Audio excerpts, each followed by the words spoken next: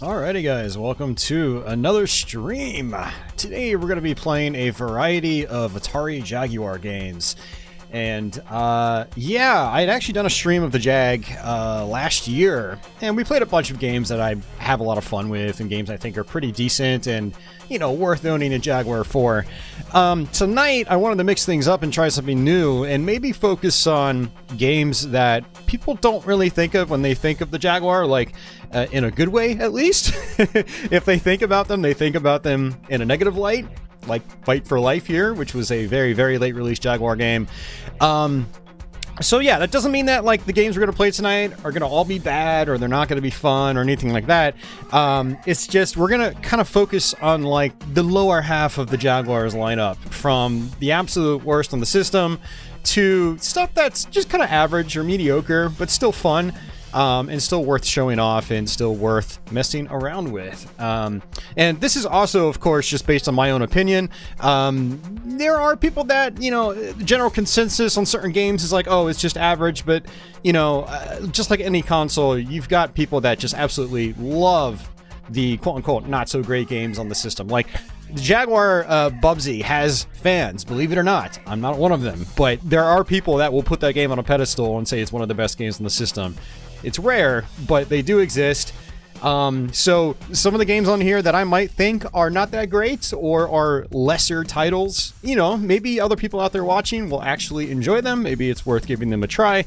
But yeah, everything we're going to play here tonight is something that either I think is kind of average or mediocre, or something that's just overlooked and not really talked about that much. Like in the case of Zoop, I actually really enjoy Zoop. We're going to probably play that later tonight. Not a popular game on the console, not really a popular game from that era of gaming to begin with.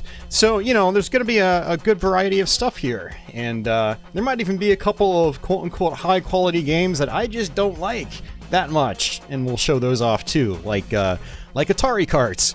So, but yeah, I'm also doing something a little bit different with the audio today. I don't know if it's going to really work out. If there's ever a point on the stream where like the game overpowers, you know, my voice, let me know. I'll try to turn it up a little or turn it down a little bit, and vice versa. If something is way too quiet, just let me know.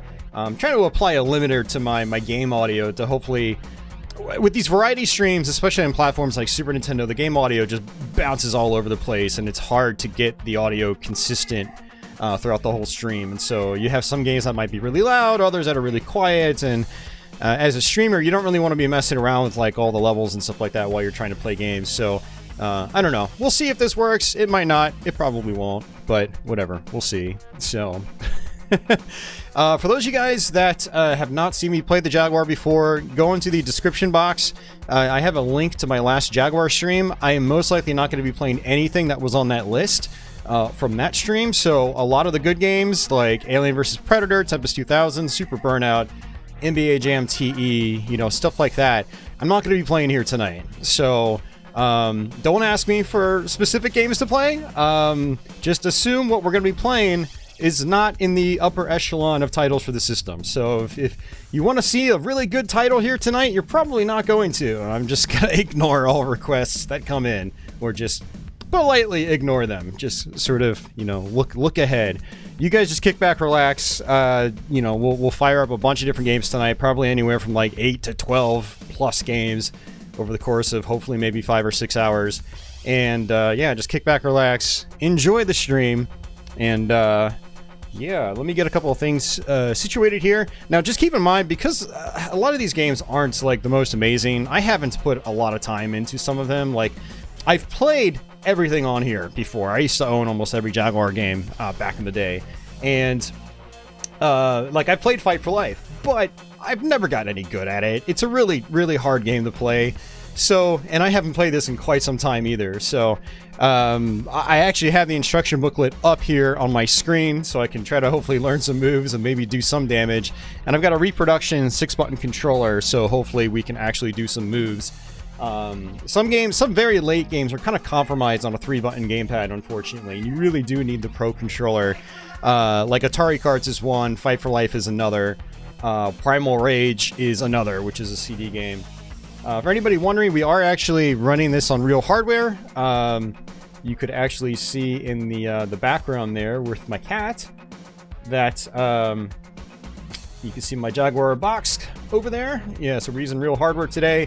Normally it's over here on the right-hand side on my little console shelf, right underneath my Japanese silver PS2 that you can barely see. And you can't really see a cursor on the screen, but I'm pretending like you can. Yeah, we're running this on real hardware. However, we are using the Jaguar Game Drive, which is a flash cart by Retro HQ. It now supports CD-ROM games, and so that's how we're going to mess around with Primal Rage, and we'll probably show off Blue Lightning as well. And, but yeah, so I'm trying to think of other things to mention before I get started here. But let me scroll through the chat real quick. Hope everybody's doing well tonight. I saw Carl was out there earlier this morning, so shouts to Carl if he's watching the archive. Events, what's going on? John Smith, Scott Linux, Jeffrey Smith, Leo, Cafe Man, Freddy, Andy Author, and Spar and Lawrence. And let's see, we've got Atlantic, we've got a Burn Typer, and New Moon Legacy, Michael. And looks like that is it right now. Thanks everybody for popping in. I do appreciate it. Hello from Brazil. Nice. Hey Mario, welcome back. Spar says the only Jaguar game he wants to play is Super Burnout. Yeah, Super Burnout's a pretty cool game. It's got some jank to it. I mean, I think it is a really solid title, but it is, you know, its steering is a little weird. At least, I don't know, it's got quite the learning curve on that, the first track it throws you onto. But yeah, that's a game that I've actually covered on my channel a bunch of times, so if anyone wants to see that, just search for Super Burnout on my channel page, and you will find it. Mario said, not Mario, Andy says Blue Lightning is pretty good. Ooh, see, that's exactly what I was talking about opinions, man. Different perspectives on some of these games. Some, you know, Blue Lightning is one of those games that is usually perceived as being kind of mediocre. But, I mean, I actually have a soft spot for it. I do enjoy it, but yeah, you look at it, and you guys will see. It's kind of like, yeah, not for everybody, for sure. But,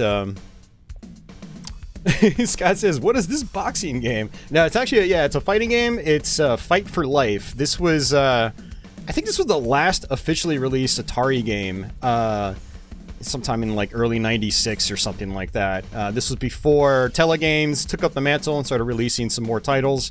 But yeah, this was, I believe, the final game for the Jag back in the day, from Atari.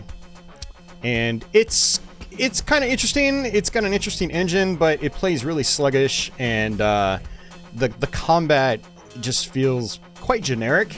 It doesn't really feel solid, and so yeah, that's what I remember about it anyway. Like I said, I haven't played this in quite some time, so. But with that, let's go ahead and take up the controller. Again, I'm going to be using the Jaguar 6-button Pro controller here. It's a reproduction. Not really a big fan of these repros. It's just my D-pad is extremely mushy, but I'm basically going to have to just live with that because this game's really hard to play without it. So, hey, Boss and Burf, what's going on? Spar says Blue Lightning was something I would show off on the Lynx against everyone else's Game Boy. Yeah, and I mean, for good reason. Blue Lightning on Lynx was very impressive for the time. Blue Lightning on Jaguar is not very impressive for the time. It's kind of a brain-dead game, but yeah, like I said, I don't want to talk too much about games we're not playing yet, but we will fire it up in a little bit, most likely, so. Michael says he's never played the Jaguar before. And, alright, let's go ahead and hit the V button. So we got beginner mode. Apparently you can sort of like practice there. You got actual practice mode, tournament mode, 2-player mode, rolling camera, static camera. I'm not sure if I should leave it on rolling camera. Static might be a little bit easier to work with, but we'll go ahead and just kind of leave it on rolling right now.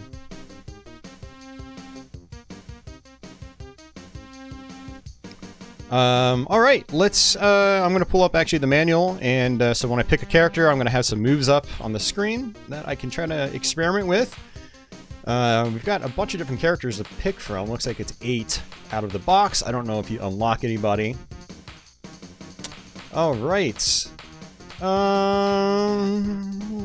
Looking at the moveset, I'm trying to think of like what would be probably the easiest to work with as far as moves. Like Jenny is down forward B, forward forward forward C, left right C, or back forward C, forward forward B. I think I might pick her, and yeah, we'll go with that. Alright, apparently you have sidestepping. Let's see, okay, so that was actually X and Y. Okay, interesting. Yeah, this is actually... Yeah, you have more moves with the Pro Controller, that's crazy. Yeah, use the shoulder keys to sidestep, and it doesn't look like there's any sort of... like, attack while you sidestep, so... so it was down forward B? Ooh, nice, okay. Down forward B, that does that sweep. And I don't know if I can actually attack enemies when they're on the ground, so I'm just practicing down forward B. Okay, so that's down forward B, forward forward forward C is a shove. Oh man, the movement is so janky. Like, it's very stiff, like just moving forward. Like, you can't really... Like, you can backstep, double tapping, it seems. The double tap on my Pro Controller does not work very well at all. So, forward, forward, forward, C. I mean, that works.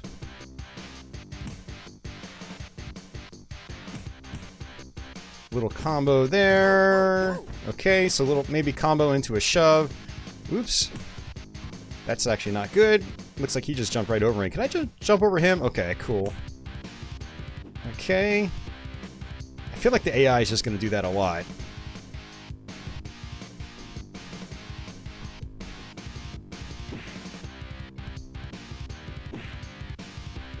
Man, it's just the movement is so bad. Look at, like, it's the characters are just tiptoeing. It's like, I feel like you're going to have to just jump your way around the arena.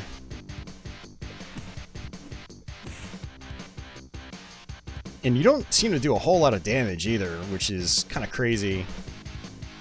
Just let him inch towards me, and then like maybe do a sweep. So again, down forward B is sweep. There's no timer either from what it looks like. I'm so pretty. She goes, "I'm so pretty." Oh god. Oh man. All right.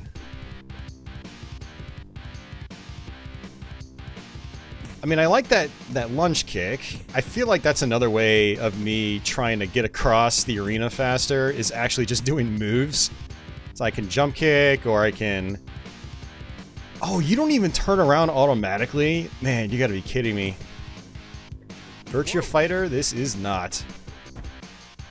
It doesn't look like there's any sort of juggling either. It does mention combos? Like sidekick combo, so forward, okay, so it's forward B, and then back forward B.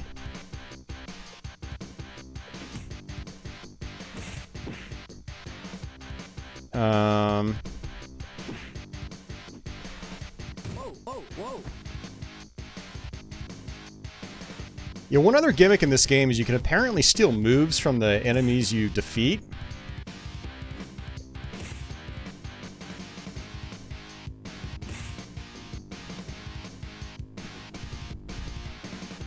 I assume there's no blocking. I mean, I'm trying to hold back.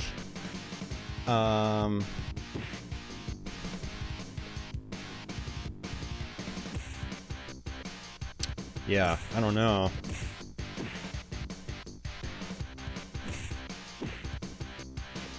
I'm not really seeing how to do this combo thing. It's not really doing anything. So forward, back B.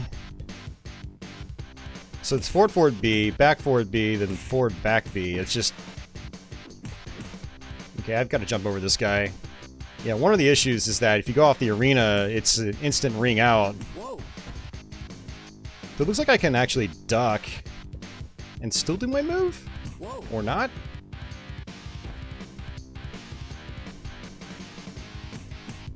And actually, it looks like if I just hold forward, she'll just start running automatically.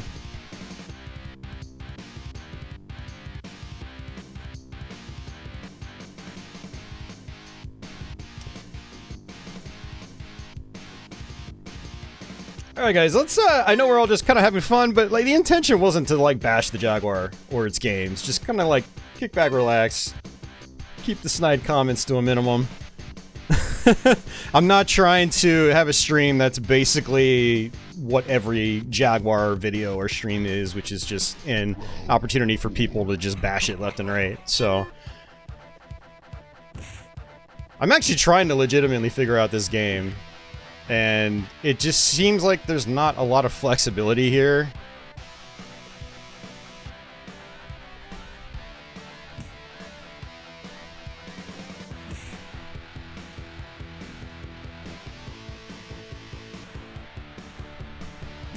Alright, yeah, I mean, the manual's not really showing me... Well, actually, there's down, back, up, B.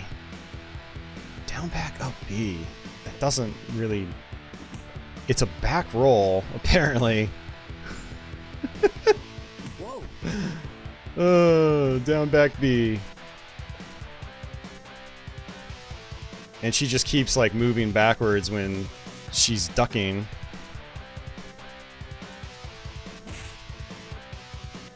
I wonder how viable just constant jump kicks are. I mean, it doesn't really seem like anyone's blocking or anything. Because of the camera, it's also kind of hard to tell, it's kind of hard to tell, like, when you're actually sidestepping.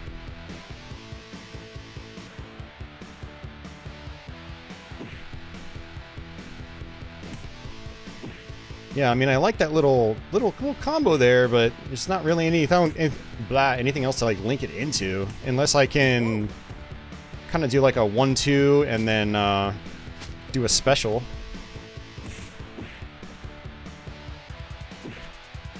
Really struggling with my special as well, and I think that's just because of the mushy D-pad on my Pro controller. Oh, that's right, you can actually dodge attacks by pressing C. No, not C, it's A. I keep forgetting the Jaguar buttons are in reverse like Nintendo's buttons are.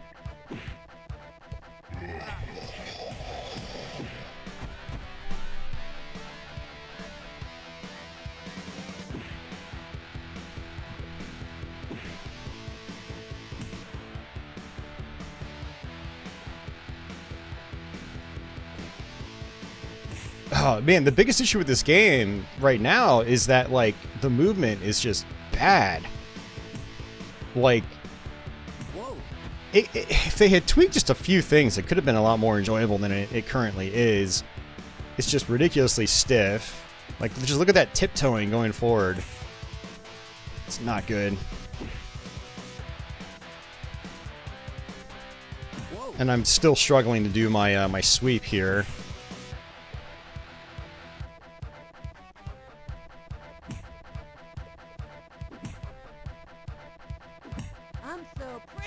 Oh man, and your basic moves just do so little damage too.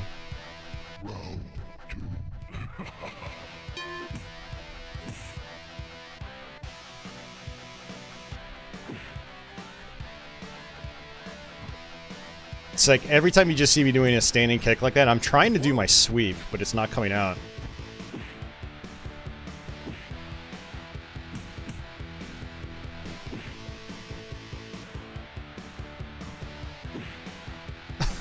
He's dancing. Oh, man.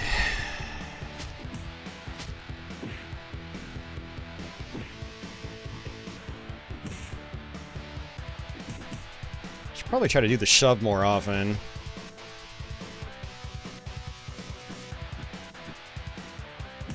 Oh, you know what? I wonder if I'm supposed to use the C button to kind of like dash forward? No.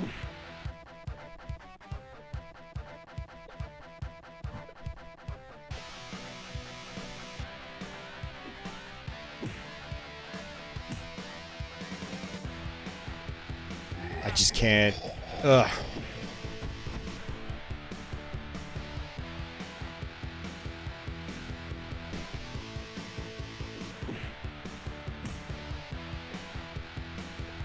Come on, sweep. I can't do my sweep. Can't wait till we play Kasumi Ninja. That one's gonna actually be moderately playable.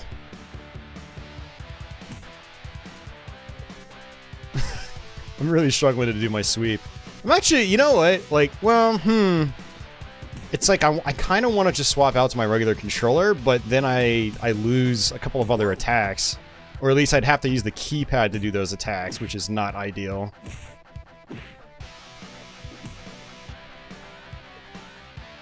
Okay, so forward B is that kick right here. The one that's going towards his crotch.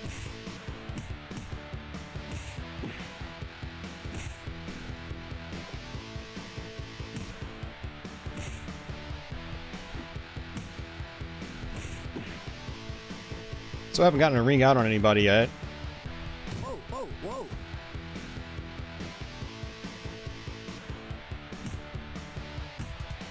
I'm surprised that kick doesn't do more damage. I'm surprised most of this stuff doesn't do more damage. I'm really surprised that the damage scaling is the way it is.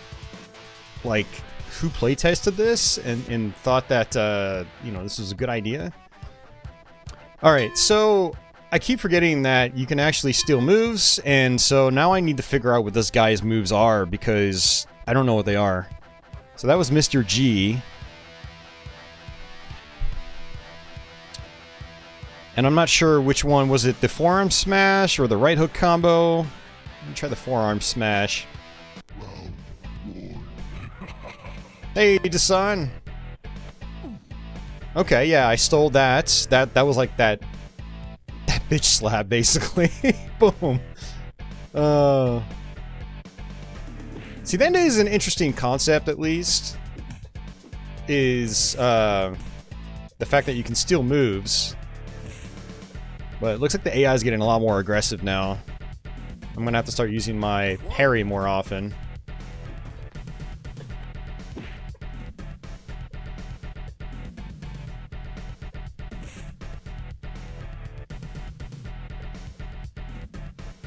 I need to sell this Pro Controller. It's terrible. Give it to someone else to mod. Actually, you know what? One thing I thought about doing was making like an arcade stick out of it. Basically just tearing it apart and trying to make something better out of it.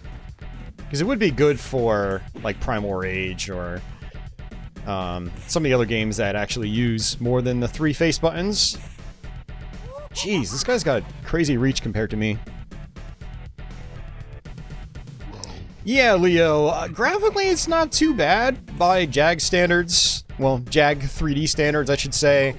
But gameplay-wise, it's just extremely janky. It's very difficult to really make things happen in a feel-good kind of way. Like, fighting games need to feel good, and this one does not.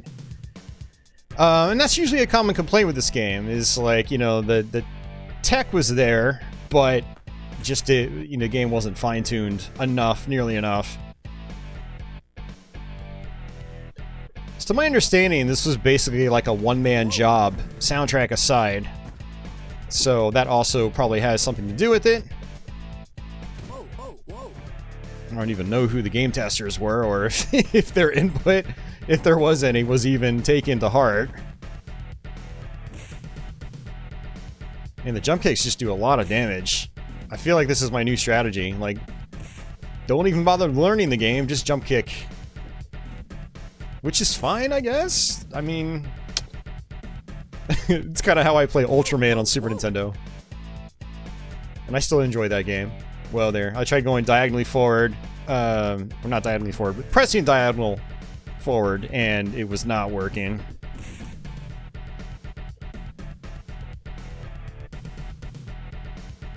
And we are not on the same plane right now.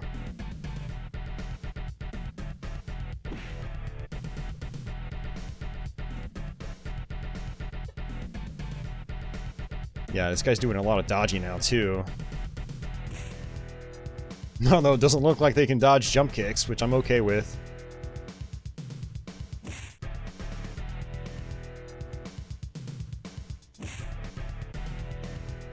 Alright.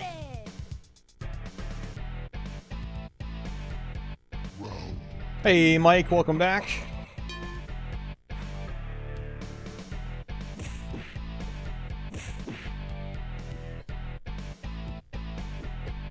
The back forward A attack, that one right there just seems useless. It's way too slow, and whenever I try to use it, I get interrupted.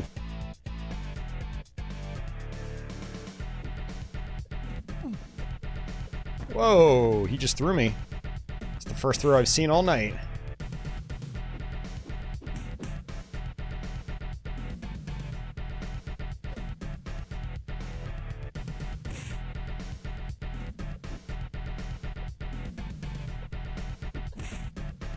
Whoa. Headbutt? That's actually pretty good, it seems. Wonder if that's one of the moves I stole from the previous guys. There's an actual combo. Combo heads up display. Interesting. This is the first time I've seen that too, I think. Ugh. I'd like to get him into a jump kick loop if I can. It's gonna be about my only way of winning. Yeah, look at that. Just, taking damage. Ow.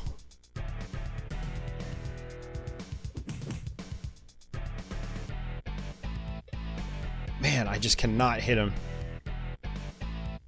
He keeps going like right underneath me. Oh my god, the movement is so terrible in this game. I'm trying to just like get out of the way or move backwards quickly, and my character is just like tiptoeing. It must be very quiet. And then my Pro Controller D-pad is not doing me any favors either.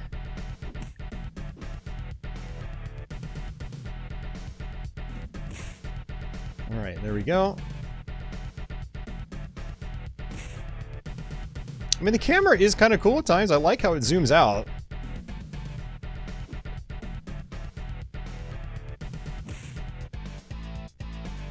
Yeah, I mean, if I can just do this over and over, this is really the strategy. Actually fighting these guys just, you know, it seems like a futile effort. Hey, Aqua's the waffle-esque arena floor, yeah. It looks like French toast, actually, now that I think about it.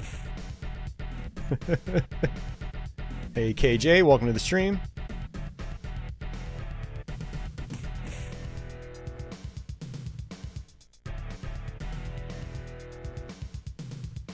And I don't mind the music. It's generic. Generic, like, you know, video game MIDI rock. But, yeah, I don't mind it. Reminds me of some Super Nintendo games. They'd have that, like, faux guitar rock. Hey, Pixel Digs. When in doubt, jump kick. Basically. Oh, man. Not my favorite strategy, that's for sure. But if it works, it works.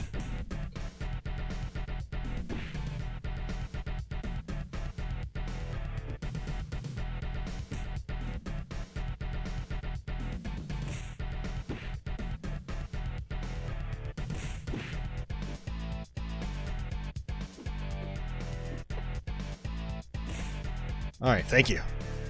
Gotta get back in this loop. Get back in the pattern. That's not the pattern. Ow!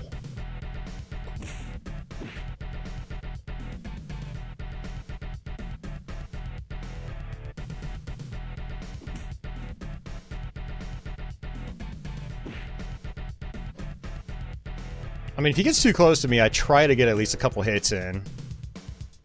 Try to keep him away.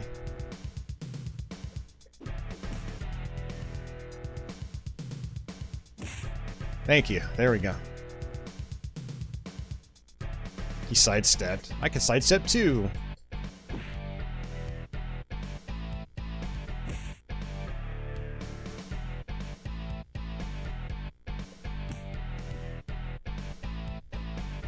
Just trying to keep it simple. Thankfully, there's no timer. Actually, you know what? I would have liked a timer. I would have liked higher damage output and a timer. Because then, as long as I've done at least a few hits and I haven't taken too many hits, I'll still win. I can just win by timeout. But because there's no timer, the matches just go on forever.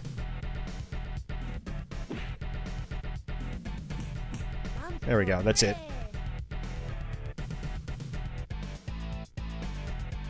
The white symbol in the top center that tells you how many times you've won in your current match.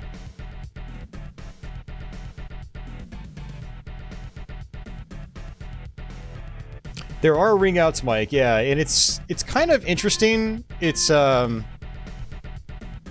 you go out of the arena, you get zapped by like an electric barrier. It's kind of cool.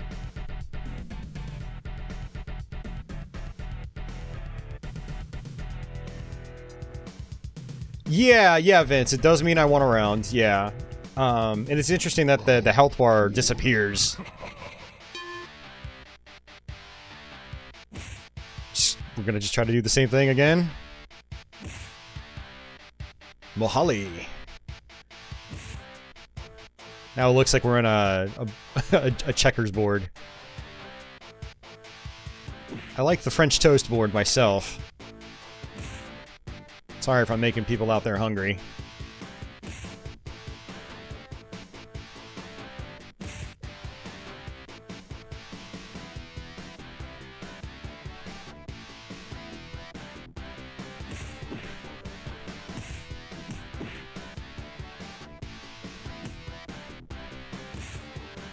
Yeah, they're really a sucker for the jump kick.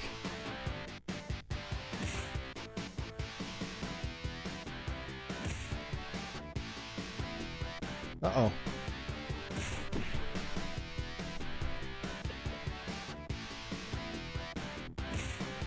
All right, I'll take it. I'm so pretty.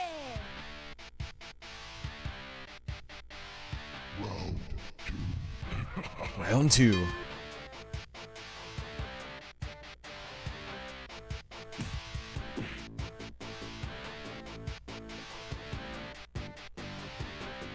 Yeah, I mean, the AI is getting smarter in terms of, like, dodge rolling, but they're still falling for the jump kick.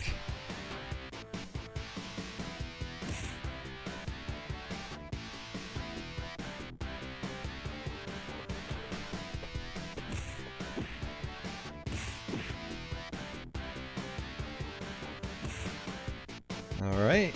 Just gonna keep doing it. Why not? Oh, man. This is officially the farthest I've ever made it into this game, by the way. I've never made it more than like 1 or 2 matches into it. Simply because the controls were just so stiff, and even when I learned moves, I didn't feel like I really was in any form of control.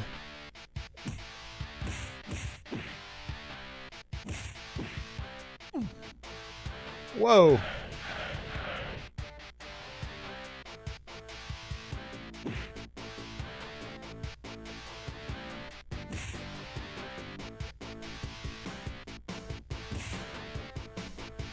Guess that's it. So pretty.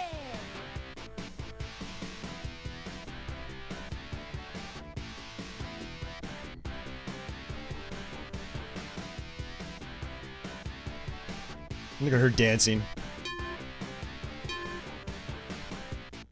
Yeah, I actually kind of wish I had all these moves just like on the same page, but I'm looking at the manual on Atari Age, and it's kind of like archaic HTML.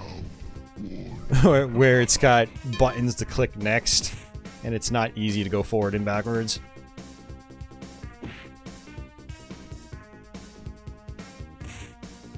Hey, I guess we're just gonna keep trying to jump kick if we can. And the reason I wish I had an easier moveset list on my screen is that I'd be able to actually try to figure out some of these new moves.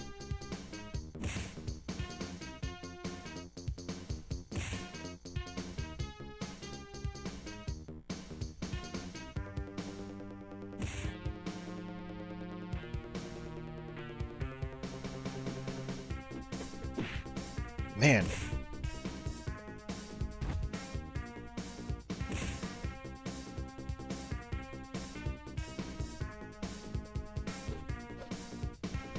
Yeah, I just did a backflip. It seems like you can... It's almost like Dead or Alive. Like where you can just mash the evade button. Or I guess in DOA it's like a parry button. And, you know...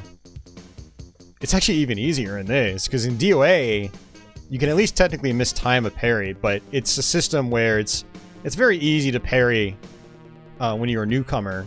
Just kind of keep mashing the button and you'll definitely get some parries. But this is just like, your characters don't even do anything when you press the button. So you can literally just mash it and you can probably, hypothetically, parry like everything and like everyone throws at you. Yeah, Jeff, it does move smooth enough. And you guys gotta remember, this was 96. You know, so for that time in particular, you know, the performance is fine. This was very standard for back then. They would have, you know, I actually would have preferred a flat shaded polygon look as opposed to texture map like they did, because then it would have run even smoother. You know, it would have been at least like a solid 30 FPS, maybe even 60. The Jaguar wasn't really built with texture mapping in mind. It was more about the garage shading, which you guys will see like later in Cybermorph. And the textures or the polygons here still have, I think, garage shading on top of the textures. You know, that the Jaguar was definitely had bigger strengths with flat shaded polygons and the garage shading. But Atari was like, jeez. Atari was always trying to, like, you know, get the Jaguar to do things that, like, it wasn't really designed to do. You know, because 3DO was already out. PlayStation and Saturn were just around the corner for part of its life. And then they launched for the rest of its life. And so the Jaguar had to go up against those consoles, and Atari was like, we need texture mapping. Even when, like, it just was not well suited to the hardware. Very few fully texture mapped games on the system run well at all. I mean, even some of its best games, like Alien vs. Predator, run really slow. They're still good games, but, you know, they're just sluggish, you know? Skyhammer's another one. It's technically impressive, but it also runs very slow. You know, it's fully texture mapped. Just, again, it was not the system's strength. So yeah, point is, this game would have run even better if there wasn't texture mapping. Looks like he's wisening up to the jump kick strat.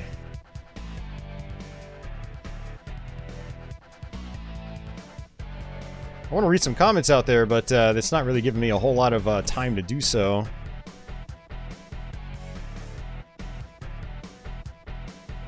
Scruff asks, he says he's never owned a Jaguar, but of all the retro consoles he's never played, he weirdly has the most nostalgia for it because of all the advertising and whatnot. Scruff, you ask is it worth buying and collecting? I can't, with how expensive it is to get a Jaguar these days, I can't really say it's worth it. But I also don't know your tastes, and I don't know how curious you are about the library. So, I mean, it also depends on, like, if you get a flash card or not. Like, if you buy the console and you buy a flash card, it could be worth it, especially since there's a lot of homebrew and stuff like that. You know, it's a very heavily supported homebrew platform, which is cool, and the homebrews generally have pretty high quality. But, I mean, it's really expensive these days. Even if you get a flash card, you're still looking at, like, at least $400. Maybe more between the console and a flash card. And that's not cheap. That's not cheap at all. So now if you're someone that has like a lot of money, you got a lot of play money, and that sort of investment's not really a big deal, then, you know, if your curiosity is piqued and you really like just experimenting with these old platforms, diving into their libraries as much as you can, then it's probably worth it. But, you know, to the general layman that might buy a console and only get a couple of games for it, no, it's definitely not worth it. Might be worth it if you plan on going like all out with it and really trying to experience all it has to offer and formulate your own opinions. Until then, you can always just live vicariously through me.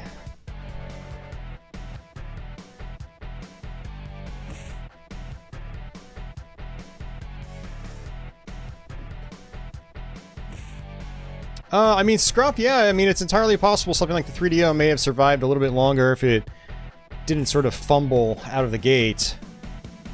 It was a very experimental time in gaming. And I always try to clarify with the 3DO, like, it kind of had to be expensive because of the model that they... Or I should say the business model they went by. So basically, 3DO developed the hardware, then they licensed it out to manufacturers to produce. They didn't make it themselves. But those manufacturers weren't... they weren't really publishing games. And so they didn't really have a way of recouping, you know, the cost of manufacturing. So they basically had to bake that cost into the cost of the console. Which is why the 3DO FZ1 was $600 or $700 when it launched. Now, a year later, there was the Gold Star that came out, and I think it launched at $400. And then I think the FZ1 price might have been dropped by then, too. And then supposedly, I think by the time the PlayStation came out, the 3DO had matched it. But it was just, it had a really, you know, weird first couple of years because of that. You know, it was seen as this premium device, and it was a premium device in '93. Like, if you compare the early games on 3DO to something like its competition, which was Star Fox, the 3DO just like blew it out of the water from a technical standpoint, at least. So it wasn't really until like the PlayStation and Saturn hit that the 3DO kind of lost its luster, but I think a lot of people kind of wrote it off for a while because it was expensive for a really long time. Jaguar was always quite affordable, but man, it had its own problems. One of the ones being like after it launched, it only had like 3 or 4 games available, none of which were particularly well received. You know, we're talking like Cybermorph, we're talking Trevor McFur. I think Evolution Dino Dudes was one, and then Raiden was one of the others. And the console was affordable. It was like $250 when it launched, but it just did not have the lineup. It was just, you know, people were kind of like left out. People that did invest in it were just left out to dry for quite some time. And then it continued to have a slow rollout of quality software.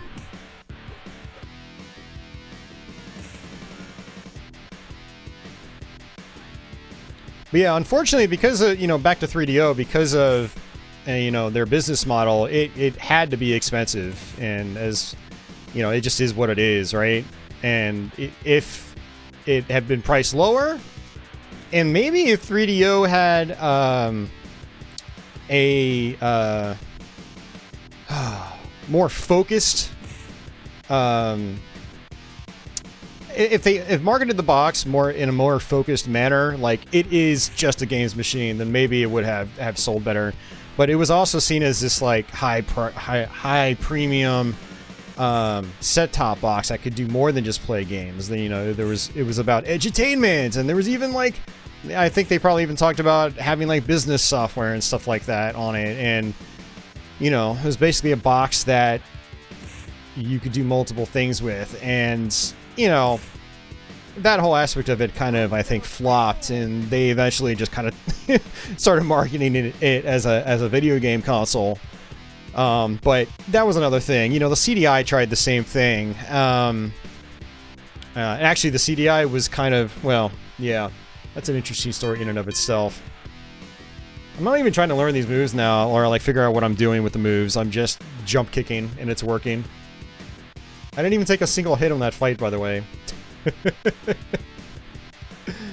Pixel Dig says the background actually looks like it had some effort put into it.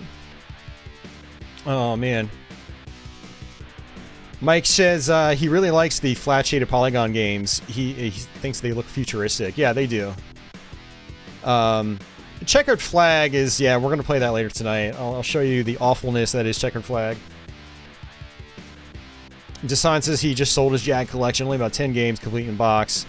They were nice, but basically dust collectors. Now he's got the game drive. Yeah, that's the flash cart we're using. Hey, old dirty gamer. Spar says 3DO took about a year to have desirable games. Yeah, I mean, most consoles, they have a period of time where it takes a little while for them to get a decent little lineup of games. I mean, even like the PlayStation and Saturn, the software rollout was pretty slow. However, the difference between something like PlayStation and like Jaguar and 3DO is it had some killer launch titles. You know, that's why like the launch window is so crucial to a game system launch. Otherwise, it's like, you know, you lose your steam, you lose your momentum, and then people are going to lose interest and they're going to go to the competition that it might have a better game lineup. And honestly, I think that was the Jaguar's biggest problem, is it launched with like rinky-dink games that nobody wanted, and they didn't look any better than the competition, which was Super Nintendo and Genesis. Well, and technically 3DO. Well, 3DO had some impressive titles though at launch. At launch and post-launch, like Crash and Burn was very impressive, and still kind of a fun game, a little janky. And then Total Eclipse came out, I think, shortly later. And then Escape from Monster Manor, I think, was pretty early. I think I don't remember if a Mercenary was early. I have to look at like a 3DO launch, not launch list, but like game titles list, and see, you know, what the earliest games were. Scruff says he knows the controller options kind of sucked, but didn't the 3DO get some good ports of high-profile games like Street Fighter 2? Yeah, it did. It did. Street Fighter 2 was really good. Still one of my favorite games on the 3DO. But yeah, you mentioned 3DO controller options being limited. There were actually a lot of third-party controllers on 3DO. And then Panasonic even had their own official arcade stick, which I have now. I'm going to try to show it off sometime in the future. There were 6-button controllers as well, you know, for the fighting games. So, and you even had Super Nintendo controller adapters back then. You could use a Super Nintendo controller on 3DO. They're actually really hard to find now, but yeah, you actually had quite a few controller options for 3DO. Jaguar, on the other hand, you barely had anything. You know, you were pretty much stuck with the official Jaguar controller. There was like this one weird third-party controller in Europe. Never got released over here. And actually, it might not have even been a Jaguar-specific controller. It might have been for one of the Atari computers that used the same pinout. And then... But yeah, 3DO actually had quite a few different controller options. Logitech even had their own controllars, which were originally made for the 3DO Blaster, I believe. But they were available on their own separately. Gold Star, obviously, it had its own controller. But yeah. I really like the, you know, the second gen 3DO Panasonic controllers. They're called JP2X. It's just like the first model, but it's smaller, so it fits quite nicely in the hand. It's got a nice texture to it, and feels pretty good.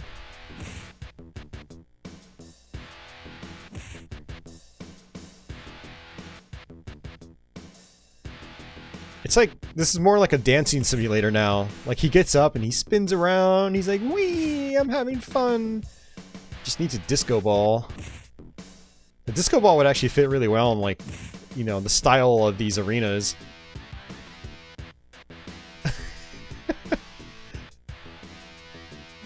My name is Junior.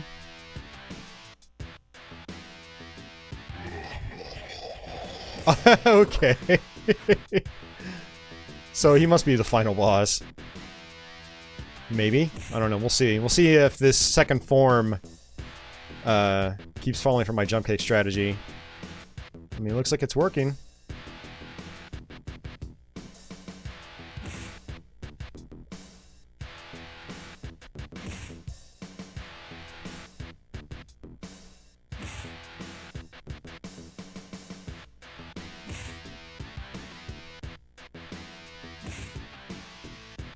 By the way, guys, this This game actually has sort of an Eternal Champion style storyline to it, where everyone is fighting to get another chance at life.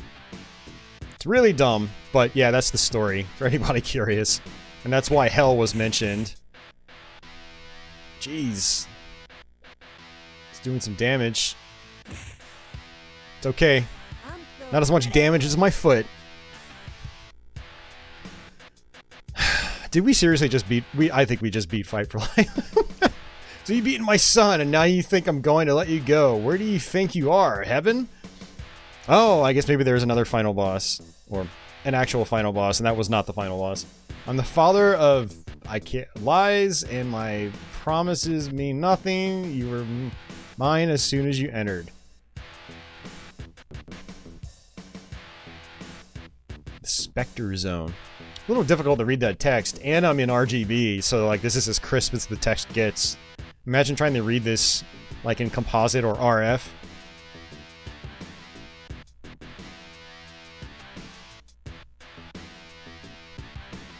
So are we gonna fight somebody else, or are we going to... Is that actually the end?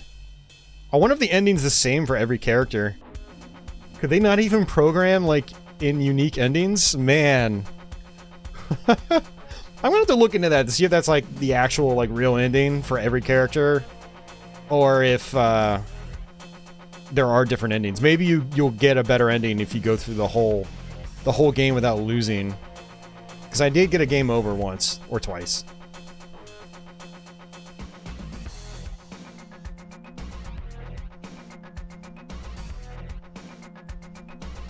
Yeah, Scruff, I mean, that would be a cool option if, like, there was a specialized controller that had that and games could utilize it. But the number keypad idea was not bad. And a lot of people find the Jaguar controller daunting because of all the number keys, but the fact is, like, the controller is shaped in a way where your hands just wrap around it quite naturally, and your thumbs just rest on the D-pad and the main face buttons. And that's really what you have to worry about for most games. But having the number keys was really useful to do like quick switching of weapons in games like Doom, or certain functionality in Iron Soldier and other mech style games that were on the Jaguar. So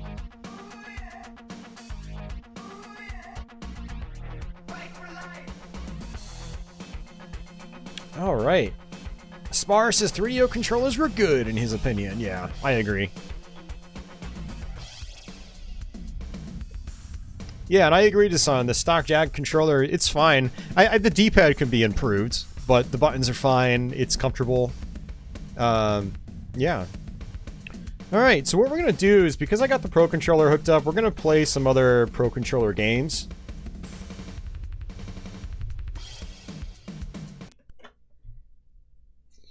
So I think we're going to actually switch over to... I think we're going to switch over to Primal Rage, assuming it wants to work. The CD support on the game drive is a little fickle, so sometimes it'll load, sometimes it won't. So I know, yeah, 2 fighting games back to back. We are going to do quite a few fighting games on here tonight, by the way. But it's like I just want to make sure I don't have to like bring my Pro Controller back out.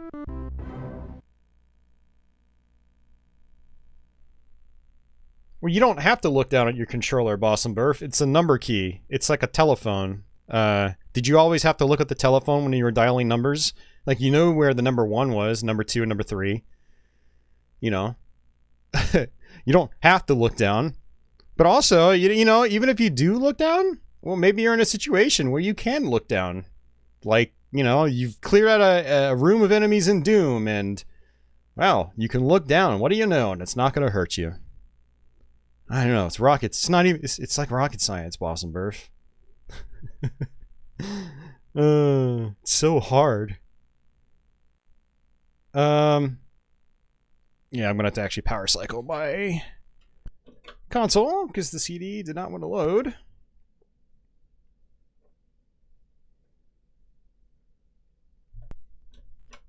But no, I hear you. Like, if it's implemented poorly, then yeah, it sucks. But most games don't really need it. For like crucial elements, but you have the option. Like again in Doom, fast weapon switching is nice. So You can also just use your thumb and just feel like I'm actually just looking at the screen right now and just getting, oh, there's number 1, there's 2, there's 3, you know. Okay, I'm on row 2. It's not that hard, so. Hey, Brian, welcome to the stream. Did the CD drive have extra processing for graphics? No. So, you know what's funny about the CD-ROM drive is it apparently actually limits resources. When you have a game that's made for CD, you apparently have half as much RAM to work with. Like, the CD actually eats up half the RAM. It's a design flaw. And so aside from extra storage space and the ability to do like CD audio and full motion video, games on CD are actually at a major disadvantage. So, which is why a lot of homebrew is just made, you know, for cartridges and not CD. Hey, DJ. Yeah, it's true, Scott. It's crazy, right? And it seems like Primal Rage does not want to work. We might not be playing Primal Rage tonight. I wanted to show it off, but it's just how it is, unfortunately. Yeah, the CD drive gimped the games, absolutely. Yeah, and I was a sucker and bought the CD drive back in the day. Granted, it was like being liquidated. Granted, also the liquidation price was not super cheap, but it was like $100. Now they go for crazy money. Yeah,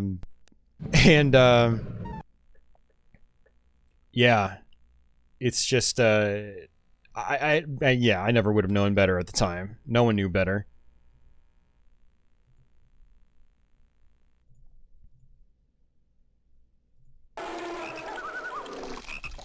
All right, let me know, just, you know, as usual, how the audio is and all that stuff. But yeah, this is the Jaguar CD version of Primal Rage. It's basically like the 3DO version, except I think they cut out the full motion video. Colors are a lot more washed out, and the animation is quite choppy here. I don't have a CD drive anymore. I sold it many years ago. We're using a flash cart for this one. So we're using the Jaguar game drive to play all these games tonight.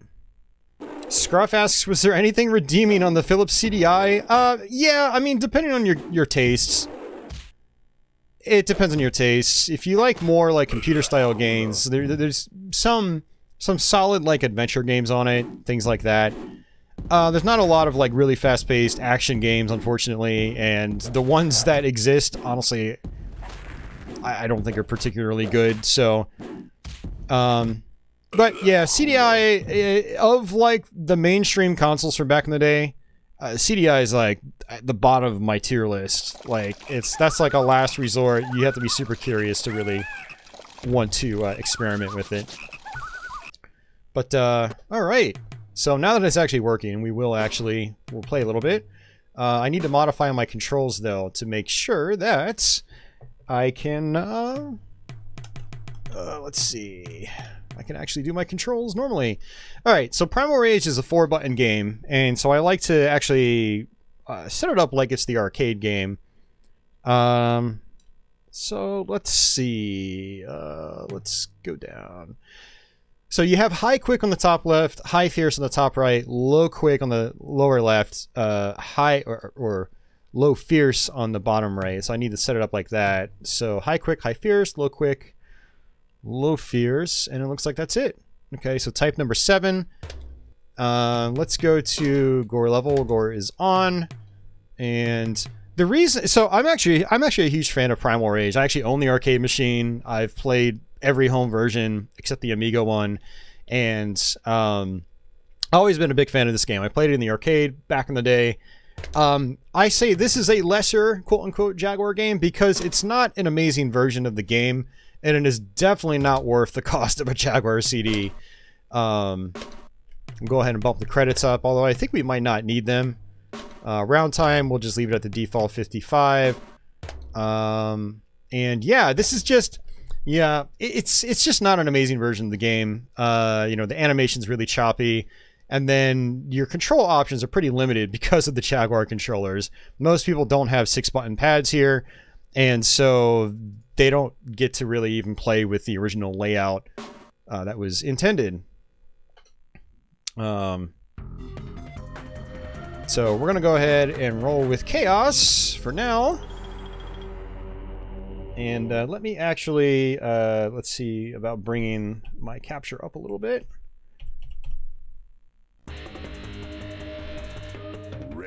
All right. Yeah, just look at how choppy that is. And that's not because this is running on a flash card. That's just Primal Rage on the Jaguar CD. It's, I mean, it's okay. Like I said, you know, some of the games we're going to be playing are, you know, they're still okay, but I wouldn't, definitely would not rush out to play Primal Rage on the CD.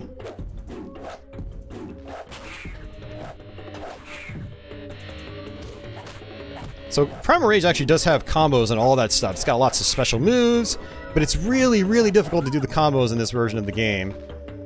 So playing in single player, it's more about like just trying to find exploits for the AI.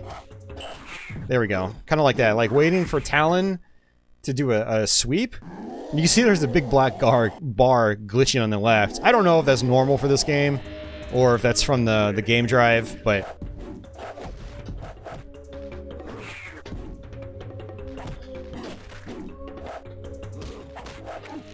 yeah, like the combat is quite slow in this version, and so a lot of combos you can do in the arcade version you just cannot do here. Like, I should be able to do a shoulder slam after doing that, but I can't. And getting my fatalities is going to be a crapshoot. There are a lot of like jingles missing and stuff like that. A lot of music that's just not even here.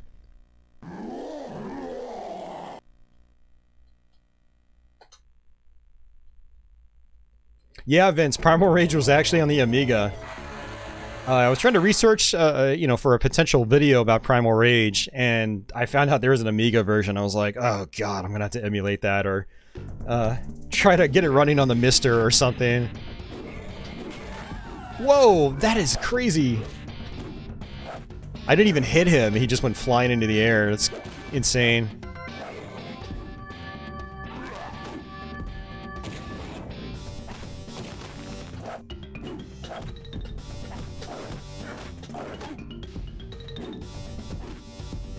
Yeah, honestly, as far as like actual gameplay is concerned, this does look better. Well, let me go back a step. This looks better than like the 16-bit versions and even like the 32X game. But it doesn't play as good as the 16-bit version. That's the crazy thing about it. Like, you can actually do a lot of good combos and stuff in the 16-bit ports. And this one is just, a lot of the combos are just not doable, which is disappointing.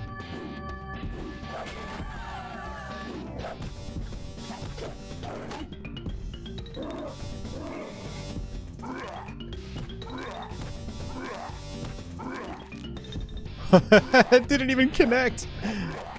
I mean, I'll take it.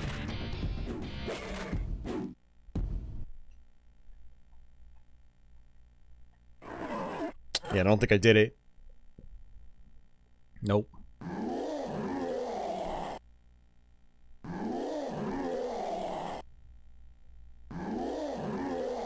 Pixel Days asks, is there a really good port of Primal Rage? The Sega Saturn version is really cool. It's really good. It's about as close as you get to the arcade version from back in the day. Then there was the version that's on the Midway Arcade Treasures collection. That was during the PS2 era. And that version's pretty solid too. But because it's emulating the arcade game as opposed to being a full port, you get some weird issues because Primal Rage had some obtuse encryption that still hasn't been cracked to this day, surprisingly.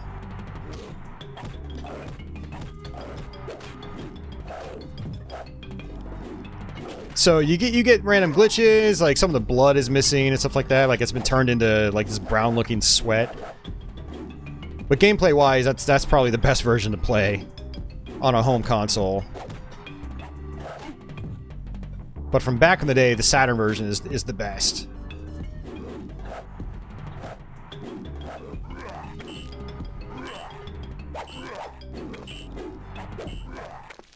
I'll take that. Spar says it certainly looks more fun than Fight for Life. It is, yeah.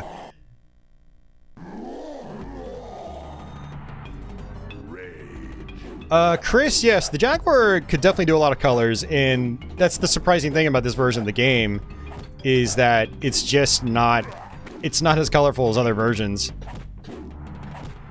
If you look at the 3DO version side by side this, it looks so much nicer. In terms of, like, color usage. The animation isn't that much better in the 3DO one. It is a little bit better, but not that much better. But just the color palette alone in the 3DO version just makes it look a lot nicer.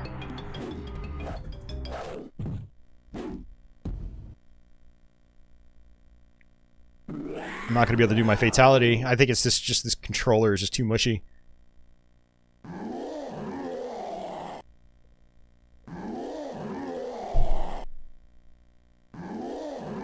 Yeah, you know, Dasan, I don't think the PS1 version's that great. I bought it a few weeks back, and I've been playing it on and off the last 2 weeks. And the sprites are really big, but the animation's quite choppy. And there are a lot of combos you just can't even do in that version of the game. It's really weird. So, you know, it definitely plays better than something like this, but I actually don't really look upon the PS1 version too fondly now.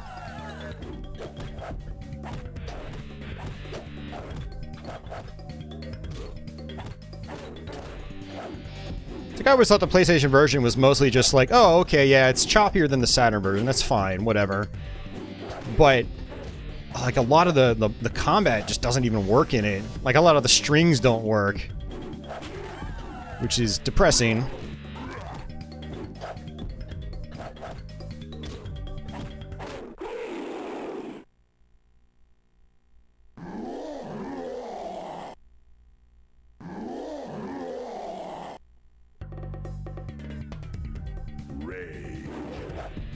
Aqua's, yeah, you might be right there. I had thought about that too. But I don't have that on other games. And actually, that's a good point though. You know what I'll have to do? That string should have connected, but it didn't. What I'll have to do is actually hook up my Jag and composite and see if that, you know, if that glitching is still there.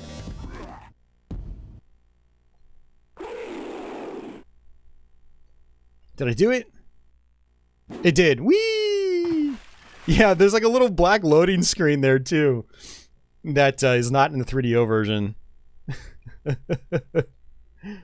Oh man. Yeah, there's definitely some jankiness to the Jag CD version.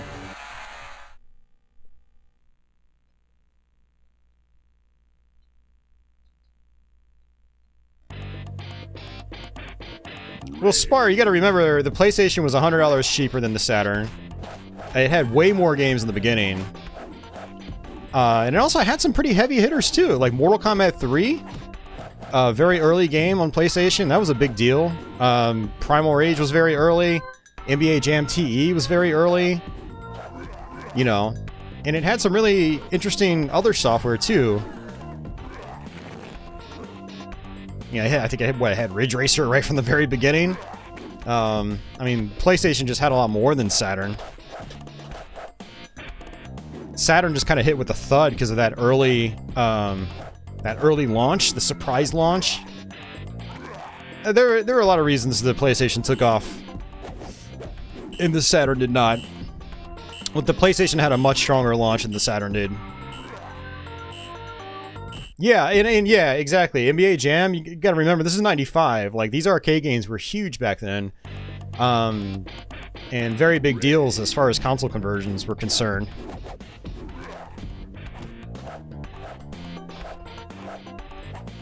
Ugh.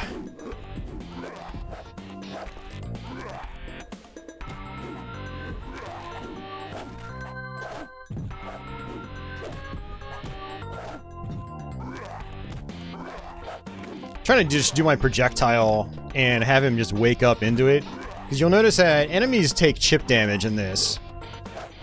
Even with regular moves, you can just keep like wailing on them as they block, they'll still lose health. And yes, Chaos does fart. I should actually be doing that myself, but it just doesn't seem to work that well, so I don't really rely on it anymore. Just gonna let this time out. There we go. Yeah, this is true. Sony had a much better advertising campaign. Apparently the PlayStation was a lot easier to work on. I mean, that's just subjective, depending on, like, you know, if you're a WizKid programmer or not. But, yeah, apparently Sony's development tools were a lot better. Which, you know, certainly helped developers.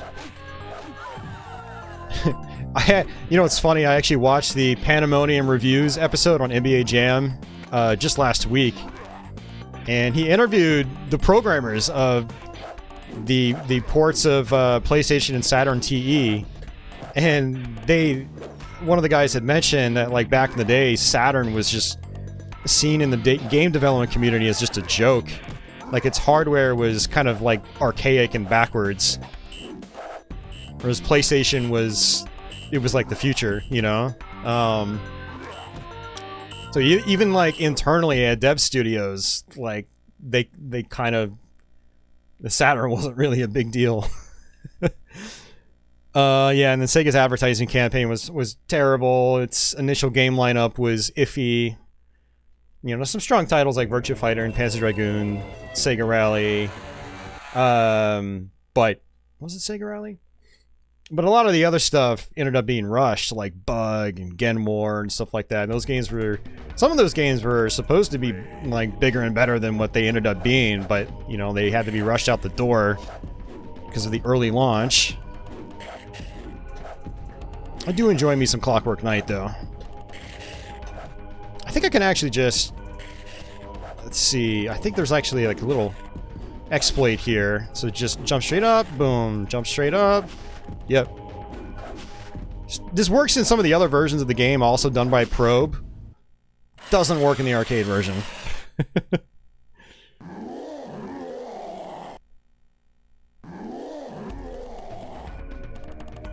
Yeah, Spar. Pandemonium is great. Yeah, great stuff. His channel has turned into just something crazy. I've learned so much information because he just talks to like all these developers from back in the day. And you just get so much information.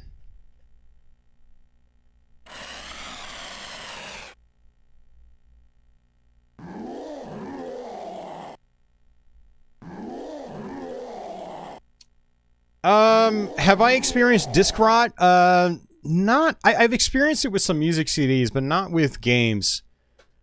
No, I mean, not in my own personal collection. When I've worked at game stores, I have seen a couple discs with, you know, like the pinholes in the disc. But for the most part, yeah, no, I haven't. Thankfully, haven't had to deal with it firsthand. For the most part.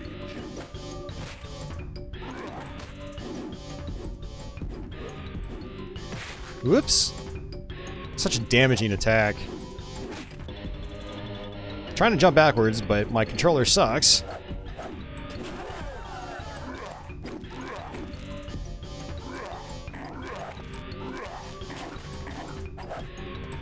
I actually started playing as Armadon recently in the arcade version, and he's a lot of fun. Hey, Spar, thank you very much for that.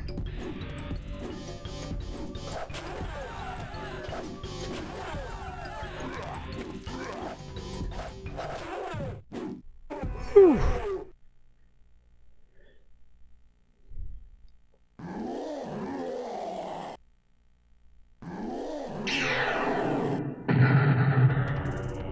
Alright, yeah, thanks again, Spar. Much appreciated.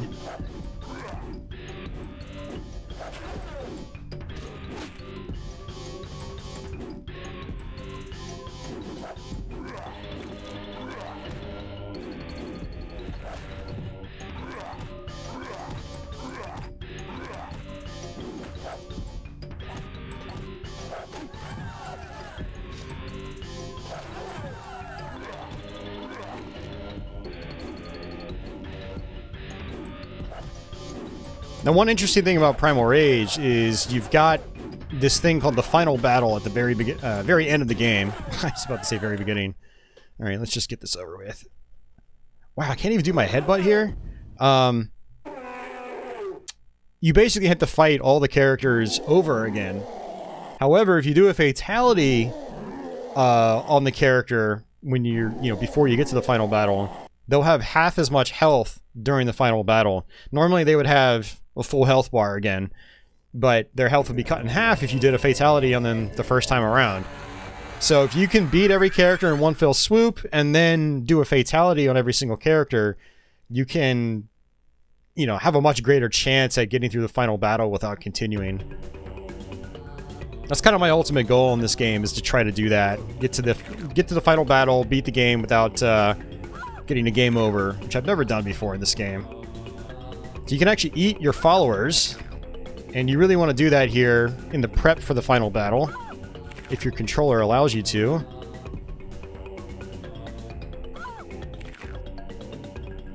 Really hard with this controller I'm using. Hey, Cafe Man, welcome back.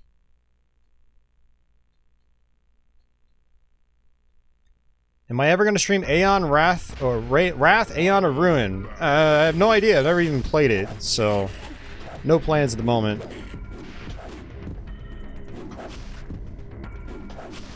Go ahead and use our Vertigo exploits if we can. So that health I collected pre-final battle, when my first health bar drains, it'll be replenished with that health I earned from the Munchie section.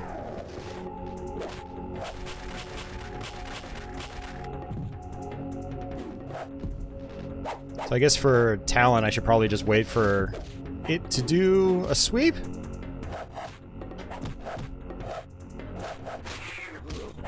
Of course, my combo links don't work.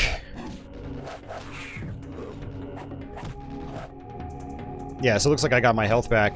Interestingly, this doesn't...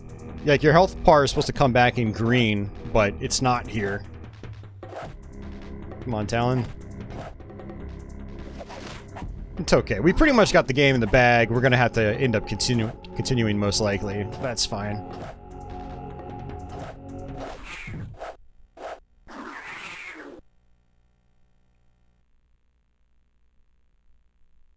Scott says there's an Alien vs. Predator Jag port to PC project. Oh, that would be cool. I'd like to see that. I'd love to see that game play at like a really high frame rate.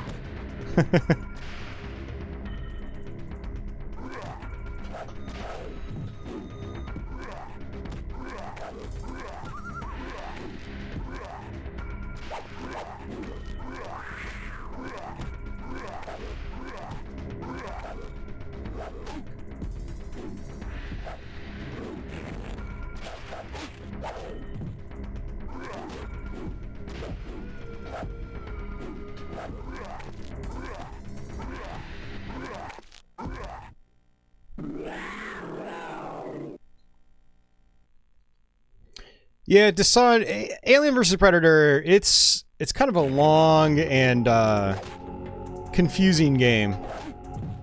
Alright, that's our first continue. It's like you have to kind of map out the whole place, and there's all sorts of key cards you gotta find, and it's yeah, it's tough. What I usually recommend people do is play as the alien first. Or the Predator. Like with the Predator, I think there's a way to like get health back pretty easily. With the Alien, you can basically create eggs, and then when you die, you'll spawn out of the eggs. You can have up to 3 eggs at any given time. It's kind of neat. Some really interesting mechanics in the game. Yeah, I'll admit too, I've never really got into it. It feels kind of tedious and honestly kind of boring to me. It's definitely not a Doom-style run-and-gun, that's for sure. Although when you play as the alien, it's a little more like that. Because of the fact that you can just hatch eggs, you know, endlessly. You have like an endless supply of lives if you play it smart. Hey, Aberdeen, welcome back.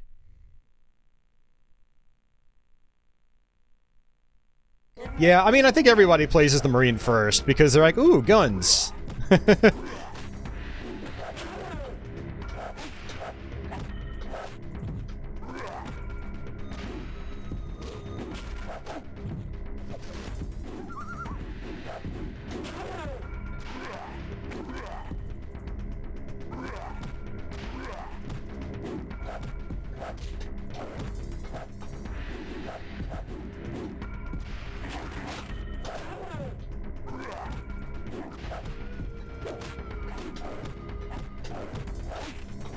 Yeah, one of the unfortunate things about versions of Primal Rage like this is that some people, like, this will be the only version they've ever played, and they won't really understand the fun of Primal Rage, because these just don't play anywhere near as good as the arcade game.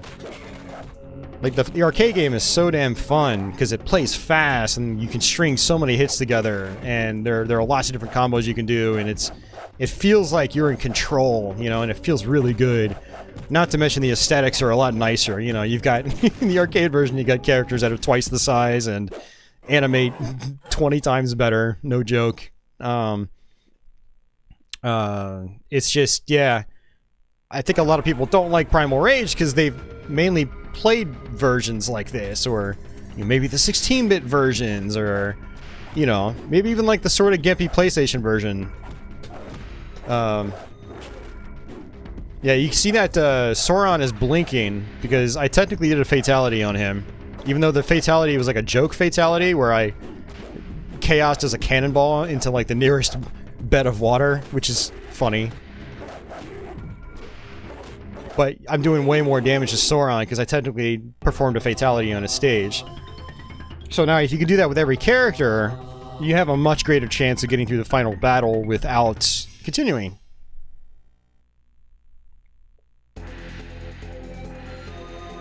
Michael, yeah, I've played a bunch of the Rampage games, yeah. Scruff says, do you think they'll ever figure out light guns in modern TVs? They sort of have. There's that thing, the Sinden light gun. You'll want to look into that. Although I think it's mainly just for PCs and emulators.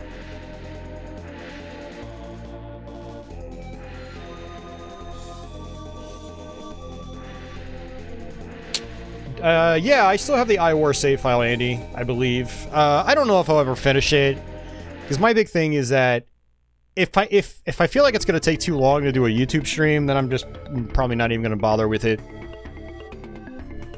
Because I remember when I was playing it, last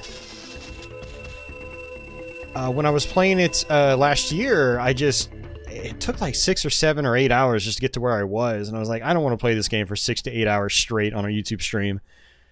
So I probably won't finish it.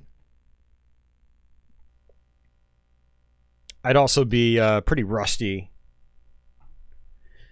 Okay, so that is Primal Rage. Again, like it's interesting, but I see it as a lesser title on the Jaguar because it's just inferior to, in many ways, to other versions of the game, and it's not worth investing in. It's a very expensive game now. I think we're talking like 150 plus. Don't quote me on that, but it's not cheap, and you still need a Jag CD to play it, or a flash cart. So the next one I'm going to do, a lot of Jaguar fans actually really enjoy this game, but I've never been a huge fan of it. Now, I don't mind it, but it's not like a top tier game for me like it is for a lot of people. I see it as kind of like an average title, but you know, it does look good, and it plays okay. It's got some weird gameplay design decisions, but we're gonna go ahead and play it anyway. And that is Atari Karts. And I'm gonna actually take a quick restroom break as well. I need to use the restroom.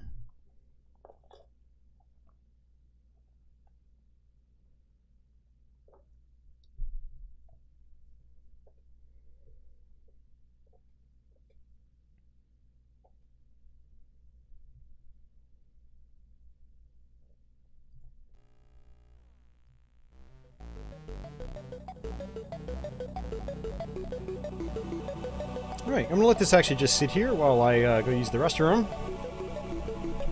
I'll be right back. The reason I'm playing this one right now is because, again, I still have my Pro Controller hooked up. And this actually needs the Pro Controller. You can play with a 3-button, but there's some turn functionality that you pretty much don't have without the Pro Controller. Like, there's a sharp turning function. So, yeah. Wow, looks like this one is all sorts of weird with its, how much screen space it actually fills up. Whoops, did not mean to hit that. But, alright, I'll be right back, guys.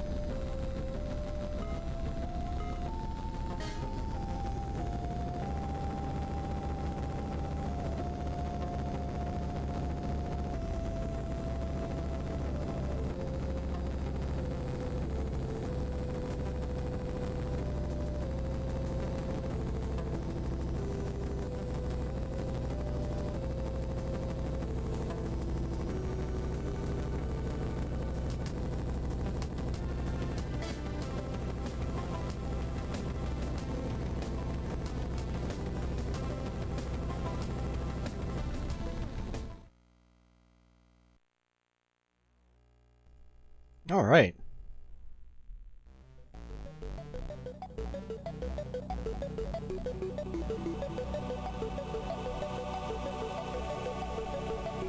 Dasan, this is a reproduction Pro Controller. So this is what it looks like.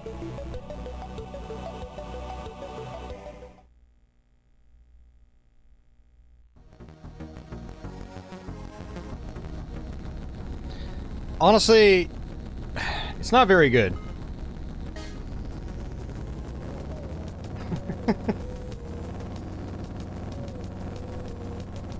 Yeah, I'm not a big fan of it. The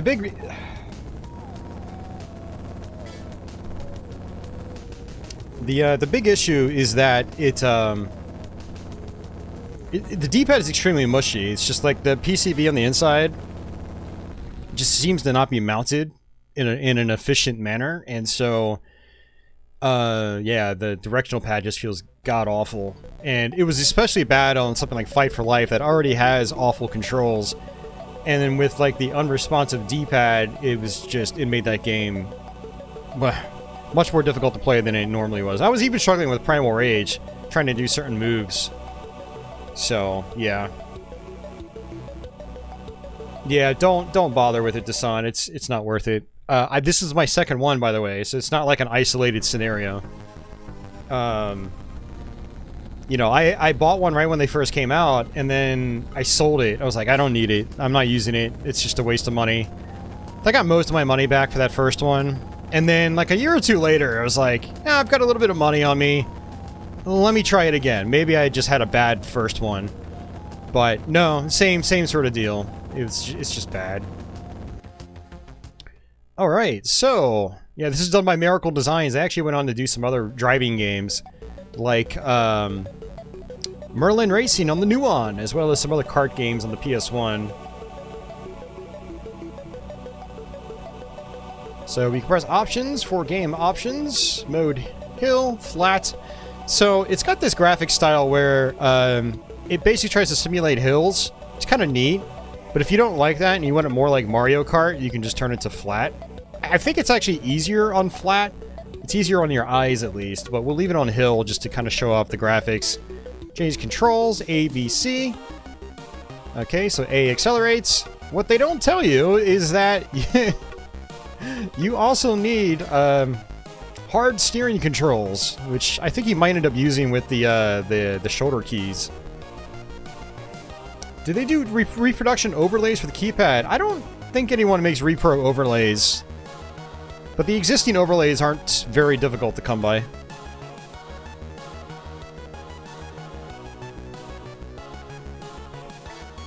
Alright, we'll just start with the beginner course. And there's Bentley Bear. And, I mean, honestly, he's got, like, the most, balanced stats out of anybody in here.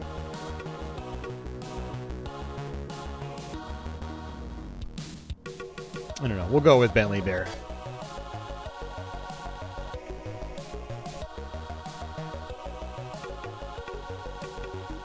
Alright, so we have 3 cups. Borregas Cup.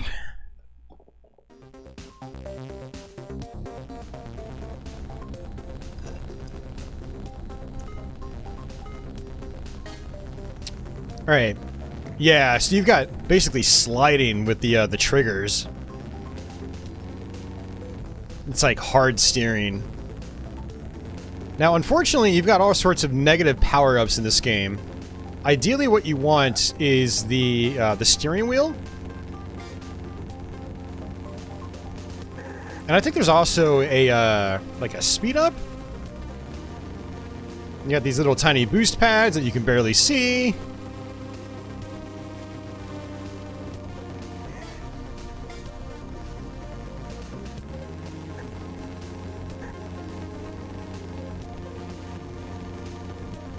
You've got a power-up that reverses your controls, I believe. There's all sorts of weird stuff in this game.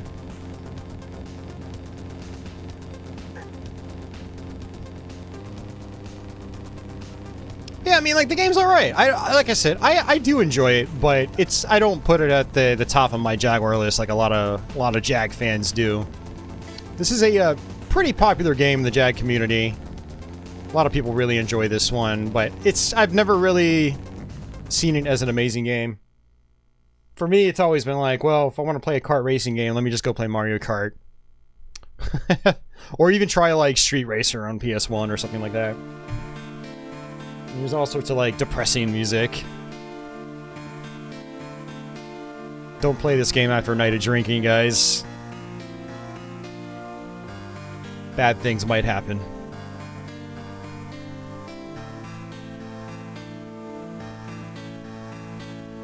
Office, that Kirby game looks awesome. I'm not normally into Kirby games because they're just very samey, but this reminds me of Super Mario 3D World, which is a good thing. So someone asked, where's the hill? Where you can sort of see the playfield bobbing up and down. It's very subtle. That's the hill that they're talking about.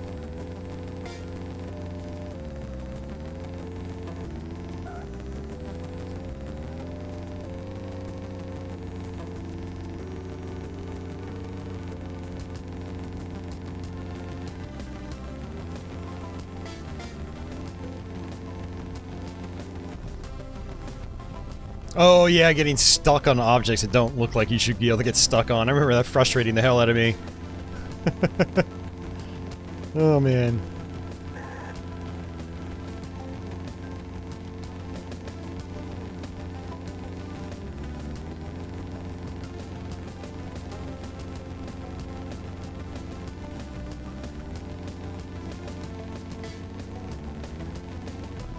And again. Like I said, there's a lot of questionable design choices in this game. And that's it, that was pretty fast. Yeah, does anybody know when that Kirby game comes out? I'm actually very curious about it. I might actually buy that when it comes out.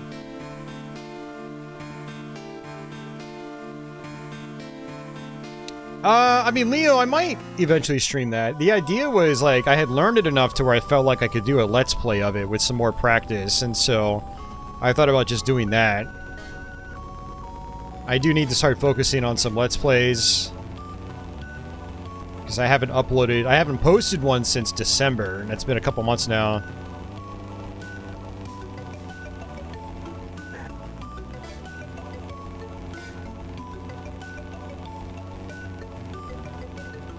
Yeah, like there was a turtle power up on the ground that you could barely see, but if you get that, it'll actually slow you down for a little bit. Not quite understanding how, like, the sliding works.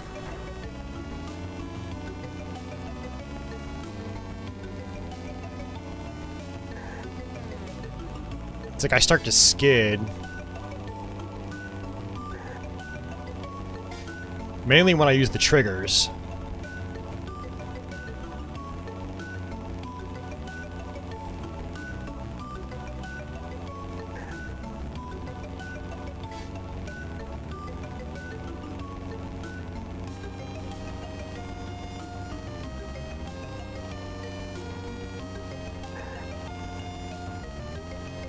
Seems like you're best just constantly like letting go of gas, just like, sort of rapidly tapping it. Whoops. I guess that's it. Finished. It's coming out March 25th. Okay, it's not too far away. It's about a month. So maybe by then I'll beat Elden Ring and I can buy Kirby.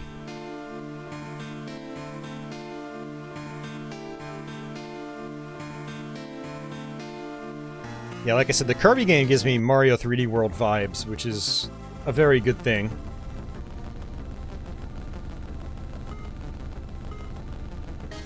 Yeah, Office, I mean, this game definitely runs really smooth. I don't think it ever slows down, which is nice. I'll definitely give it that.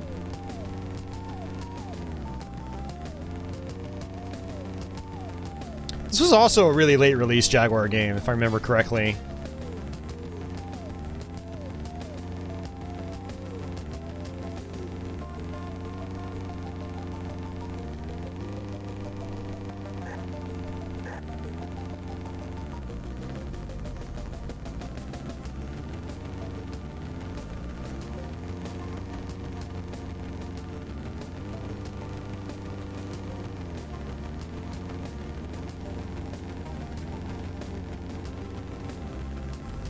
It almost seems like the stats for these opponents don't really matter that much, because they're not going very fast, even though they technically have... Some of them have higher top speed than me.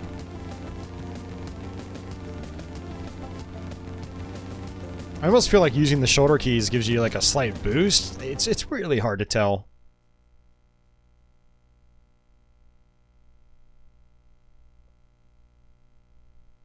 Oh, very nice, Leo, very nice. Yeah, I don't have one of the 8-bit controllers for Switch because I already have the Switch official Pro controller, which is pretty good. Speaking of Switch, I was rocking some Mario Maker 2 earlier this week, and I bought another copy of Xenoblade Chronicles. I had traded my last one in, but realized I had cloud save data for it, and I was like, well, I'm going to pick up another copy and continue where I left off from last year, so... Or technically the year before. So I was playing some of that for 2 nights straight. And then Elden Ring came out. So I've been playing that the last couple of nights on PC. But yeah, I did play some Switch this week. First time I booted up my Switch in months. So many games, so little time.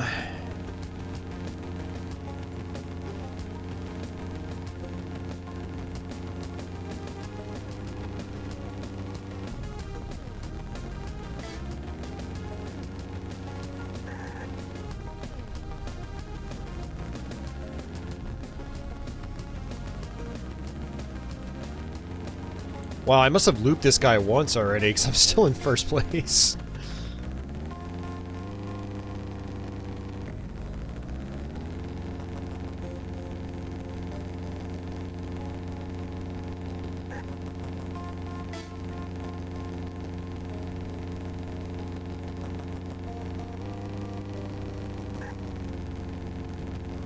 Alright, that's that.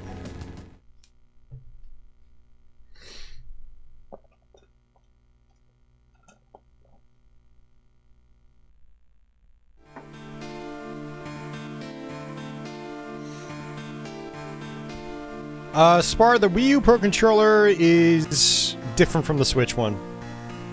It's actually very different. I'd personally rather use the Switch one because I don't like the button placement on the Wii U version. Switch has the non-symmetrical analog sticks, kind of like an Xbox controller, whereas the Wii U one has the symmetrical stick layout. My big issue with the Wii U Pro controller is that the face buttons are too far in, so for me, it's not a good controller for retro games.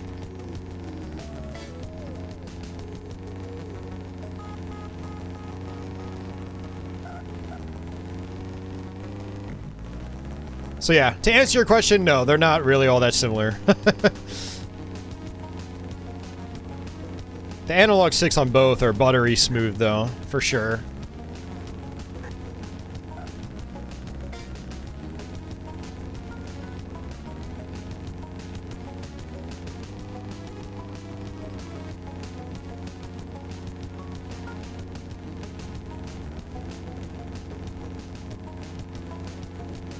Yeah, these courses are kind of short.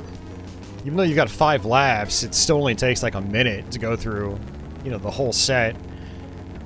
But there's a lot of courses for each cup from what it seems like.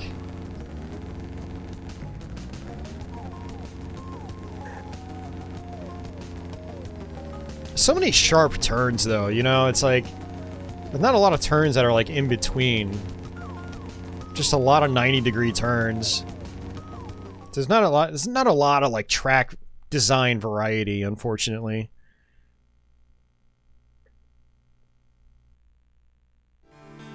With Spar, this is the easiest difficulty. This is literally called beginner. You have higher difficulties you want to try to play.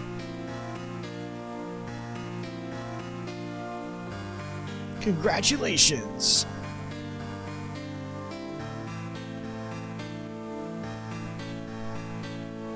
Yeah, it's just like the music is so out of place too. Like this really needs some like bump in happy style music. It's like, yeah, you won! Congratulations! But no, it's like, I'm gonna go slit my wrists now. But yeah, it actually tracks what you've done. So let's actually see if we can go backwards. And we can't. I pressed the wrong button, apparently. Alright, I'm gonna soft reset. Remember, Jaguar games have built-in soft reset. This was pretty much mandated by Atari. It's another cool feature about the well, it's not even necessarily like the keypad. Like some Game Boy games and Genesis games, some Genesis games would have, or Saturn games would have soft reset as well. So let's go. Oh no, you can't even play the other difficulties. You have to go through beginner first before you get to probably the interesting stuff.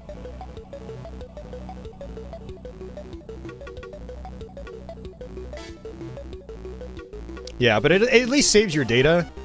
A lot of Jaguar games used EEPROMs, and so it would actually, you know, save your scores, save your position in the game, all that sort of stuff. I'll do this next cup, and then we'll probably switch games.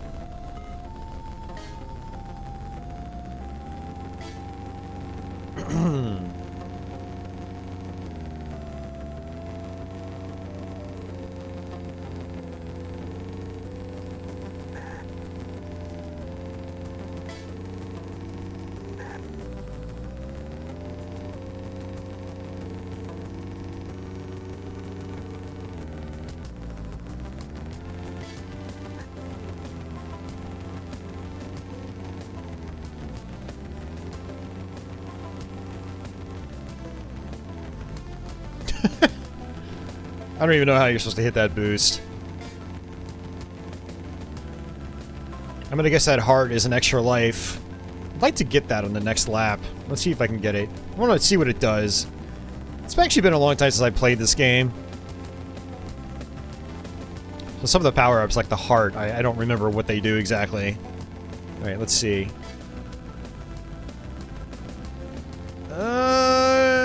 It did give me an extra life. Yeah, I'm at 4 lives right now. So my lives are in the bottom right.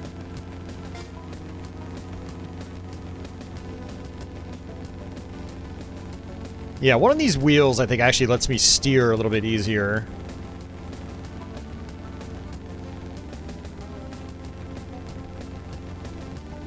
I don't know what... Like, there were 2 wheels. I don't know what each one does. I don't know if they've got to do something different. One's got to let you steer better, another's got to... I don't know. This game's confusing. I haven't run into any reverse control power-ups yet, though, which is nice. Yeah, no, exactly, Sky. Like I said, the course design is kind of generic. It's just It's one 90-degree turn after another. There's not much flexibility.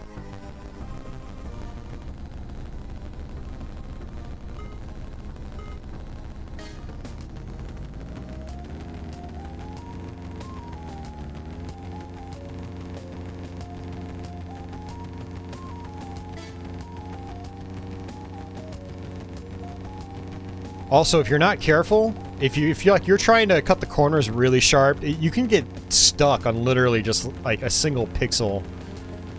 So you have to be really careful when you're driving around these courses, especially the castle levels.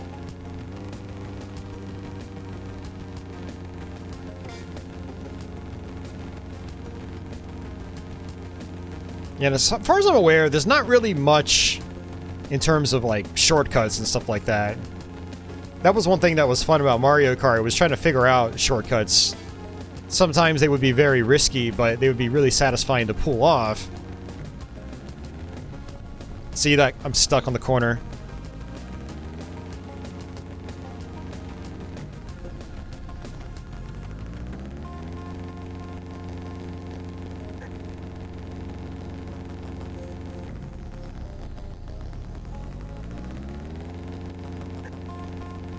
Yeah, I mean, like, I think this game is fine. It's just, for me, it's just fine. It's not like Tempest 2000 for me. For some people, this is like Tempest 2000 to them. Like, I freaking adore Tempest 2000. It's one of my favorite games of all time. An Atari Karts is not that for me. It's like, for me, it's like, it's an average game. It had a lot of potential that was just missed, and I think that's my biggest gripe with it, is like, it's got a good engine. Like, it runs really smooth. It looks appealing. The basic turning seems okay. But the power-up system is just kind of janky. The course design itself is not anything special.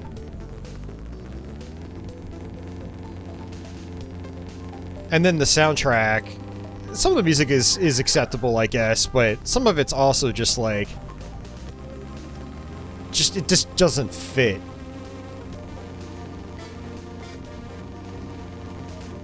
For such like a cutesy game, you know?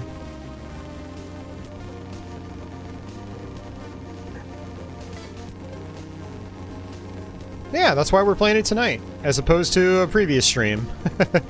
Or a future stream. No, I probably will play this again in the future, but who knows when that'll be. We did our last Jaguar stream, not counting like a version of Doom or something, July last year, so it's been a good like 8 months since I did my last Jag stream here.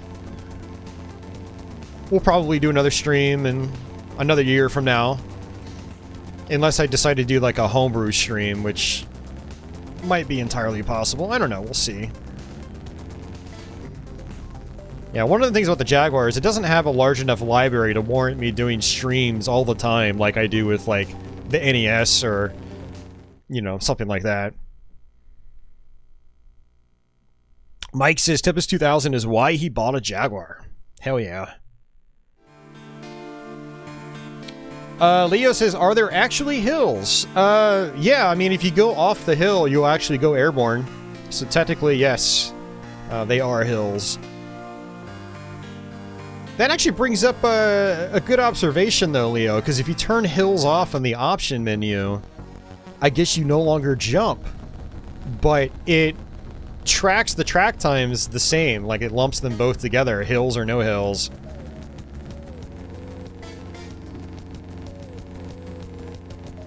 Whoa there. It's like I just, must have been like an oil spill or something. Yeah, that's exactly what that is. Or it's just water. Either way, it introduces the gameplay mechanic of sliding around. So you have to watch out for those little puddles.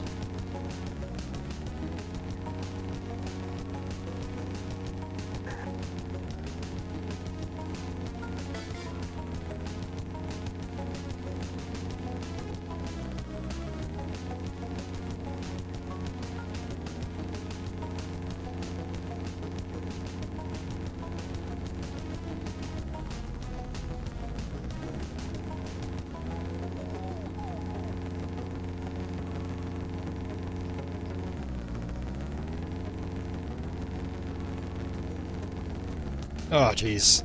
Not good.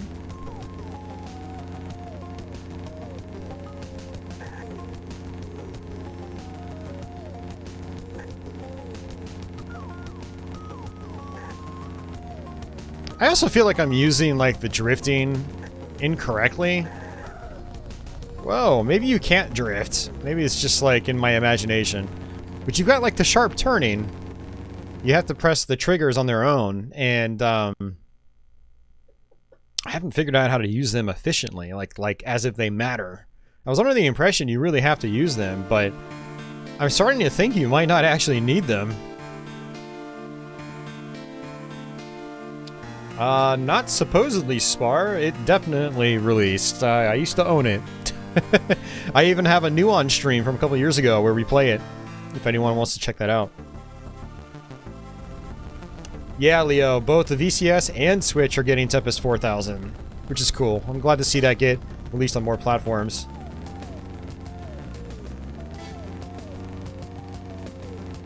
Jeff Minter, he developed for obscure consoles because he got paid to develop for obscure consoles. I don't know if Atari approached him or whatever, but I don't know the story behind it. But I would say that'd be something that has to do with it, at least a little bit. Atari offers money! Jeff says, hey, money! And I get to make a game that I probably really want to make.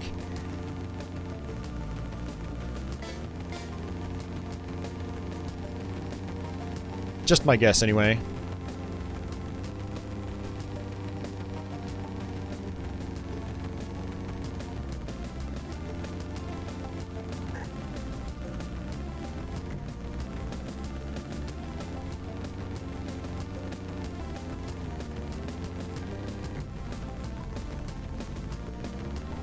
Still in first place. Lap 5 already. These things are just flying right by.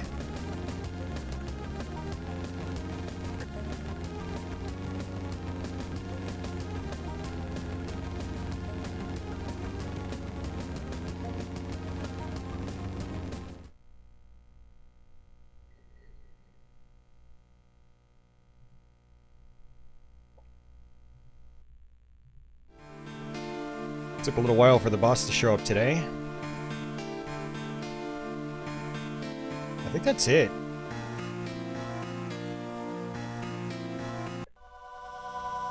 No, it's not. Okay, wait, one more. At least one more.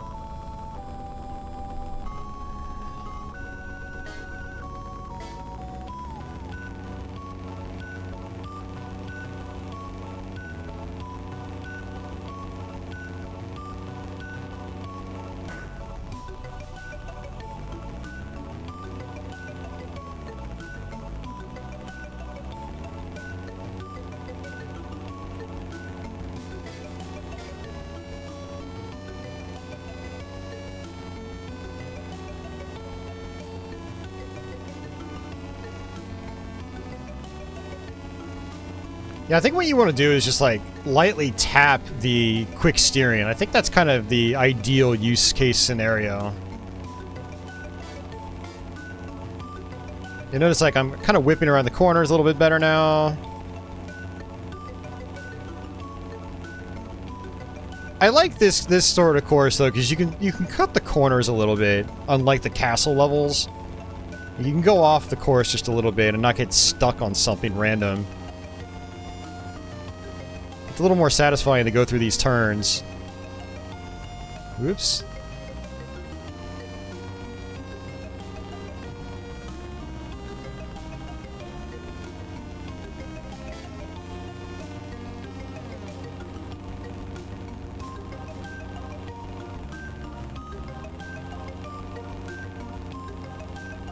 All right.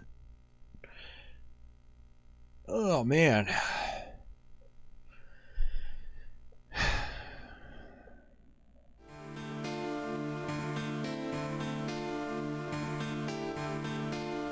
Yep, that's it. Alright, so what I want to do actually is turn off the... Man, B makes you go forward too. Let's soft reset. I want to turn off the hills just to see what it looks like.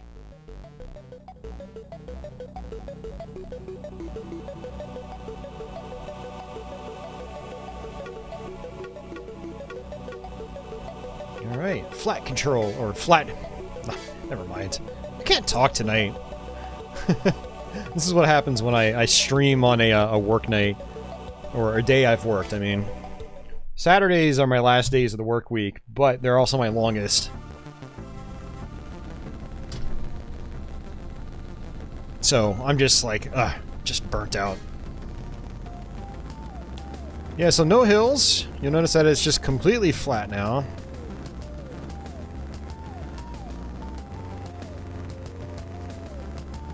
And actually, you know what? I don't know if any of these water levels have hills anyway. I don't remember.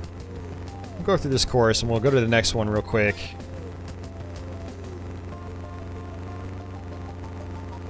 I think this game is putting people to sleep. Between this cozy frame rate and subdued soundtrack and the sound of my own voice.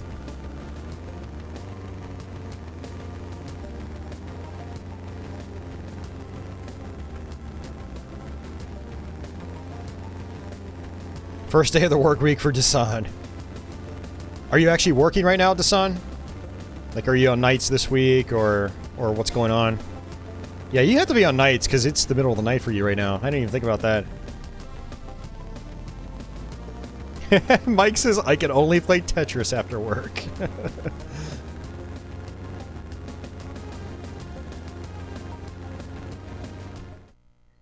Yeah, I was feeling pretty energetic a few hours before my shift ended. I was like, you know what, we're going to do a Jaguar stream tonight. Because I'm going to a pinball tournament tomorrow. I'm not sure if I'm going to be able to stream like I normally would on Sundays. So I thought, hey, Saturday night's always a good time to stream. We usually have a decent turnout.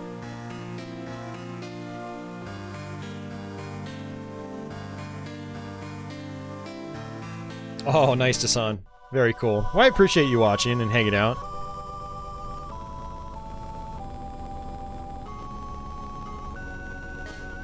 Yeah, this is a course where hills would be more noticeable. And it's completely flat.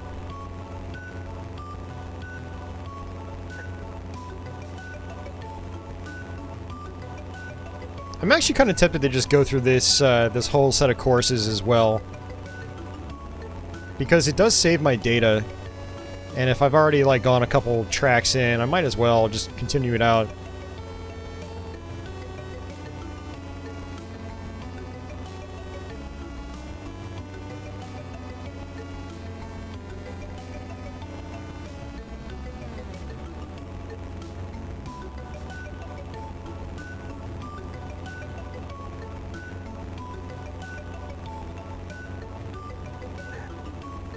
Oh, I got the turtle.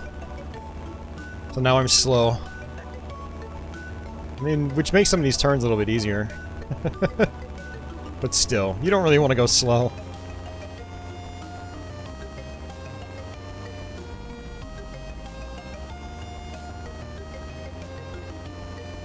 I will say this visual style just makes me want to play Super Burnout. I mean, of the driving games on the console, this is definitely... I mean, Super Burnout is definitely my favorite. No, I'm not going to play Cannon Fodder because people generally think of that as a pretty good game on the Jaguar. Yeah, so no Cannon Fodder tonight. There's a bunch of games like that, like Theme Park. It's pretty cool, but, you know, people don't usually look at it and think, oh, that's a bad Jaguar game. I just look at it as, oh, it's a game I can play on, myriad of other systems. If I'm going to play a console theme park in particular, I'd rather play a CD version that's going to have better audio and stuff like that. But yeah, there's a bunch of games like that that we're not going to play. Yeah, the music is like a lullaby, absolutely.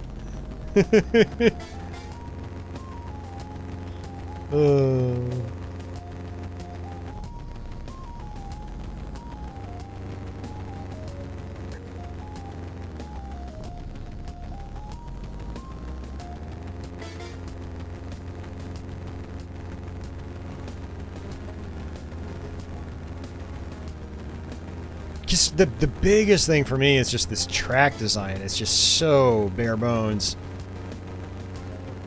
Again, it's another Jaguar game that has like a good technical basis, but in terms of actual game design, it kind of falls flat, which is a real bummer.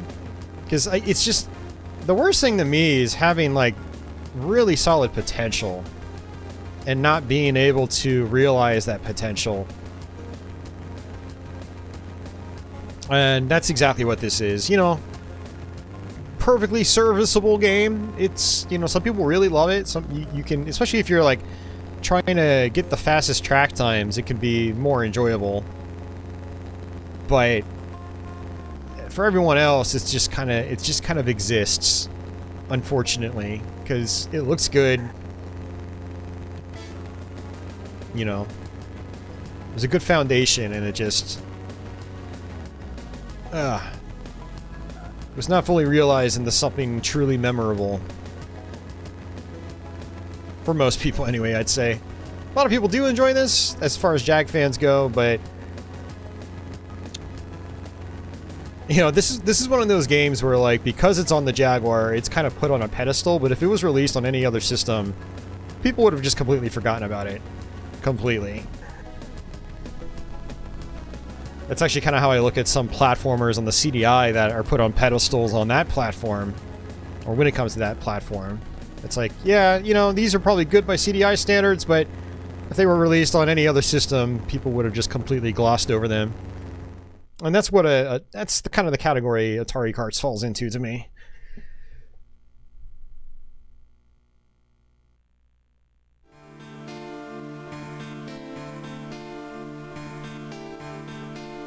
Yeah, Andy, Pinball Fantasies is pretty solid on Jaguar. Aside from like maybe the Amiga CD32, the Jaguar version was the best home port or console conversion back then. I keep forgetting it was always a computer game first and foremost. I say home port like it was an arcade game, but it wasn't. Computers were at home. They were just computers, not consoles.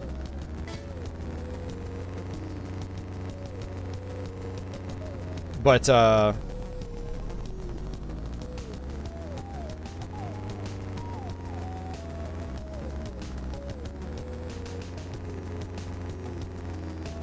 was gonna say something and I completely forgot.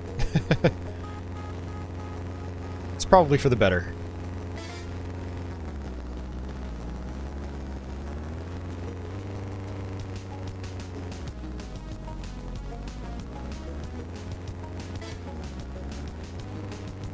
Gotta watch out for those puddles.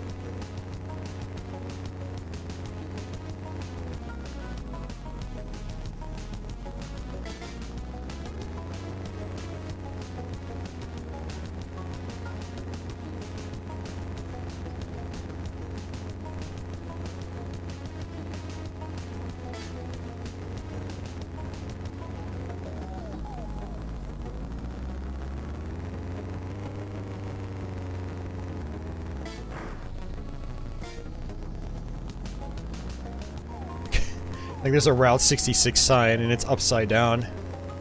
Or maybe it stands for Route 99. Never mind. No, I think it's just a Route 66 sign upside down.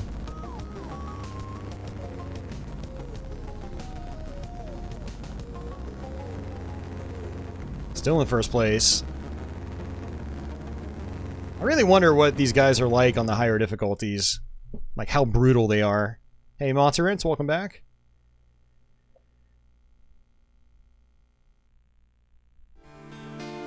Scott, you haven't heard of Theme Park? That was a really popular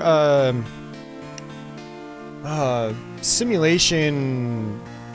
I don't know, what do you call those games? Sim games? You know, it's a similar genre as like Sim City, but you're managing a theme park instead of a city or a town or something like that. It's kind of cool.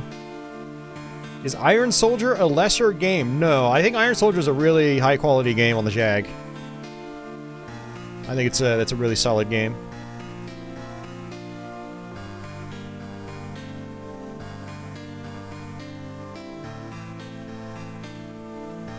Hey, Crestline, yes, it does not have a on-screen map. Yeah, it has a similar graphic style to something like F-Zero or Mario Kart.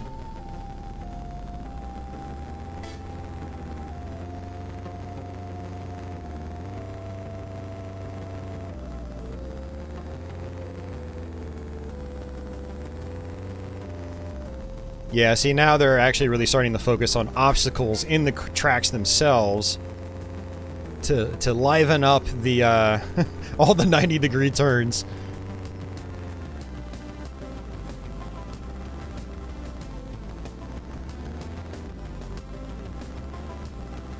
Have to kind of take those corners slow now, which is fine. Different gameplay style than I generally prefer, but it's okay.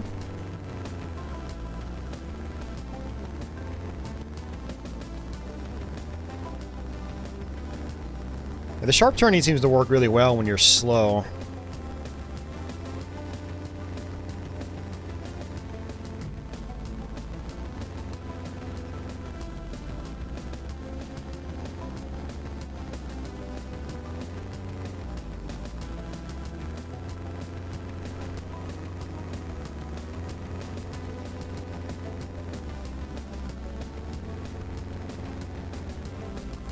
Whoops.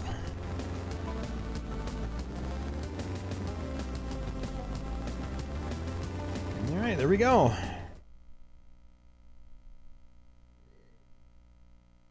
Oh, Theme Hospital. Yeah, I've never actually seen that one in action, Dasan.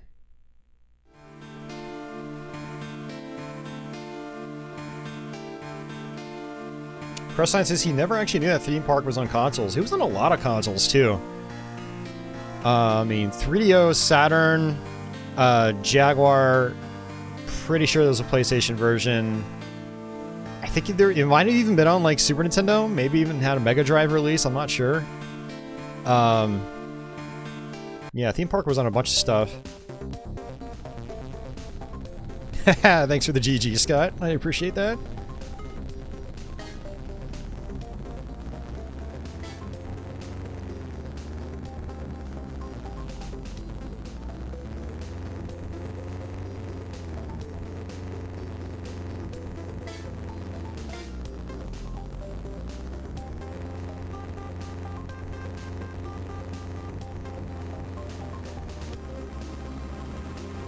I haven't gotten the reverse controls yet. I wonder if that's like something that pops up later on higher difficulties.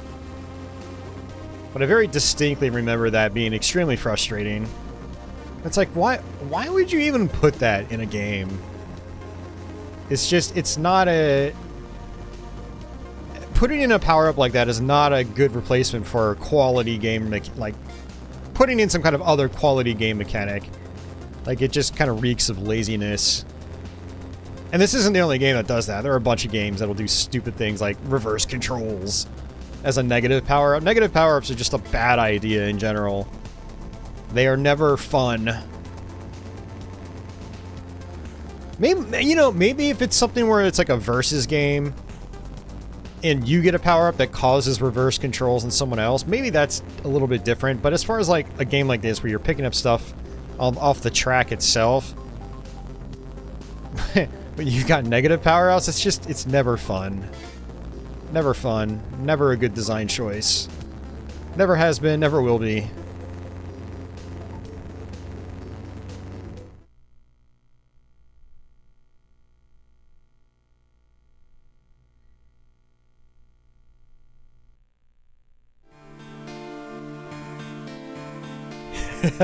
Alquist says, the standings music is my spirit animal.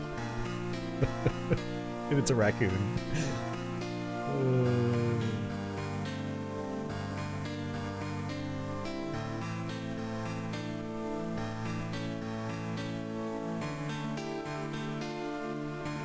Yeah, you know what, Spar? It would have been cool if the power-ups were airborne or something.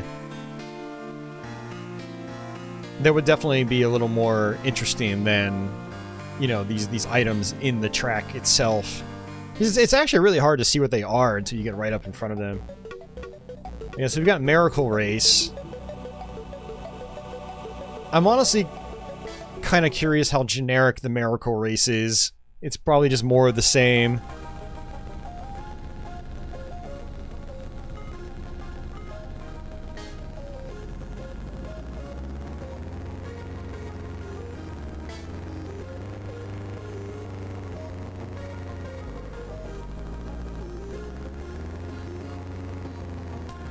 Yeah, more of the same.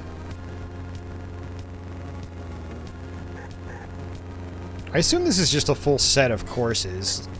Let's see. I'm gonna do this one track and then we'll reset if it's more. It's probably like a full set of courses. But at least after beating this, we'll unlock the higher difficulty. And see if the game gets more interesting as far as solo is concerned.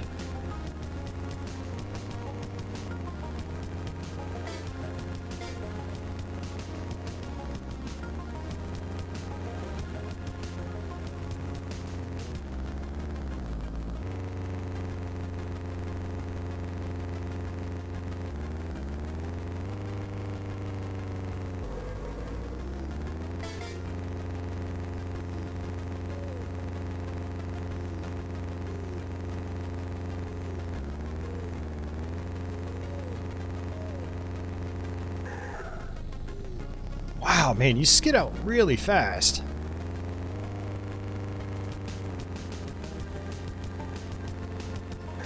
Okay, so I think what's happening is you have to either hold the shoulder keys on their own. No, never mind. I thought I was on to something. I was gonna say you can't hold the shoulder keys with the D-pad, otherwise you'll skid out. But no, it just depends on your speed, I guess.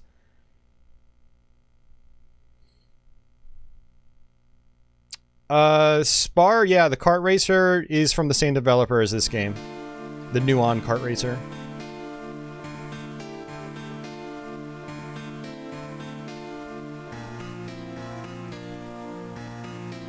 Oh wow, it's literally just one race. Okay. I had a feeling because I didn't remember this samurai guy. So you just race him, then you unlock him.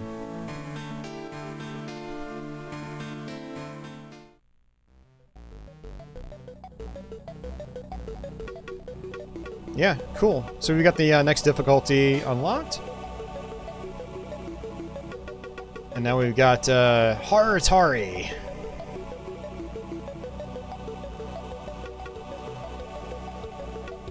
Which has worse stats than other characters. Fantastic. That was a great unlock. But yeah, you do have 2-player support in this though, which is good. So at least it's not. Imagine if like this was a 100% solo experience.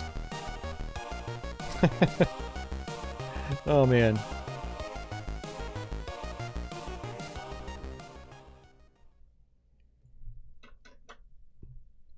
All right, we're gonna switch games. And I'm gonna actually switch controllers while I'm at it because I think that was the last game I wanted to use my 6-button with. This D-pad is just extremely mushy, and it's not a very good experience. Remember, I'm using a reproduction one, and from what I understand, the original D-pads on the 6-buttons aren't too bad. You know, for the longest time, Jaguar fans always said that the 6-button controller was like the way to go if you can get one, but now they're prohibitively expensive, which is why, you know, the reproductions were created.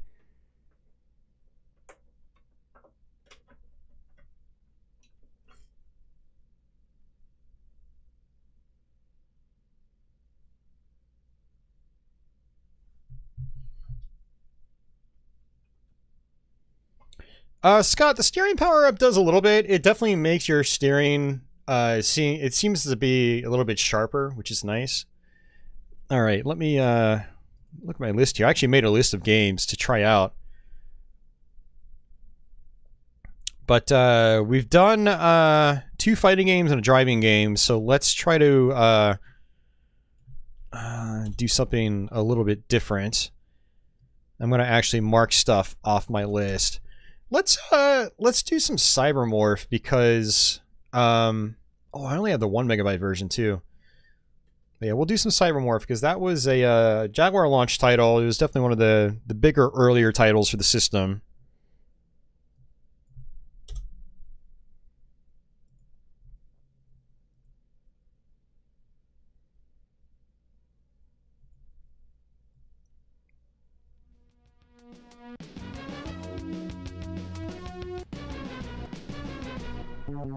Yeah, so I actually did a live stream of this one many years ago. It ended up being a variety stream. We played this for a couple hours, and we played some other games too.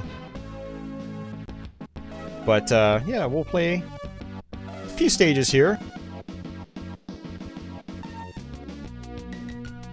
Yeah, so this game is one of those titles that was kind of like more or less what the Jaguar was designed to do. You know, flat shaded polygons with garage shading. And this is a pretty simple game in terms of what you're supposed to do.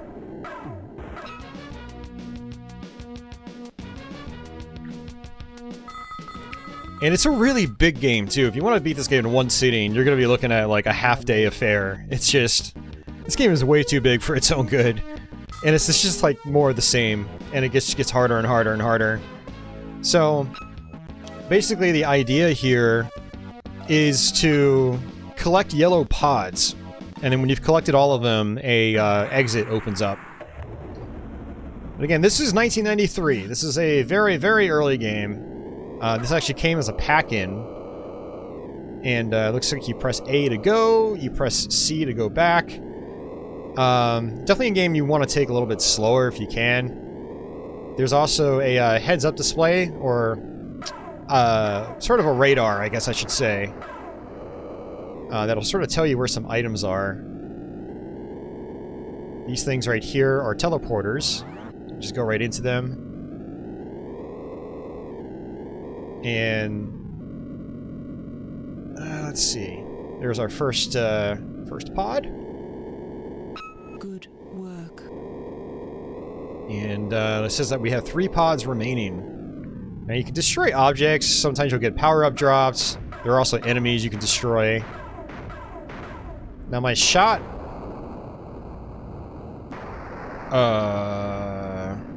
Okay. Apparently there's some enemies here that can kill me instantly, and I did not see them. So I just lost a life.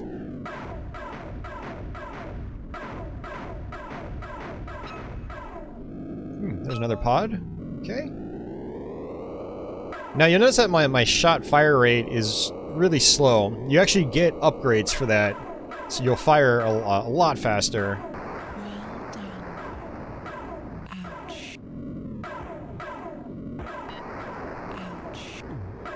There we go. So we can actually fire faster now. You do get things like missiles and other stronger firepower.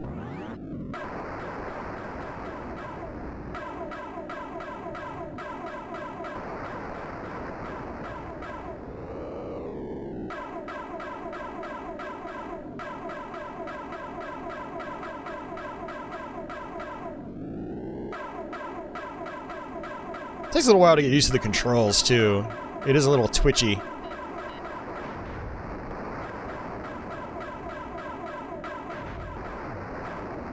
Power-up carrier. Just got some energy, which is health.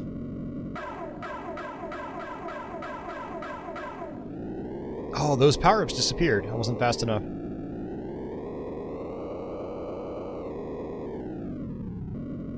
don't think this really does anything.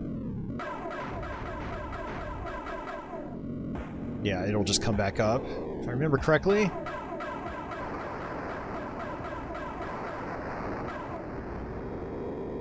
Let's see what's in this teleporter.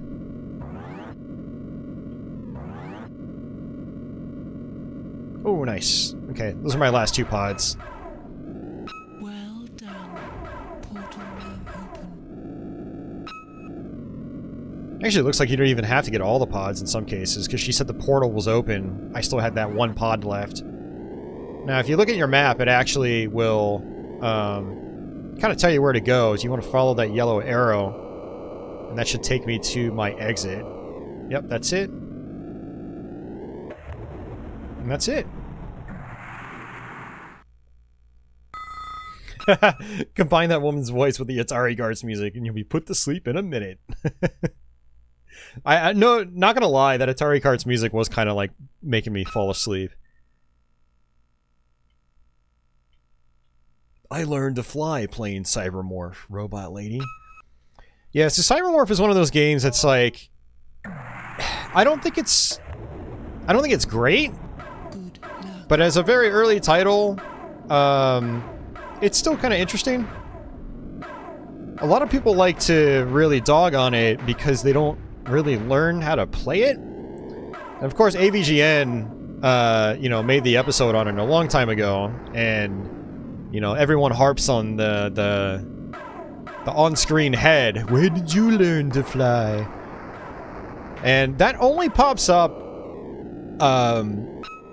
when you're slamming into stuff left and right. But if you play the game slow and you actually, like, try to be decent at it, the only time you'll be seeing the head is when she compliments you.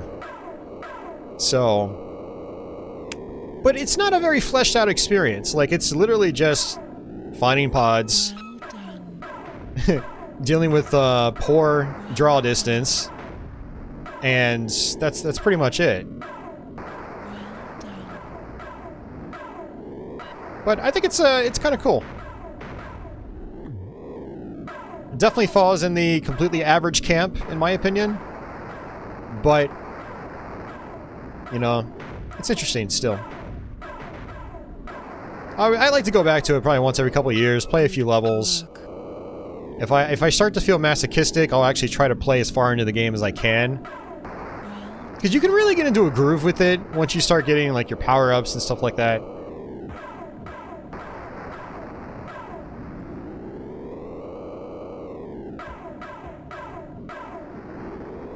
It's actually kind of interesting, like, despite being a flying object... Ow. It almost controls like it's a driving game.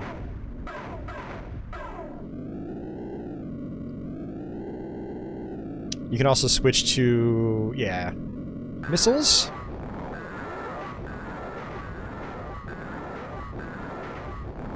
Not very powerful missiles, apparently. And then we've got these bombs.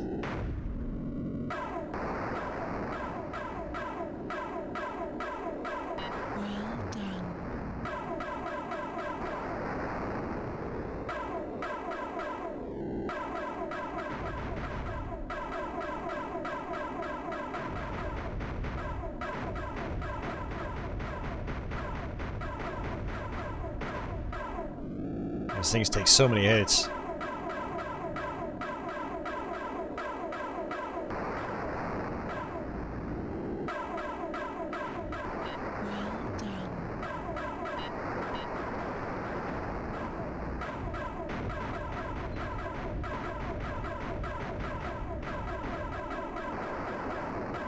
You do get points for destroying, you know, objects.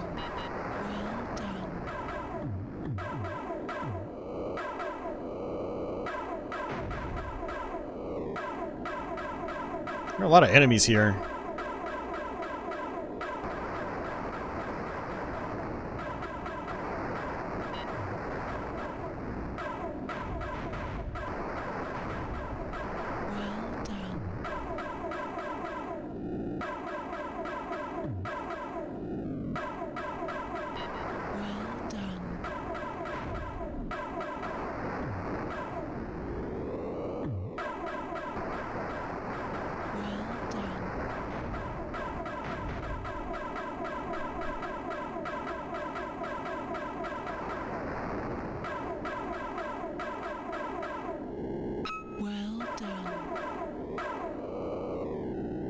Alright, let's come in here. There's another pod.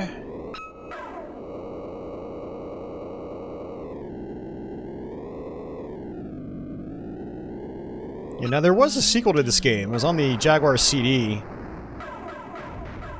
called Battlemorph. And it's a much more advanced game. You actually have missions. It's not just collect the yellow pod for the entire game. You actually have in-game music. You have, you can actually go into the water. It's got these, like, sewer tunnels you can go into that lead you to different, like, switches and other mission objectives and bonus items and whatever. You have boss fights, which you don't have in this one. It's very interesting. Definitely one of the better games of this type on the system. Unfortunately, that one does not want to load on my game drive. And apparently that's a common issue.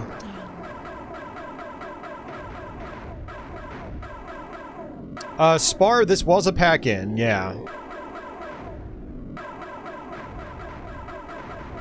I don't think the boxed version was even made available until later, too. Well done. Well done.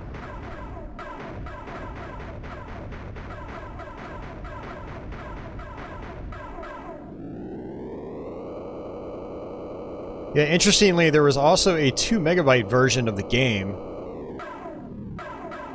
And the version that we're playing is actually the 1 meg version. Well And the 2 meg version actually has a morphing title screen. Like your ship flies in and it morphs into the title of the game. I think there's some other differences as well, maybe more voice samples and things like that. I don't remember exactly. It's kind of an interesting little tidbit of Jag history right there. Alright, we got some more pods. I keep calling them gems, but they're actually Good pods. work. Portal now open. You can get going pretty fast in this too. You do have to kind of be careful.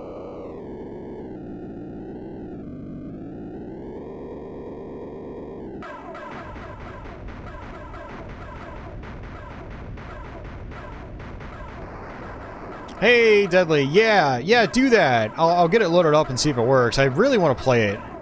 I'd really love to show it off. Okay, that's the exit, but I want to grab the other pods too while I was at it. Let's see. I mean, it looks like it remembers all the enemies you've killed too, which is nice. Well done. There's still one more pod left, though. We're gonna revive the pod people! Well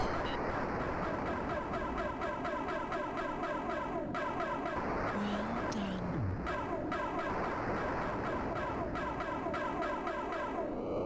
Yeah, you have other view modes you can go into as well. You can also enable a crosshair, which is kind of neat. I don't find it all that useful. I just kind of aim normally.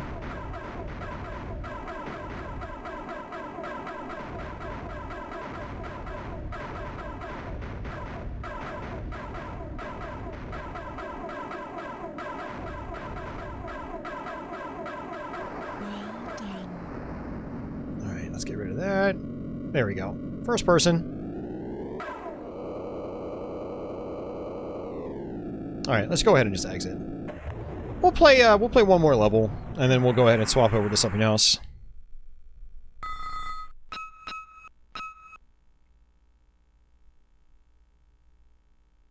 Yeah, exactly, Deadly. I mean, there's enjoyment to be had here, but it's very bare bones. It's, you know, it can get repetitious really fast. Thankfully, there is at least a password system, so you don't have to play everything in one fell swoop. Good luck. But Battlemorph is by far, like, the superior game.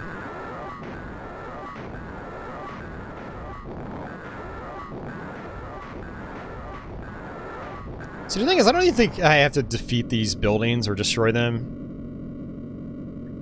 So I should probably just not even waste my time. But when I play this game, I'm like, ooh, I get points. Let me go destroy all the buildings. Yeah, those little green things, they also grab the pods and you have to chase after them. Good work. This game definitely needed in-game music, because there is none. Which is a real bummer. Well There's just a lot of things that could have been done, but I have a feeling that, like a lot of Jaguar stuff, this was just rushed out.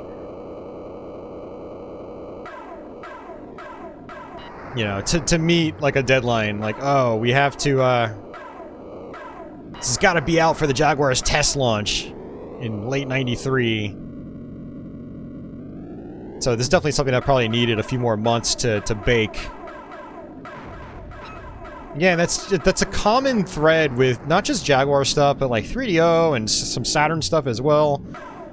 Is a lot of games were just like kind of forced out when they needed at least a few more months of polishing. Nice, got a double shot. Unfortunately, double shot is limited ammo, which is kind of a bad design choice if you ask me. It feels pretty good when you have it. well done. Yeah, I also have a three-way shot here too.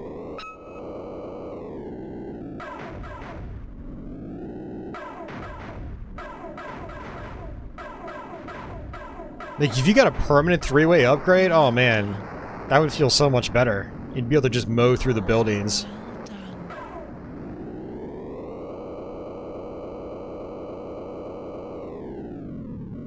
Let's see.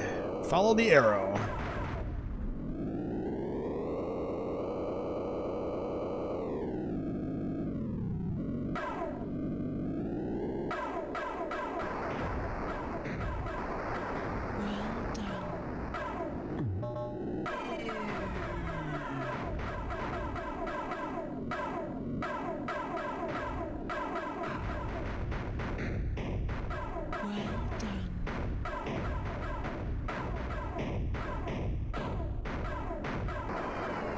And there's my ammo.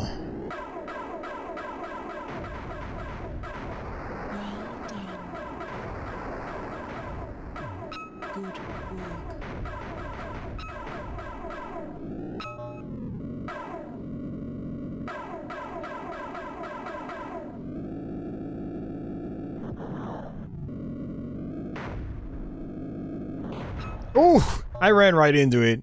I died instantly. Well done. Portal now. Can I actually hurt myself with my own... Let's see. Well done. No, okay. For some reason I thought that I could actually blow myself up with my own, like, mines.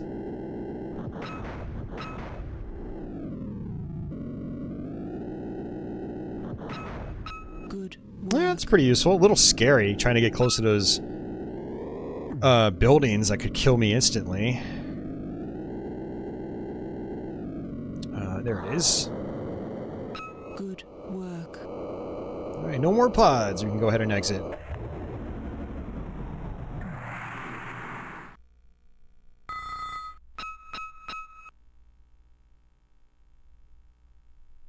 Oh, man. Alright.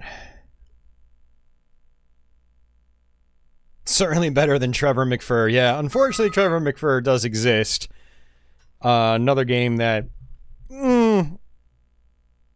I don't even know if I would say Trevor McFur had potential. It's,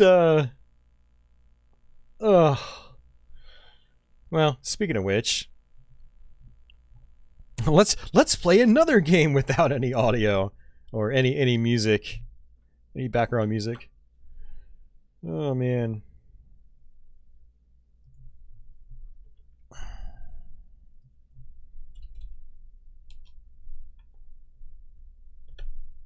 How long have we been streaming? Almost 3 hours. I'm starting to get hungry again. I think in the next hour or so we'll take a break and we will grab some food.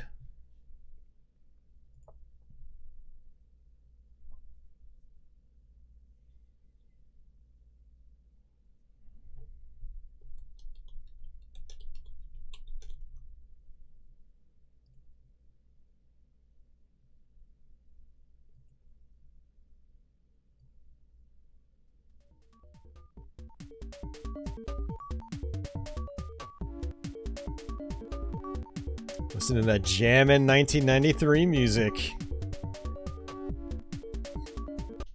Yeah, so this is Trevor McFur in the Crescent Galaxy. So, kind of an interesting main select screen here. You can go in just about any order you want, apparently.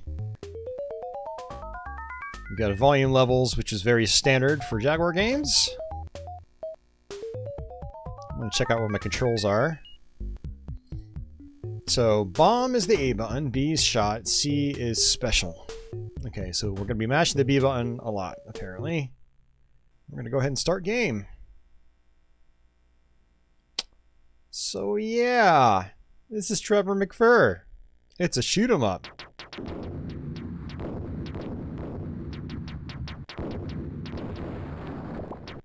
And it is basically like a tech demo, if you even want to call it that.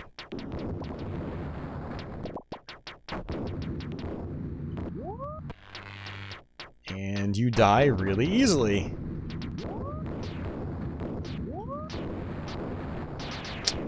Raiden, it is not, unfortunately.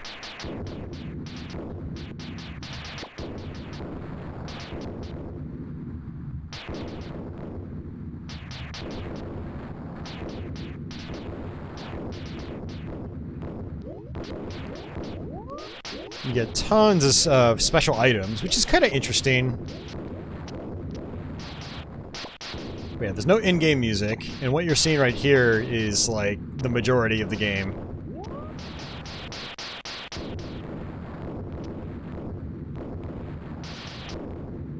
And I will say this D-pad is not very good for this game. I'm doing lots of accidental diagonals.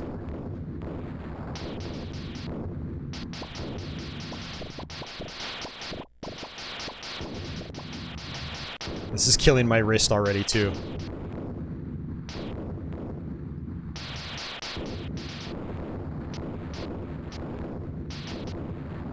Man, after tonight, I'm gonna have to have like a personal palate cleanser and just play Tempest 2000 until I fall asleep.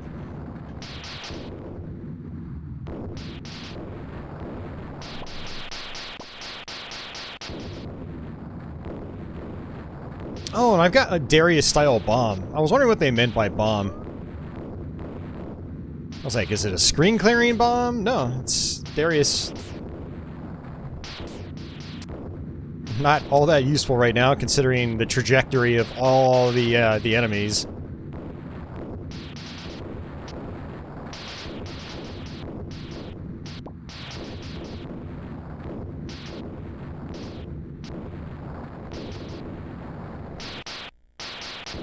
So when people want to know why the Jaguar failed, keep in mind that this was one of its first games available.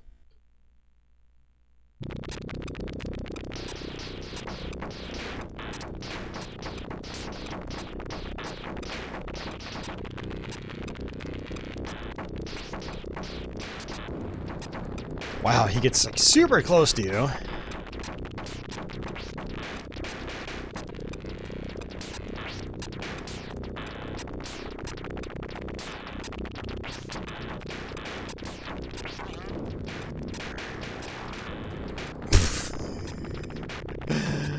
Oh man.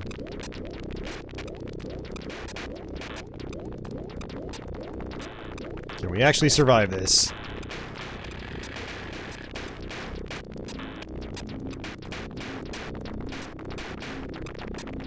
And your main shot is just so weak. It's like they really want you... Oh, come on. We were so close. Yeah, and you can just continue.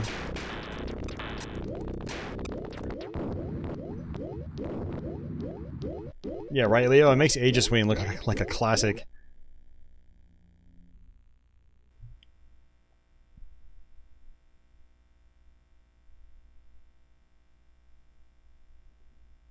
Yeah, Andy, I actually beat this one back in the 90s as well. I went all the way through the game.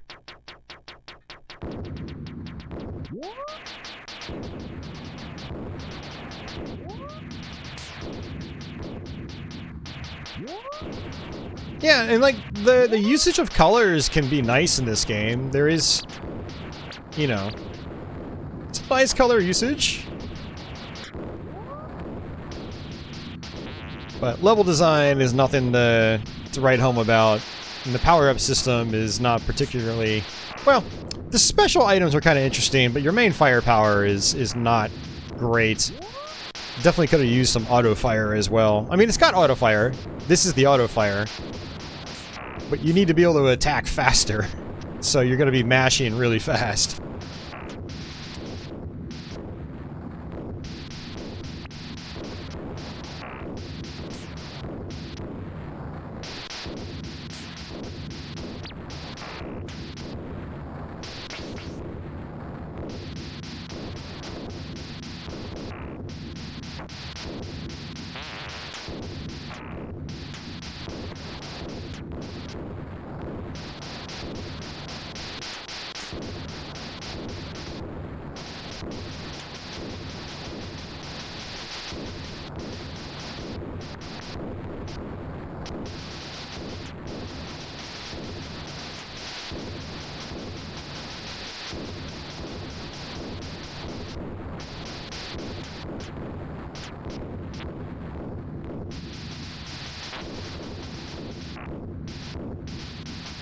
So just in case anybody was wondering, this game came out the same year as Thunder Force 4.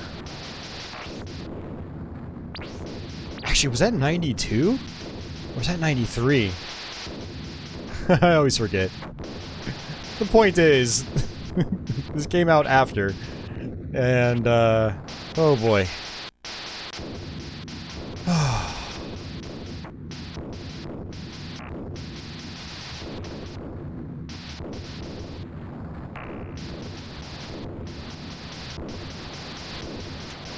Yeah, I mean, I'm trying to be nice, but there was just no excuse for this game in 1993. There's really no excuse, especially on a $50 to $60+ cartridge, whatever this cost back then. It's like, ugh, man.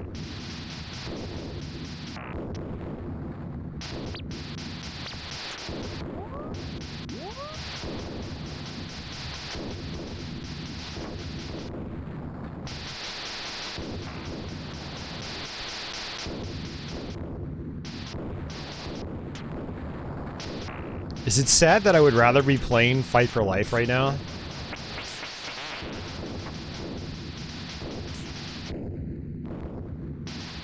By the way, this level's a lot easier than that first level. Talk about like a difficulty decrease.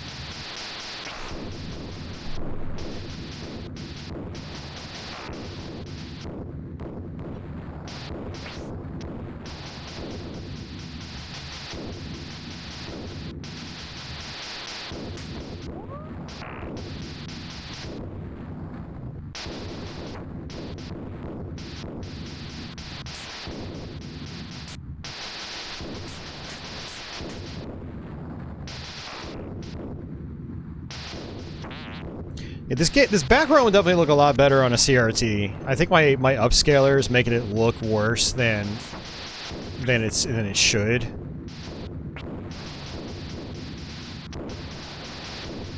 But yeah, I can see the compression artifacts as well.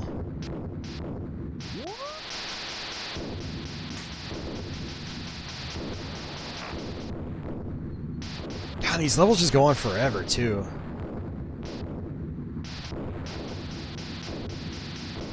I'm just literally just going up and down, occasionally mashing faster. It's like, why does this go on for so long?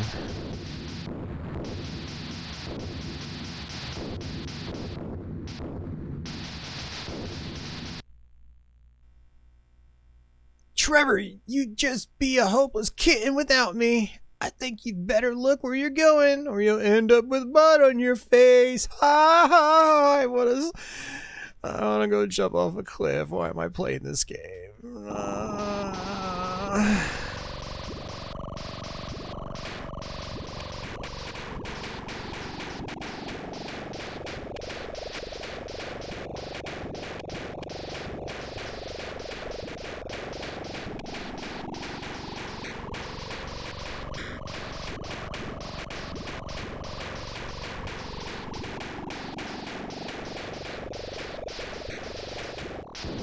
Man, who needs my special weapons for a boss like that? Everything's under control. It's time to shoot through a few hoops. Oh yeah, the hoop stages. These are like bonus levels. And it gets fast.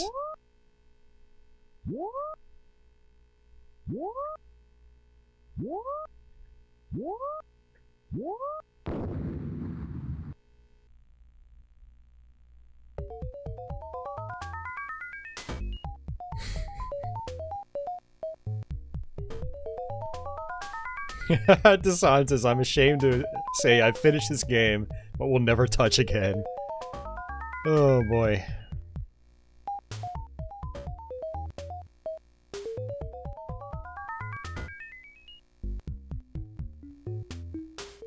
Sparse, is this or a turbo duo for shmups? Man, I'm gonna have to go with the Jaguar on that one. It's got some real winners.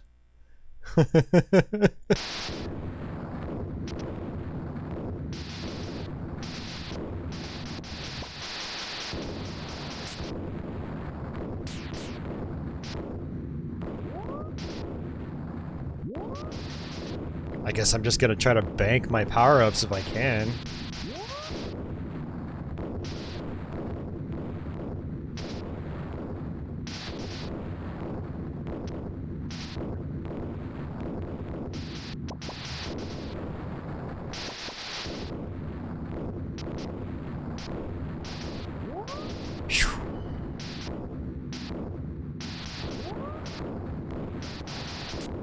Like, even my bomb's gotten upgraded. Pfft, never mind. You lose all your power-ups apparently when you die, or all your like main ship upgrades. You still keep your specials, like these.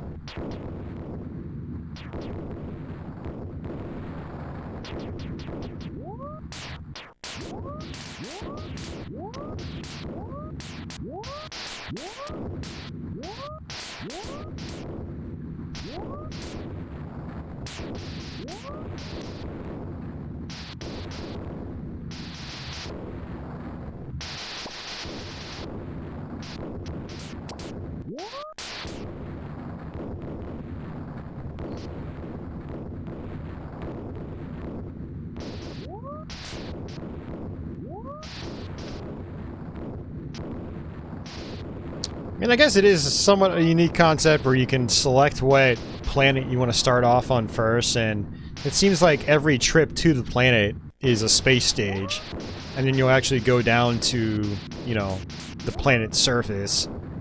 Kinda neat, you know? Trying to give this game some kind of credit.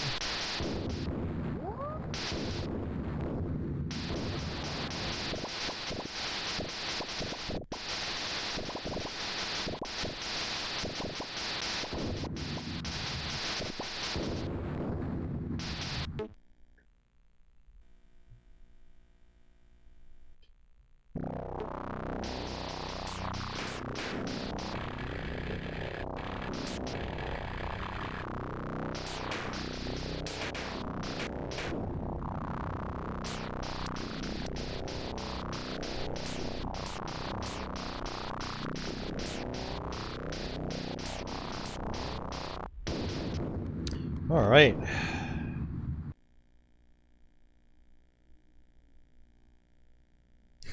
If it ain't got Trevor McFur, it ain't got jack squat.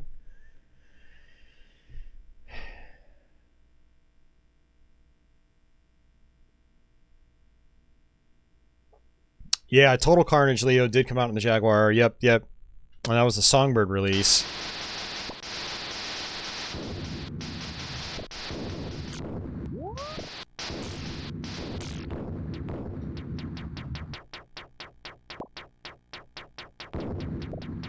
Would anybody out there have any qualms about me switching games? Is that gonna kill me? It kills me. It kills me. It's one of those games like where it's hard to tell what actually hurts you. Look at that. I use my shield and there's like no animation on it.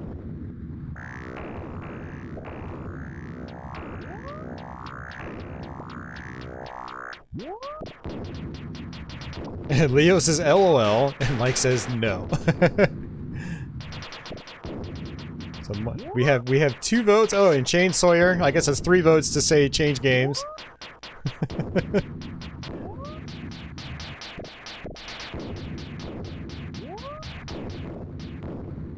I mean, there are a couple of people I've seen in the Jaguar community that get some sort of sick enjoyment from this game, but you know, it is playable. It is fully playable, you know. Collision works and all that stuff, and there's a lot of different power-ups, but I just find it to be so dull that I can never make it more than a few stages in before I want to, you know, basically just throw in the towel.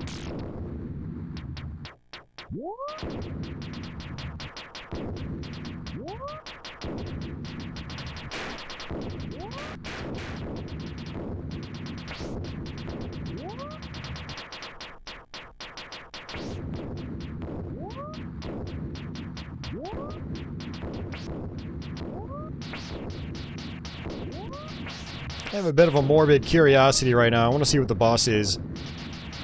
You know, assuming we ever get to it.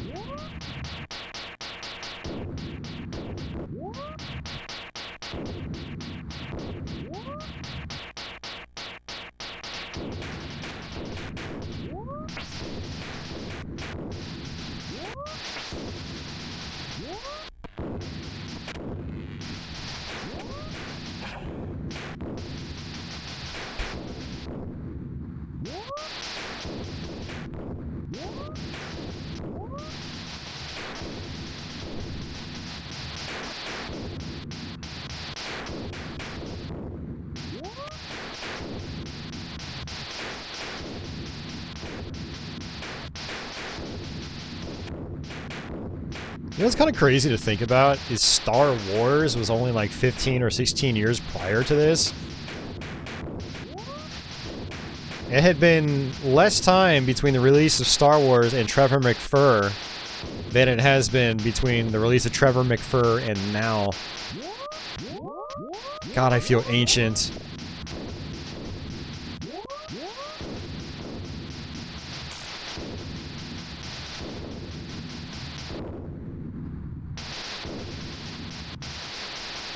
I was just thinking to myself if maybe it was influenced by those space operas in a way.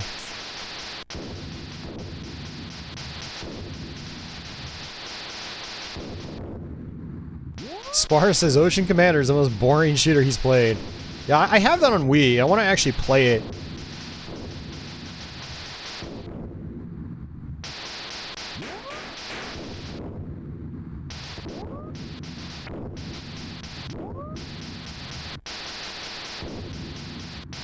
Dude, why are these levels so long? Like, what is the freaking point? You're not making me feel like I'm getting my money's worth. You're just making me feel like I want to go play something else. Ah. The levels are super long and drawn out. There's literally like no level design. It's just groups of enemies constantly coming out in the most mundane patterns. You say Ocean Commander is worse than this by a mile? Oh, man. Because this is, I remember this guy. This is actually in the back of the box. Where's it the front of the box? I don't remember. It's somewhere on the box.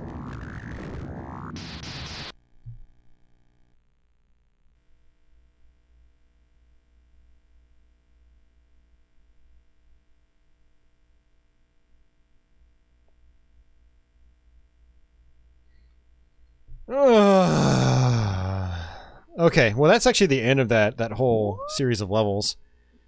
Alright, new vote, guys. Should we beat this game? Please don't say yes. No, we're not gonna beat the game. You know why? Because we have other games to play. We have too many other games to play. At least Atari Karts was like kind of enjoyable. Andy goes, yes! No! Definitely not gonna do it. Mike goes, sure! I've roped everybody in.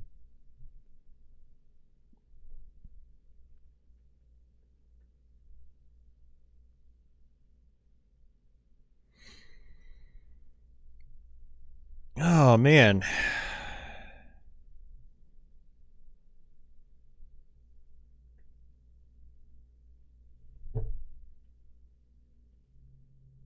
What could possibly go wrong? Only some people are going to get that.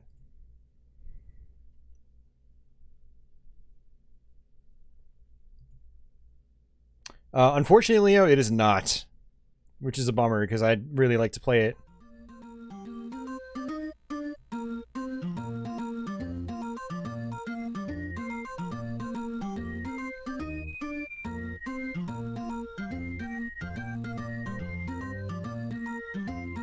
Alright, so this is a Bubsy game that was made exclusive for the Atari Jaguar. Alright, so A glides, jump is B, look is C.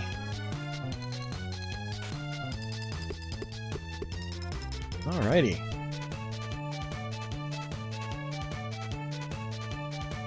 Yeah, no, Leo and Dasan, World Tour Racing is it's a known common issue for the game drive, unfortunately. Oh, sure. Let's all torch the Bubster.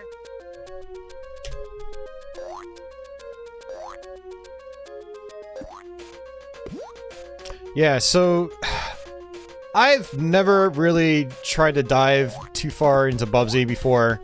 I do want to try to play through the original game. I mean, some people say it's actually decent if you put time into it. This one I've really tried playing before, and I got like a level or two in, and I was like, oh, this is just so mundane. But the idea is to get these, like, these balls. And I don't know if they're required to beat the level or what, because I'm not really an expert at Bubsy. Wow, apparently touching his head killed me. Oh, sure. Let's all torch the Bubster.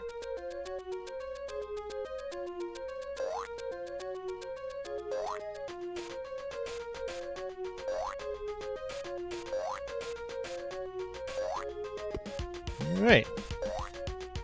And you move so fast and the camera just like whips around to the other side so quickly. Yeah. Oh, What sure. just Let's all happened? torch the Bubster. Did somebody kill me? What killed me? And why do I have 7 lives already? There's gotta be something on one of these tables that actually killed me. Oh, there was a snake. I didn't even see it. Jeez.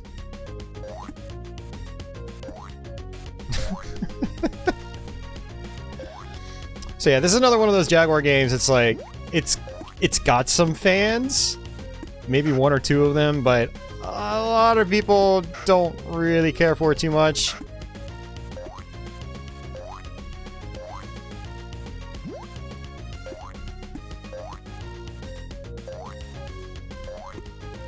I mean, it wasn't like the worst idea for Atari to get like an exclusive Bubsy game, because Bubsy was somewhat popular back in the day. You know, of like all the mascot titles, outside of Mario and Sonic and stuff like that, he was probably one of the more popular like knockoff like animal mascot characters. Wow, you can't hop off the balloons. Wow, fantastic. Oh, okay, Death Seed. Yeah, that makes sense. You start off with 9 because you're a cat. Duh. I should have actually,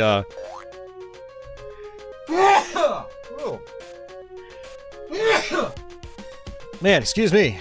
Yeah, I should have figured that one out for myself. Like, that's a real obvious one. Just went right over my head. Alright, I guess I can technically run real fast and just jump over these guys. Oh my god, I just slipped right off that platform too. Red Glass says Rayman on the Jaguar was a thing of beauty. Yeah, Rayman was nice on Jaguar. I still think it's... Rayman's an interesting one, because I do feel like the Saturn and PlayStation versions were improved. But yeah, the Jaguar game is still a really, really solid game. Oops, I ran into the balloon again. Oh, sure. Let's all torch the Bubster. Yeah, no, I agree, Spar. This level design is bad. Now, again, I can't speak for the original Bubsy games. A lot of people have told me the first Bubsy is decent, like, even as far as level design is concerned, but I've heard it kind of went downhill with Bubsy 2. And then having really primarily only played this one, I definitely don't care for it very much, that's for sure.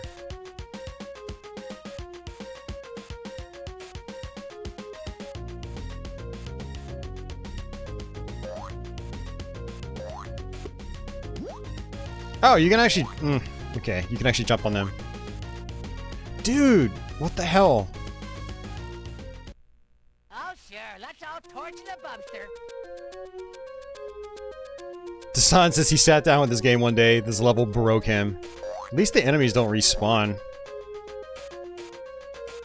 I did notice that there was an arrow pointing up there, but I actually beat this level once, like 10 years ago. And I was so bored by it that I just gave up on the game. I was like, I can't do this.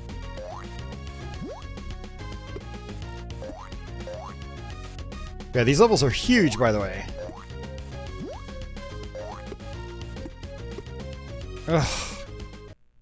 Oh, sure. Let's all torch the Bubster.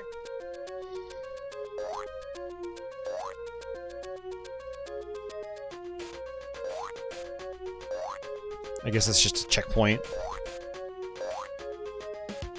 I mean, it is nice that, you know, enemies don't respawn. But I've only got 2 lives right now.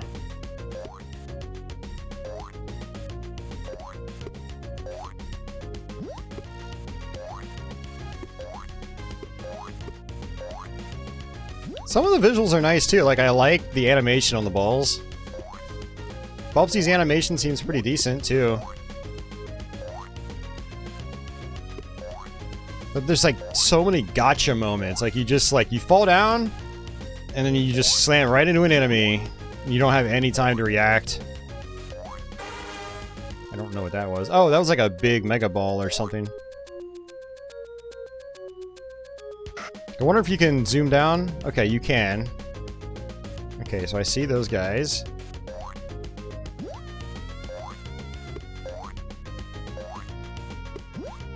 Just gotta take things slow, I guess.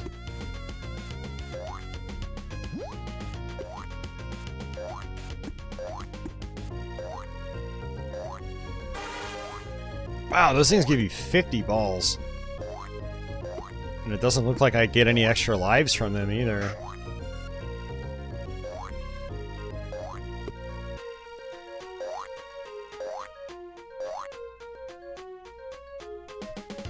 Whoa there.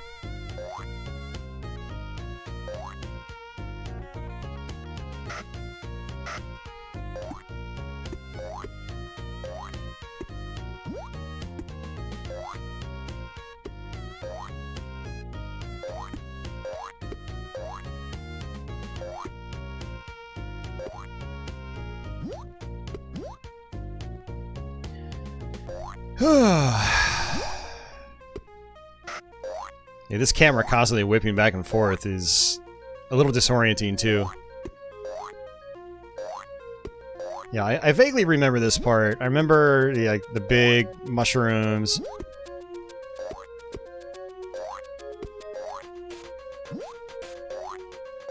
I don't remember if there was some kind of switch that I had to activate to remove a barrier.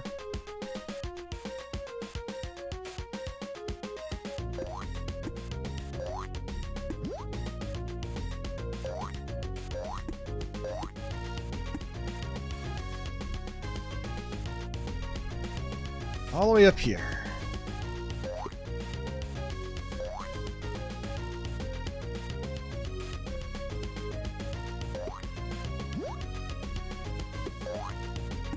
I don't know what that box just did. Oh, you know, I just realized we're timed too. That's probably got to be one of the worst things. Is not only are these levels big and obtuse with lots of instant death traps, but you're timed.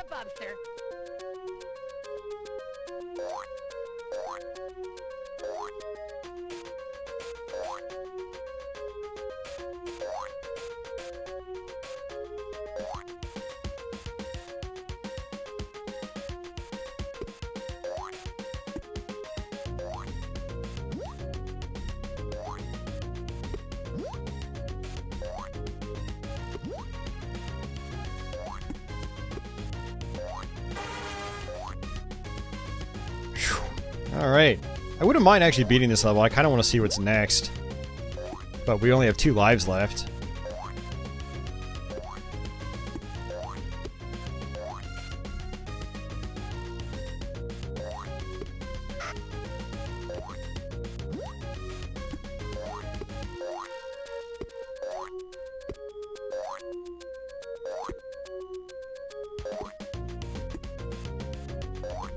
I'm gonna assume I actually don't need to collect all the balls.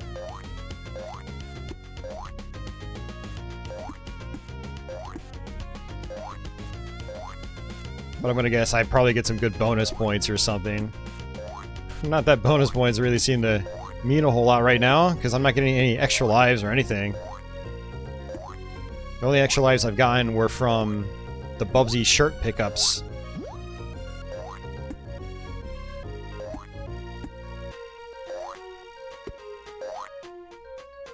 Yeah, like I think that'll kill me if I run into it.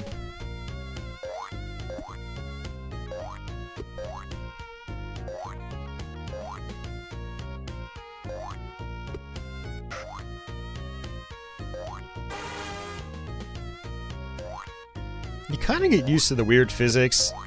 I mean, I wouldn't even say the physics are weird. There's just momentum. It's momentum-based physics. And like with any momentum-based game, like it takes a little while to get used to it.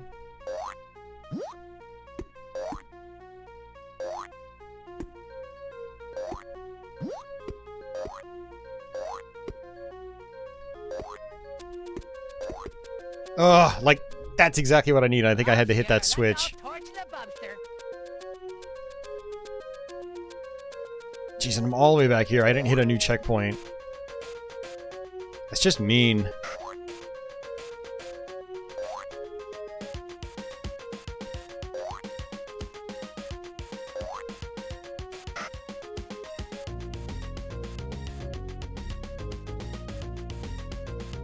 So Spar, what I think I have to do is I have to hit this switch, which opens up... I think it's going to open up that spiked gate.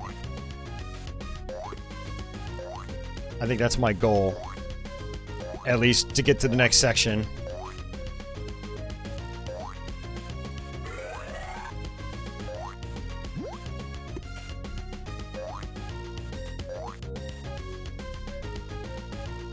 Whoa there.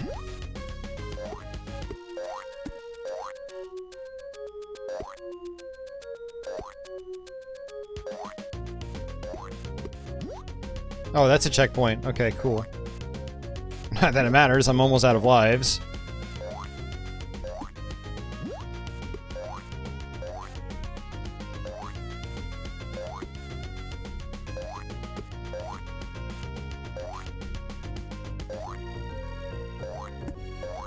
Yeah.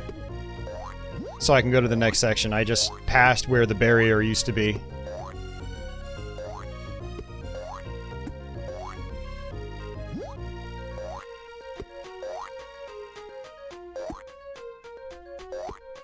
Oh, come on. That's game over. Let's see if I can continue, and if I do, if it puts me at the checkpoint. Cafe Man, this is a brand new game.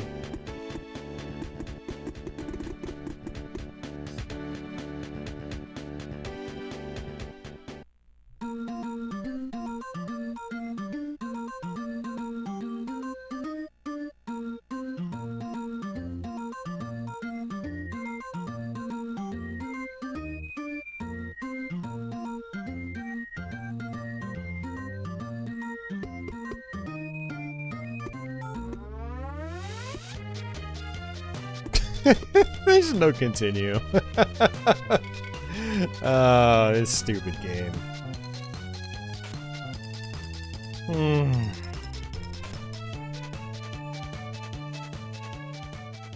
Spar says Bubsy's greatest innovation is going left.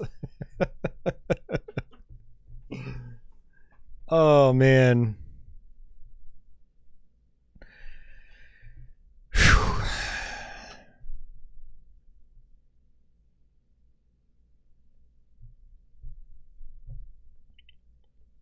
Well, that was something.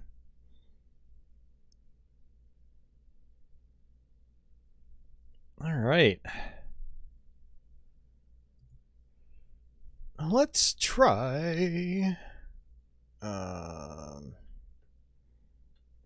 let's try to do another CD game.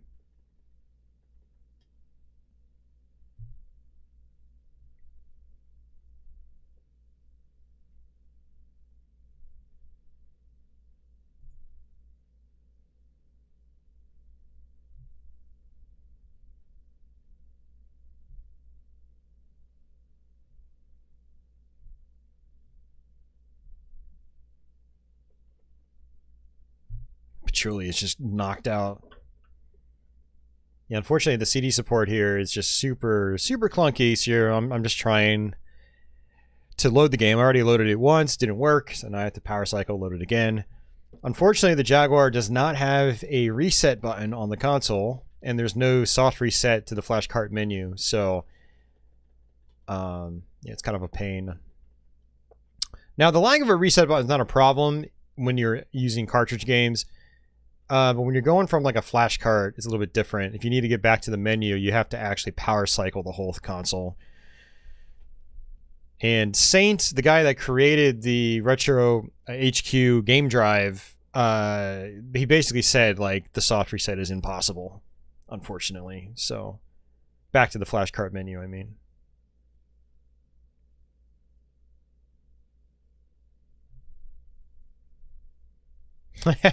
Mike says Dino Dudes. I might play Dino Dudes.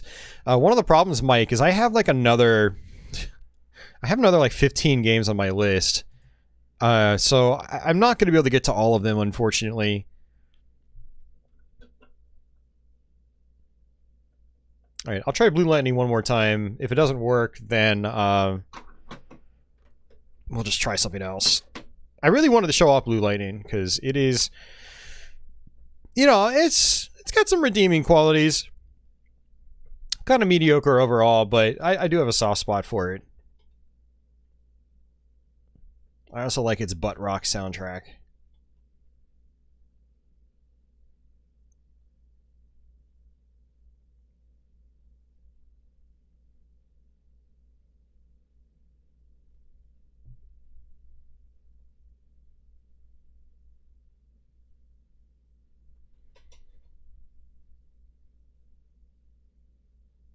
Yeah, unfortunately, my cartridge is not having Blue Lightning right now. I really hope Saint revisits the CD core, or CD support, not CD core, because I'd really like to play some of these CD games.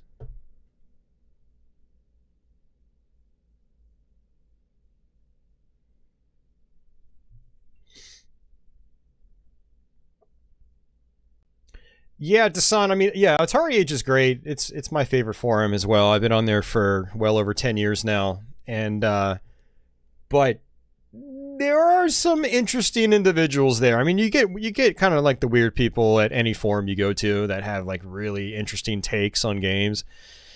But yeah, I mean, there's fans over there of Bubsy. They just have something like, to be fair, it's like one guy that I know of, that loves Bubsy. But, yeah. Alright, we're going to do, just to try to, like, mix things up further. We're gonna try some Ruiner Pinball.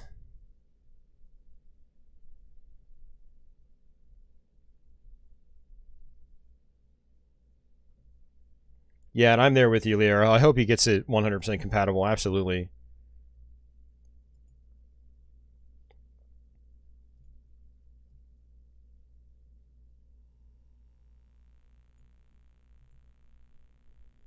Ruiner is one that is... It's kind of interesting. Like, you guys know I'm a big pinball fan. This has some interesting table design. But it's got some kind of, like... iffy physics? Like the physics are questionable. You do get two tables though, and it's got some interesting graphics. It looks very gaudy. The frame rate's kind of choppy, but like that fire right there is really cool.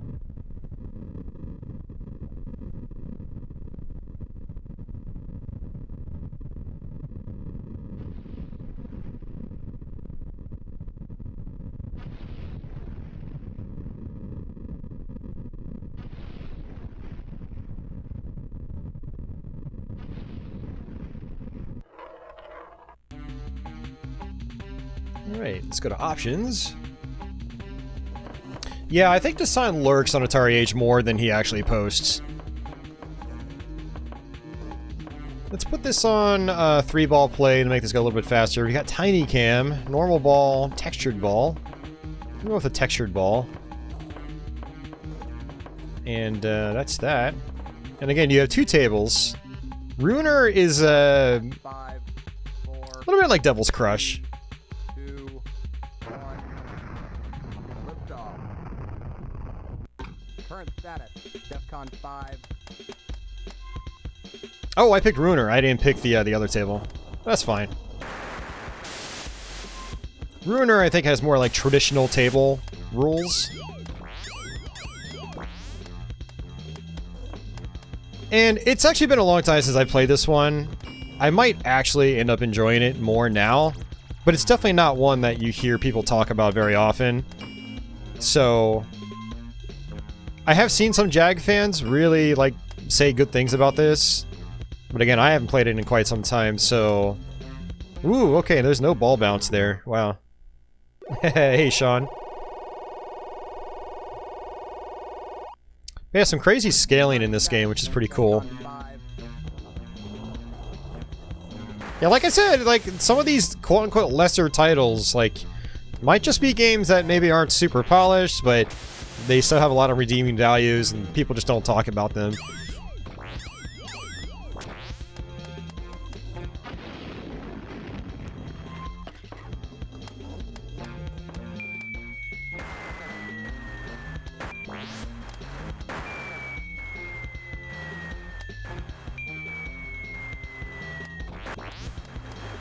Yeah, one of the big issues with this game is like the choppy frame rate. You'll notice that the ball just like bounces around really fast because of the low frame rate. So it can be hard to react. And reaction is extremely important in a pinball game.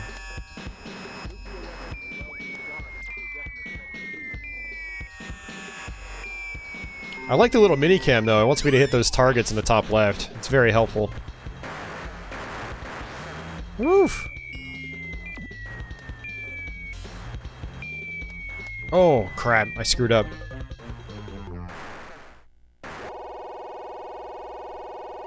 Maybe I should have done the 5-ball game. I might have to put more time into this, being the pinhead I am now.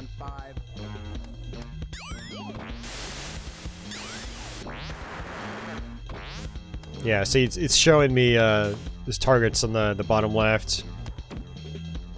Got one. That was a kickback.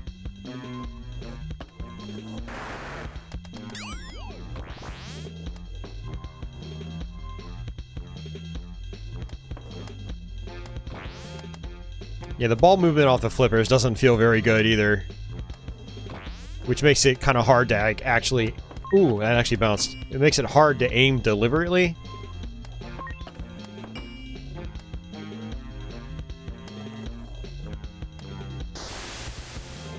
I'm just kind of nitpicking as a pinball player. Like I said, I'm going to a pinball tournament tomorrow. I play a lot, so...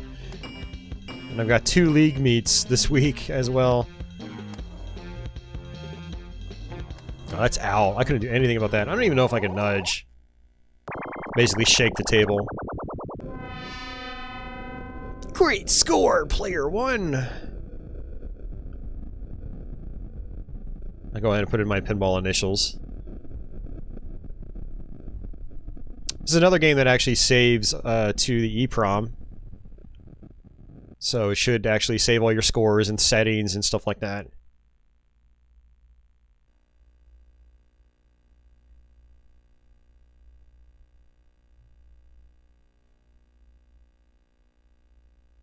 What did High Voltage do on the Wii? I'm really only familiar with their 90s output. I'm not really familiar with their post-90s stuff.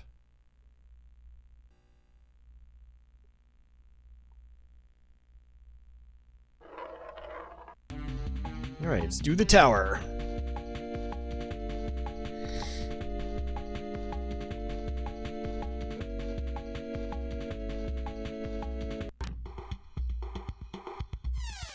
Looks like our volume is already maxed out. Most Jaguar games, you can hit pause and then press any of the face buttons. You'll go into a sound menu.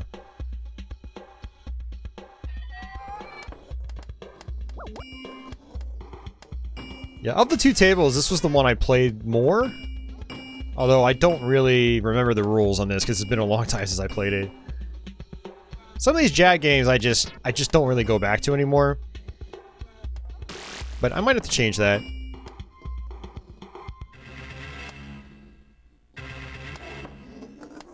Trying to hit that green target up there, the number 3. So it says it wants me to hit the tower ramp. Yeah, it seems like you really need to look at the little heads-up display in the bottom. Trying to figure out the easiest way to get the ball up top. Oh, the tower ramp is right there on the right. I thought it was on another level.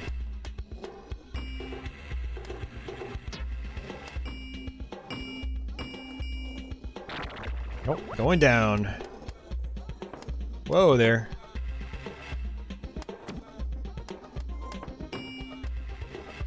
These slingshots don't seem as deadly as the other table. Oh, nice. All the way up. Ball seems like it bounces a decent bit, too. Oh, not quite. Got it. Alright, portal to up here. Yeah, this definitely has like a Devil's Crush vibe.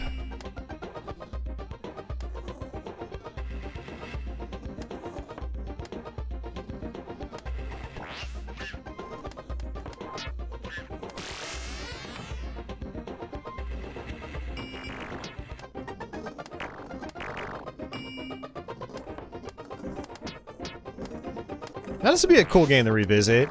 Like, just do a new version of it with better physics. It'd be a lot like Demon's Tilt, which is a really good digital pinball game. Modern digital pinball game.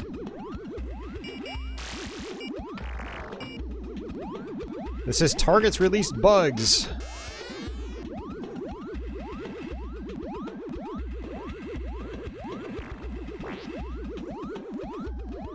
There aren't any flippers up top.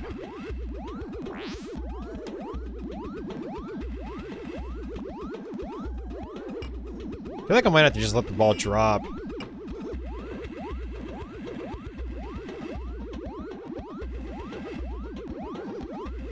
Let's do that. Let's just let the ball drop.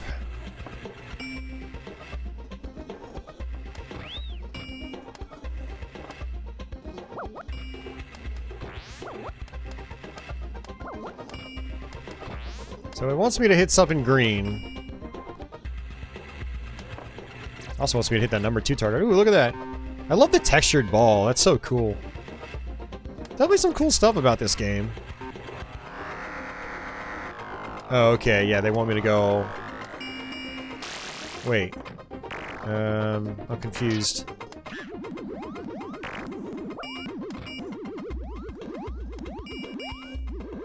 So it's like they want me to go... Not to the tower ramp. There's like a green shot all the way on the top right, but like how are you supposed to hit it? There aren't any other flippers up there.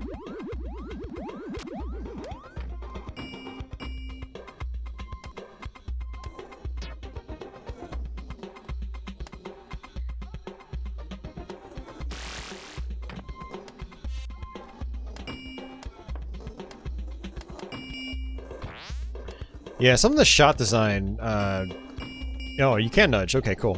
Some of the shot design doesn't really make a whole lot of sense to me. Trying to, like, I don't know.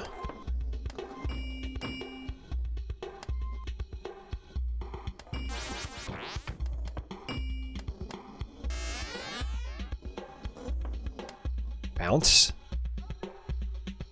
High voltage Conduit 1 and 2. They did the Silent Hill SM. Oh, you thought they did. That was Climax. Okay, never mind. We don't talk about Dragon's Fury around here. Dragon's Fury's fine. I also like Dragon's Revenge. That was like the American-made... like, spin-off sequel.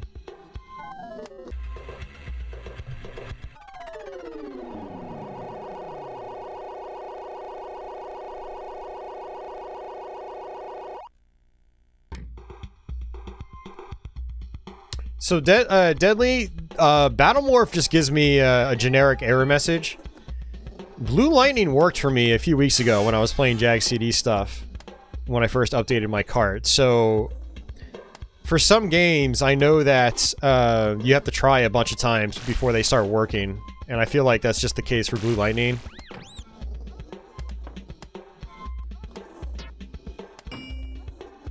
But yeah, I'll try that next time.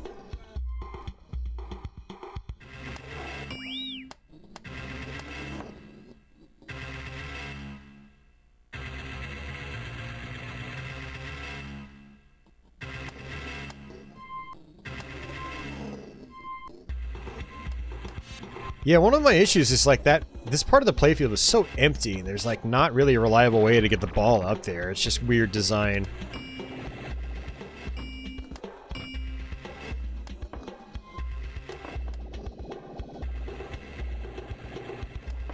And I'm trying to hit these like loops and I just can't aim. I can't do it.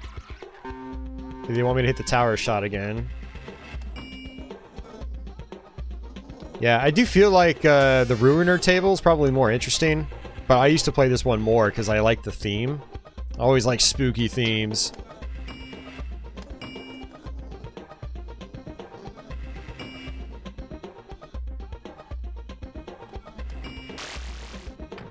Trying to hit the tower ramp on the right. It's blinking.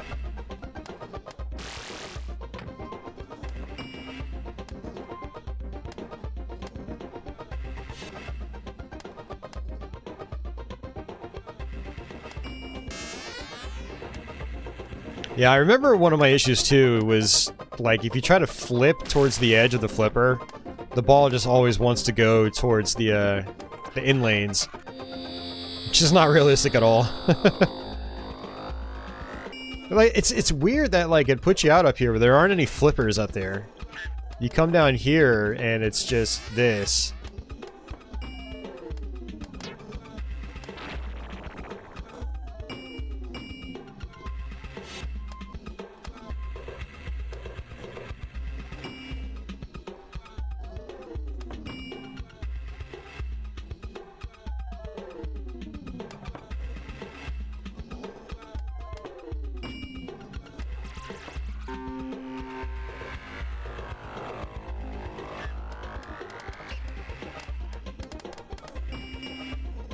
I wonder if, like, flippers eventually appear up there. I'm trying to see if there's anything I'm missing down here. Targets release bugs. Targets score 20,000 when flashing. And there's no other message on the playfield.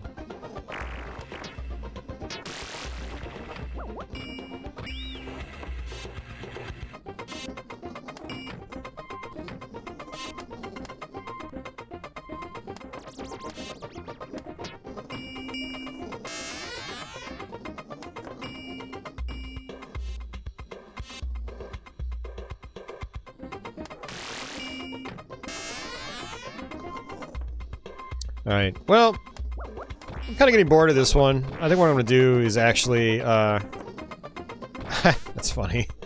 It's actually just intentionally drain. Go ahead and log my name, and then, what we're going to do is switch to another game.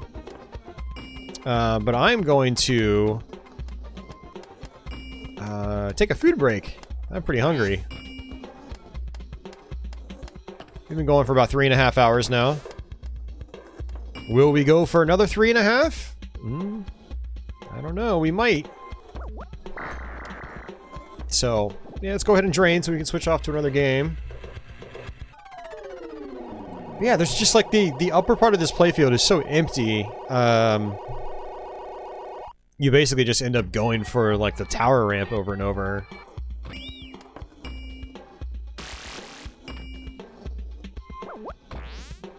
Really cool visual design, though. I do enjoy it. I'm gonna have to come back and try to play this more on my own time. White man can't jump. No, I'm gonna at least leave you with something that has some good music. Speaking of a high voltage software game, I think they did White Man Can't Jump.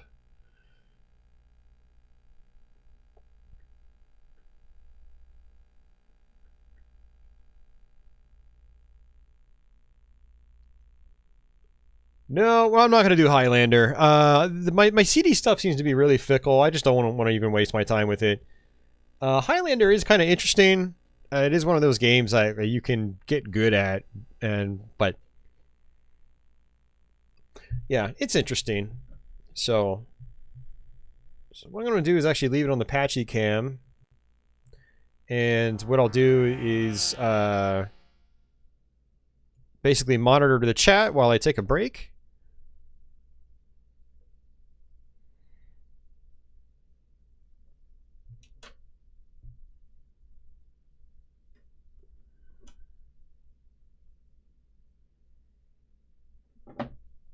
All right.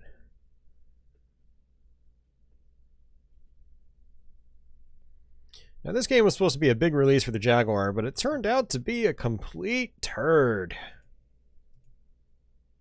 And some of you guys will recognize the music once we kick into it. But yeah, give me about 5 to 10 minutes, guys, and I'm gonna get some food. I'm hungry. I'll be right back. I'll be monitoring chat as well, like I did last week.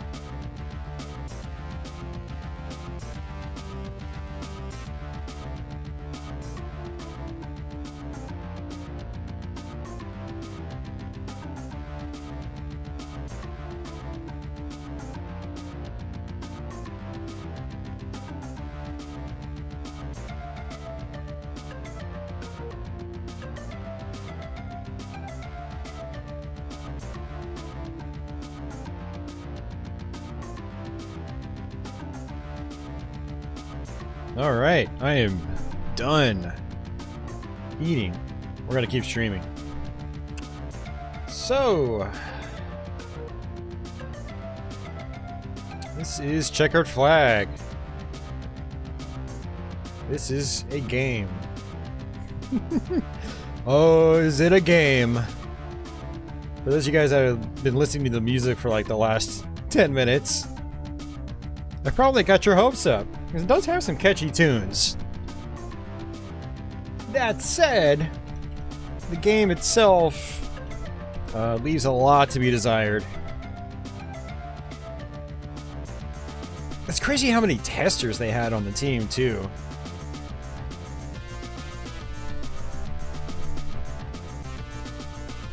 So many testers, yet the game came out so poorly. Will Davis, I believe he did the music for Battlemorph as well.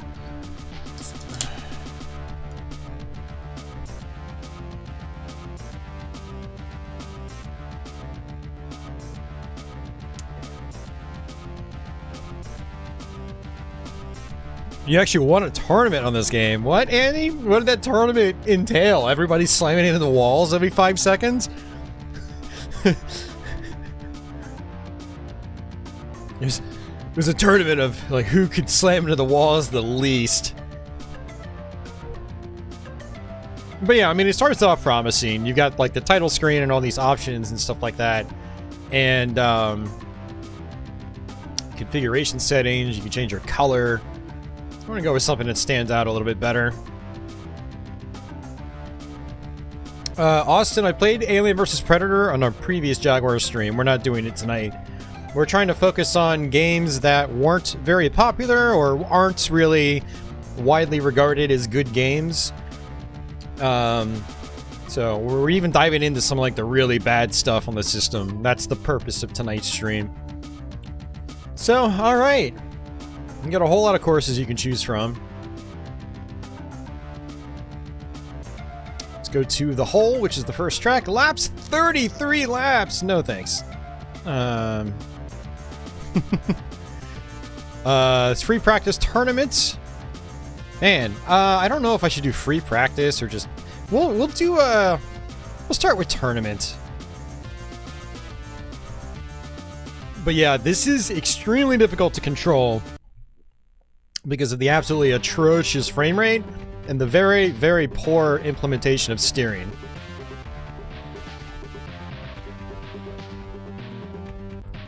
But yeah, this is our frame rate.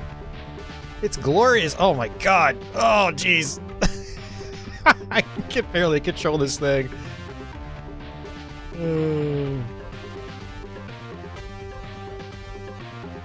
I think the AI even will just like come up and slam you in the rear. I can't even tell like how to brake.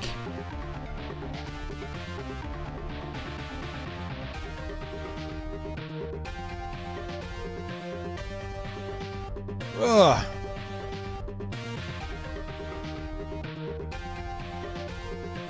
Yeah, it's way too easy to oversteer.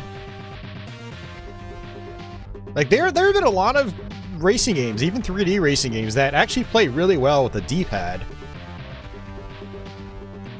But when you get into territory like this with extremely poor frame rates, as well as just a very poor steering model, it's extremely difficult to keep control and feel like you're in control of the game. Okay, so I guess B actually does brake. And you know what I just realized? I think I turned the sound effects down. Yeah.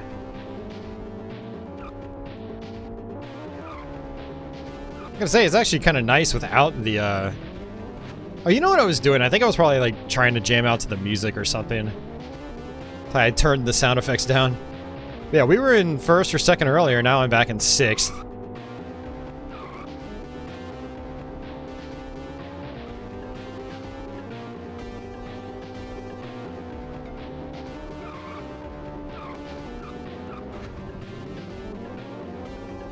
Yeah, the frame rate is so low, like, when you reach your opponents, it's like 2 frames, and like they're right in front of your face because they just skip across the screen. The frame rate's so bad.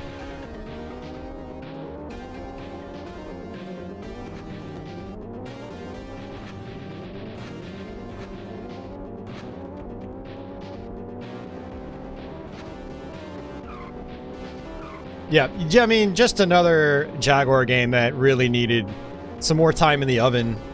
It needed to be optimized. Because for the year it came out, 1994, I mean, that was the same year as Virtua Racing on Genesis and 32X. And, like, if this ran at a much better frame rate, it could have been pretty enjoyable. Better frame rate and better controls. Could have been a decent little competitor. But, no. I think this is... Oh, wow, we're only halfway on laps. Now, you can go in the, you know, like, first person. And I remember it actually controlling a little bit easier in first person. At least I feel like I've had more luck.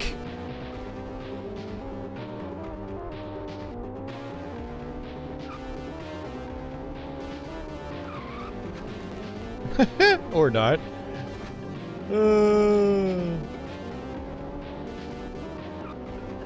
Yeah, a lot of different camera views at least. To give it some credit.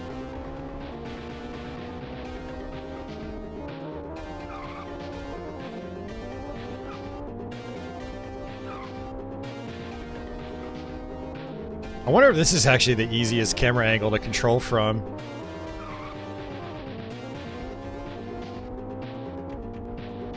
I might just play like this.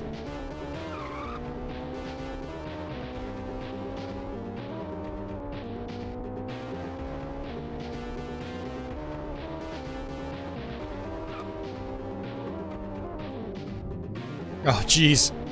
I stopped completely. I braked too hard.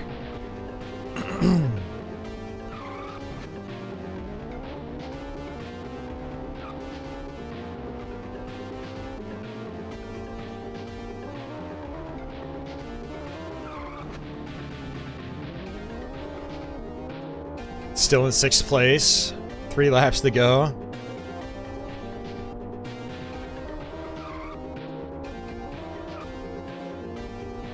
AI is ridiculously far ahead, by the way. At least it feels like it. Ah!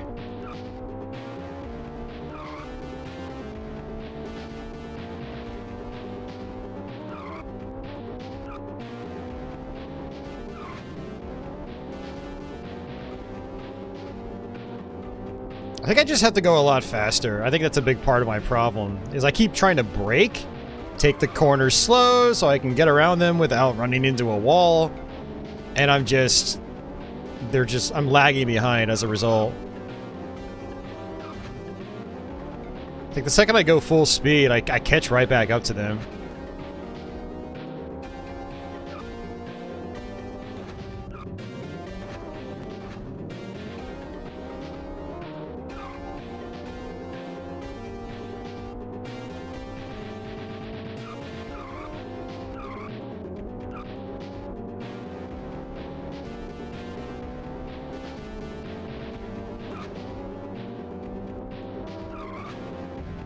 Oh, come on, dude.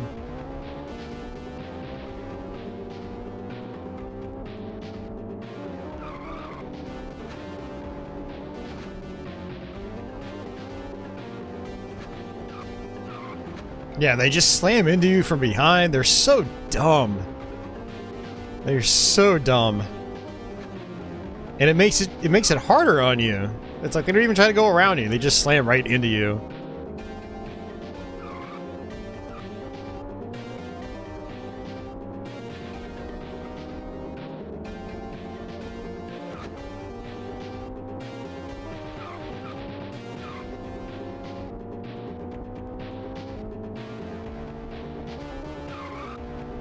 So Leo, have you beaten this game? Wow, we got first place at the last second. No, this is worse than Super FX level. Like, I'd rather be playing Stunt Race FX right now. Yeah, exactly, Leo. A game that looks cool standing still, but everything falls apart in motion. It's sad. It really is sad. Austin asks, is Primal Rage Jaguar any good? It barely makes the cut. I'd say it's average at best. We actually played it at the beginning of the stream, so anyone that is just stopping in, if you want to catch the archive tomorrow, you'll be able to see it.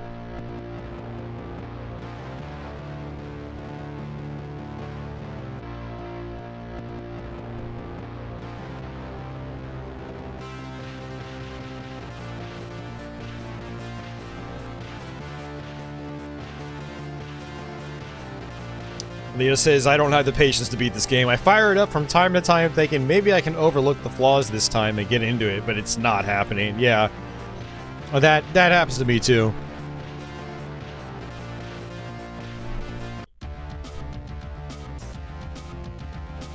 River mouth. Rainy weather, which means even lower frame rate, I'm betting.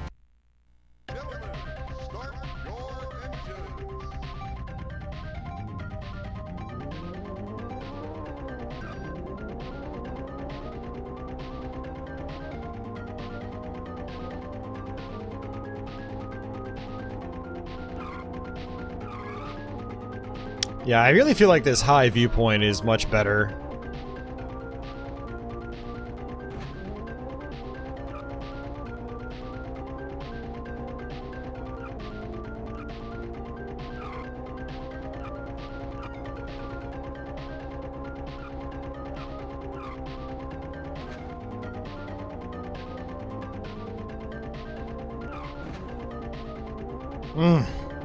It's just so hard to control. Alright, see ya, Andy.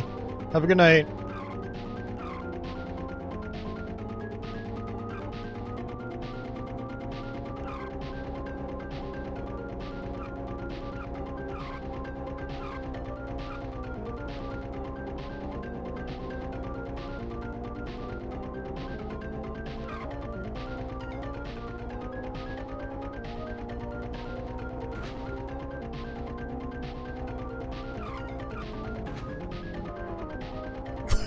What was that? He just like zipped right by me. He was like, one frame he was there, the next frame he was not. Oh man. The things I put myself through, guys. For you. Man.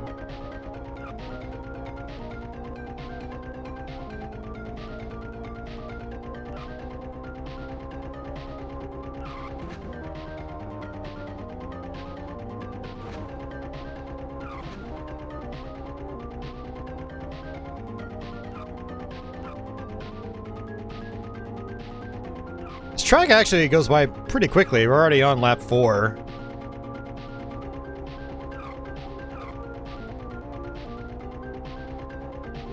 And I feel like one of the tricks too to survival is getting so far ahead that even if you make a mistake, the AI doesn't catch up to you.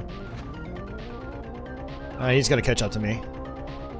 Yep, there he is. Thanks for the boost, dumb AI.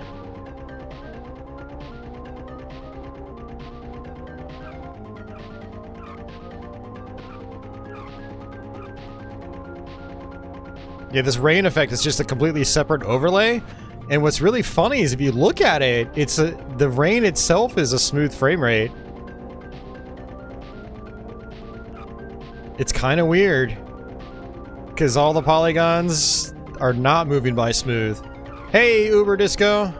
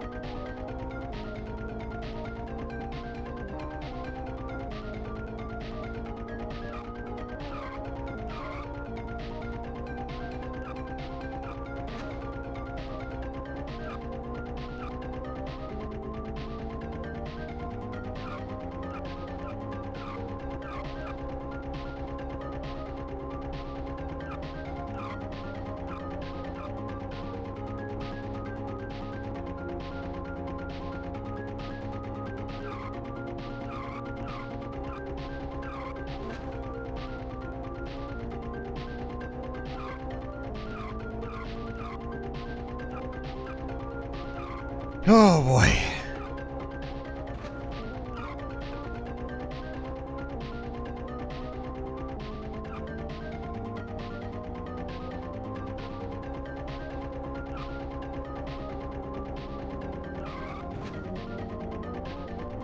The second more AI appears on the screen, the frame rate just tanks even worse.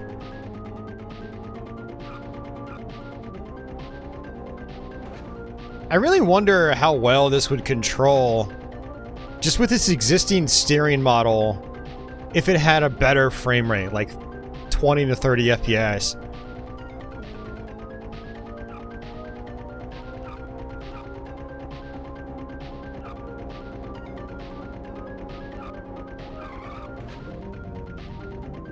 Yeah, I didn't stay far enough back. Like, now I'm grouped back up with all the AI again. It's just making the frame rate tank. Which is why I'm slamming in the walls. I was like, actually staying off the walls pretty well for a while.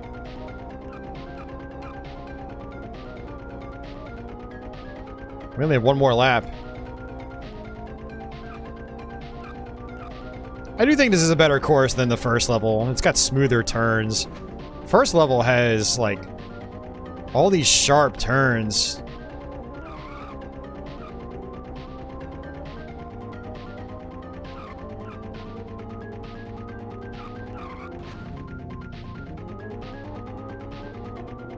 Oh, the AI is getting ahead of me and I'm not even seeing them because the frame rate's so bad.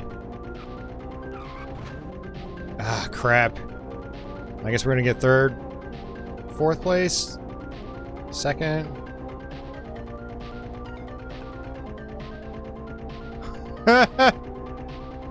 Oh, that's right. This is 13 laps. I thought it was 11 for some reason.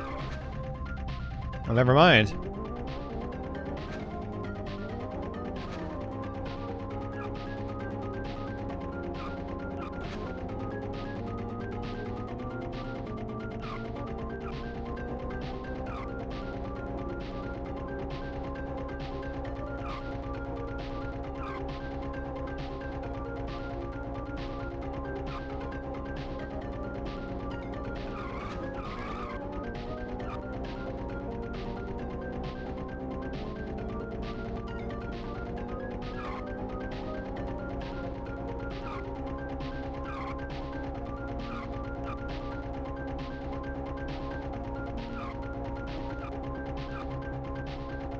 Wow, we won again. I don't know if I've ever actually won any race in this game before.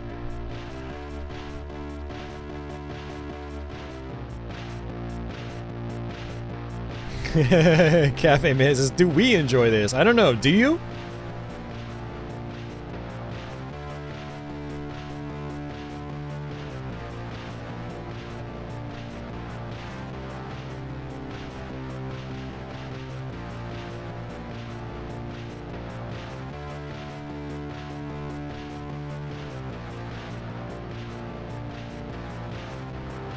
Oh, man.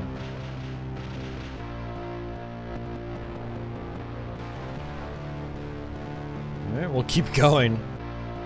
I mean, this is really something. I've never done this well in this game before. I mean, I'm not really saying I'm having fun, but it's just kind of surprising that I'm actually getting first place. Star Blazers, we actually just played that a few games ago.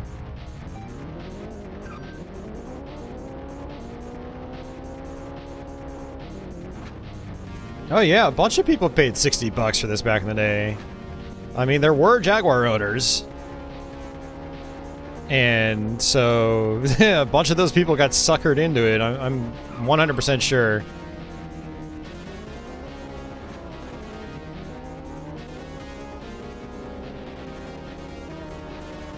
Yeah, I'm not liking this course.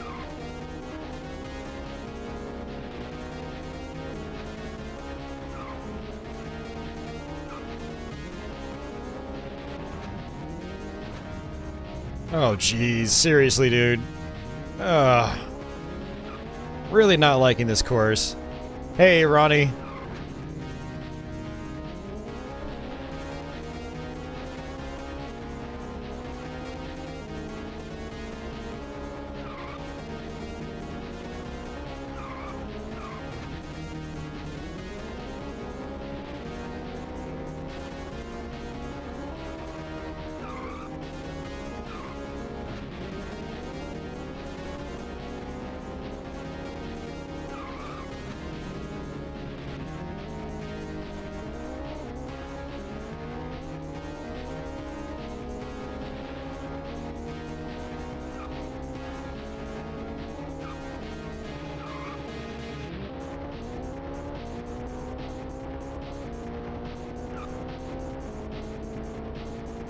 I don't know. Something like the basic light steering does feel better in first-person mode.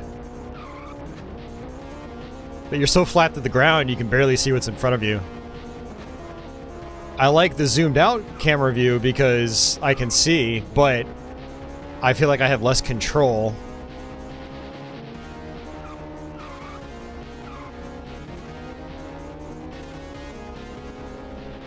Dude, the AI is just whipping around all these turns.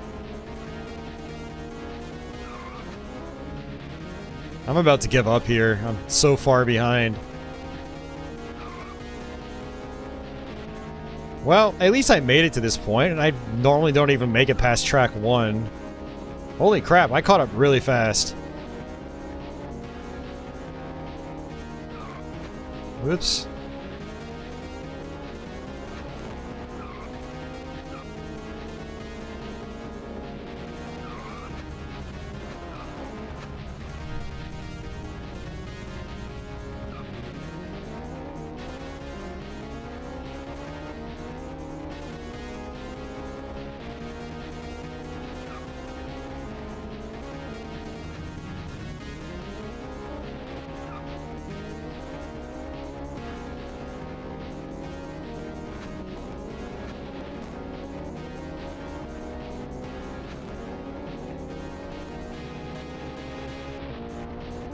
I went from 6th to 1st.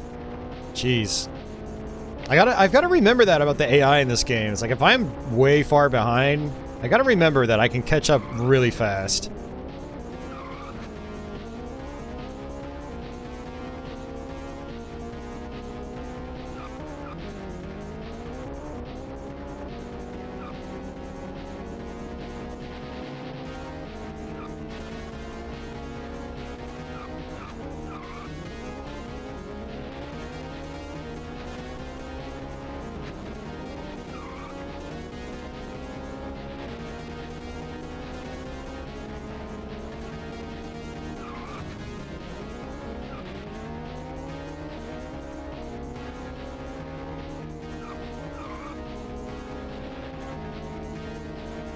Come on, Cafe Man, you're an Atari guy. You take a wild guess at what the name is.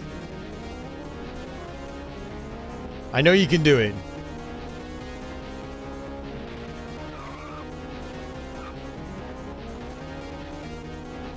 Leo, you gave it away.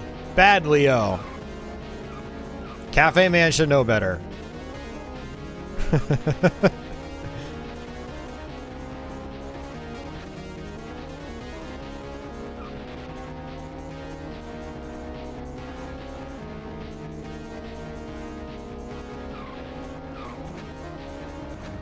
Ugh.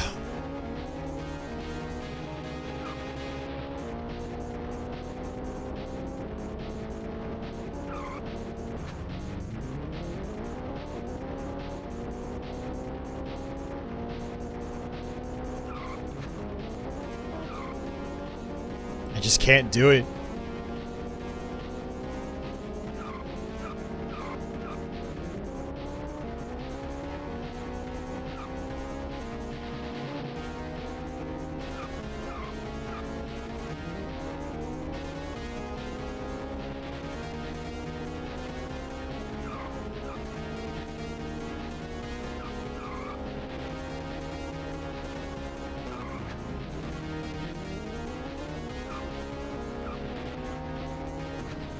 Ugh. Alright, let's switch back to this viewpoint. Not gonna help me.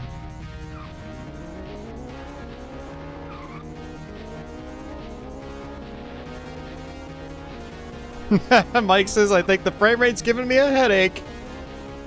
You and me both, sir. You and me both.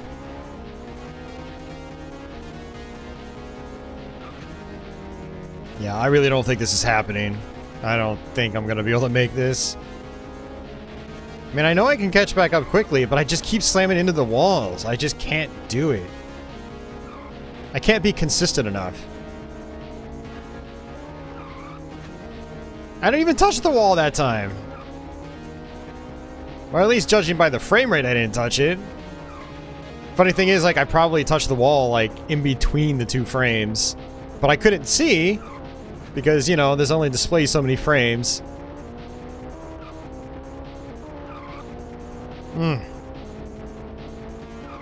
I was gonna say I'm catching back up.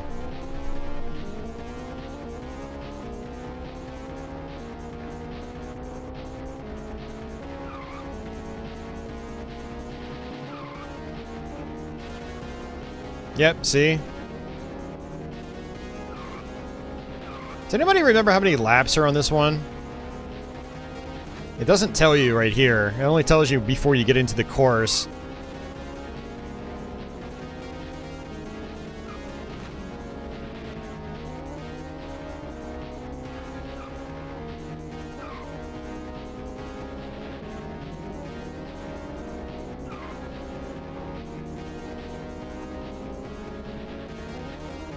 Wow, it was 10. Look at that. We got so lucky. So lucky. Why is this happening?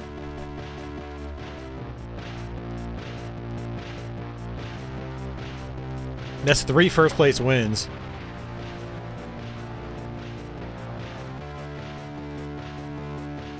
Old Atari Gamer says, whoever okayed this going out the door with the handling like that should be ashamed. No, I totally agree. It's abysmal.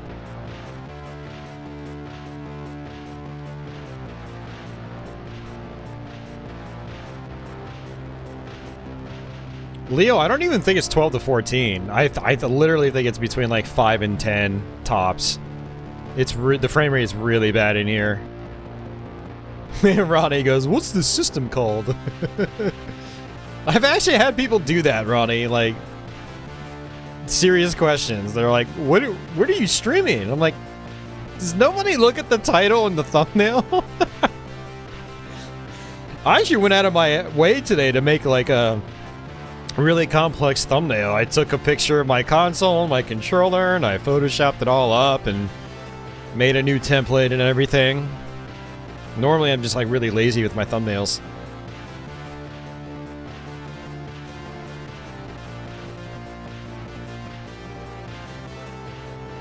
Cafe Man, it, I guess the top chat, it kind of like filters out more spammy or less thorough posts. Yeah. Usually you won't see the bots if you do top chat, but yeah, I always set it to live chat. That's what I recommend if you want to see everything. Does the AI use rubber banding? It does not, as far as I can tell. You can get really far ahead of the AI and just stay far ahead.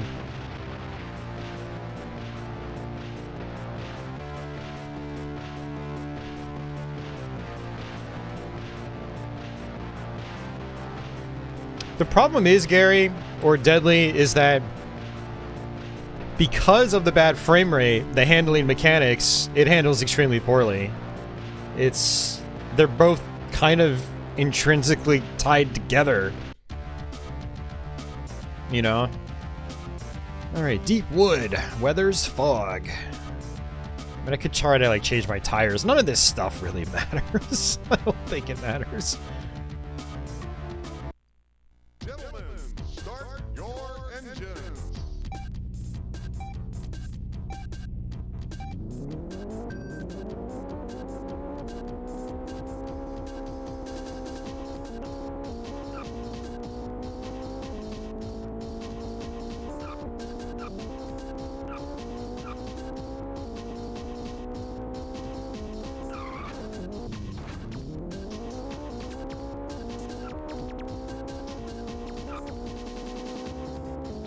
There is a control steering patch you could apply.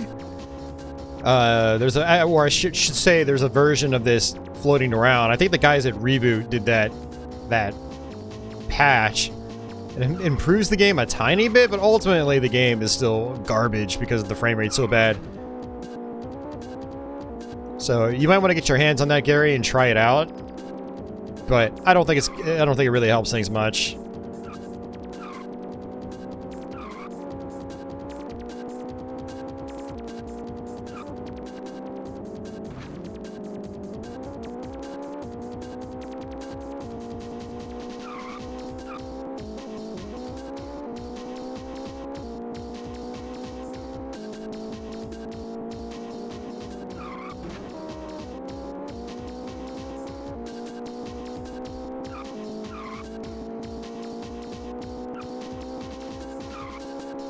Well, this is by far the farthest I've ever gotten in the Checkered Flag on Jaguar.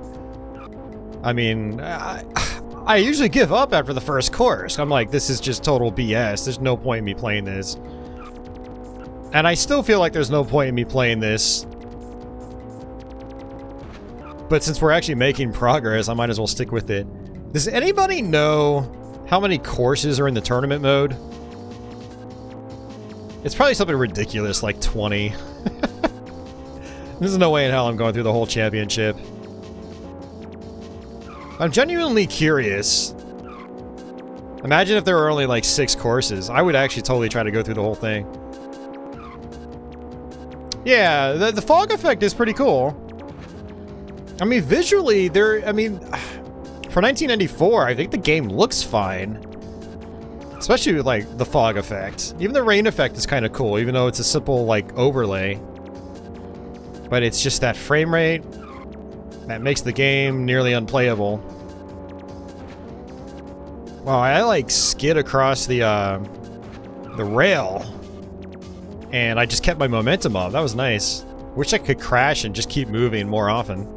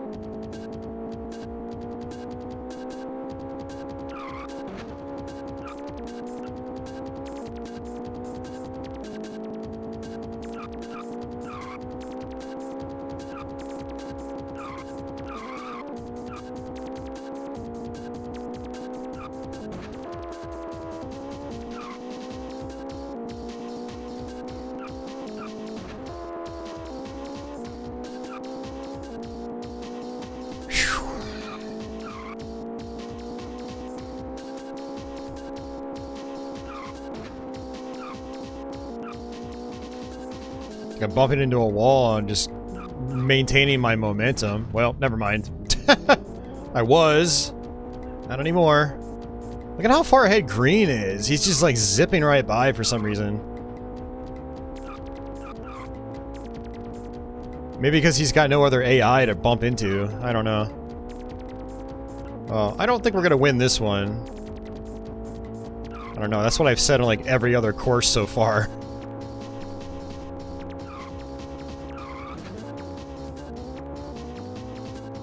If you can go top speed and stay off the walls, you just catch right up to them almost instantly. I feel like your top speed is way higher than the AI's.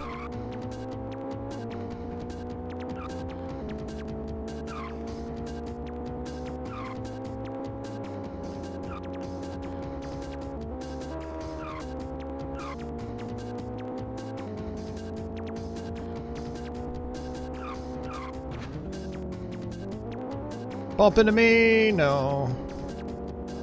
Thank you. Ow.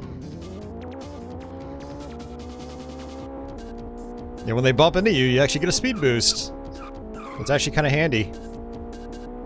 Oops, I was looking at my position as opposed to my map. I have been using my map a lot to help me through some of these turns.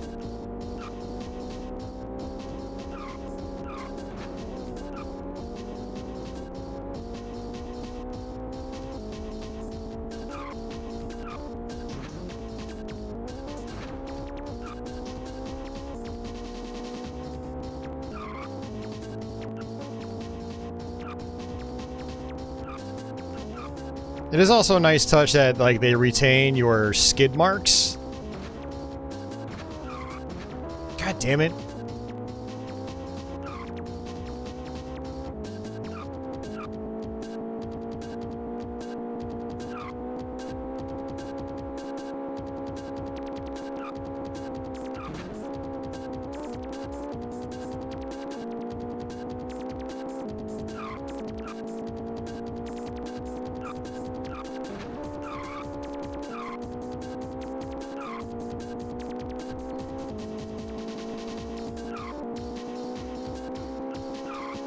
Ugh. That's horrible. Just when you think you've got it down to a science, you get wrecked. You make a mistake, which is very easy to make. And then it feels like it's all over. Just like that. Like that, right there.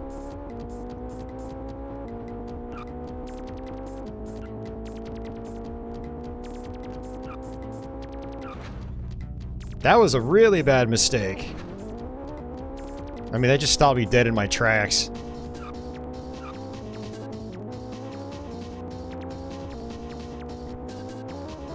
Damn, that was it.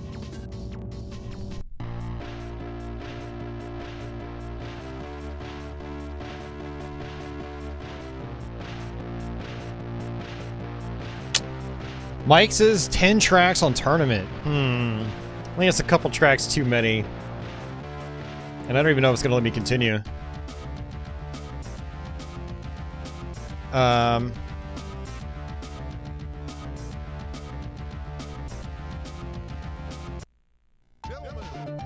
Yeah, no, it's gonna let me continue. Like, is there like a ranking of points? I guess there might be some points or something I haven't been paying attention to.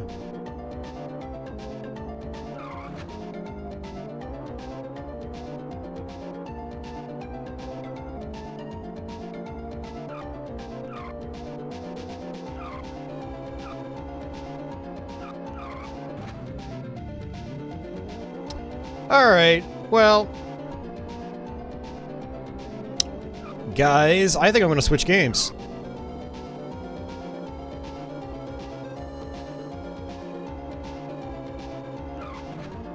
I am gonna switch games. Oh, man.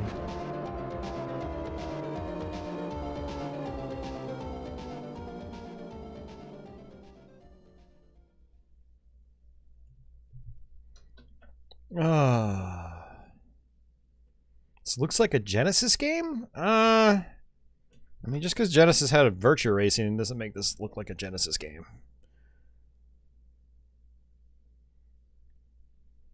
Checkered Flag does look a lot better than Genesis Virtua Racing, and it's also full screen, unlike Genesis Virtua Racing. But Genesis Virtua Racing plays infinitely better. It is a very enjoyable game, even today. Especially if you try to do like time trials and actually learn the tracks. But Checkered Flag definitely does not look like a Genesis game. Alright. Let's see. I'm almost trying to knock out some of these bad ones like right away. Like really bad ones. Speaking of really bad one, we'll do another driving game.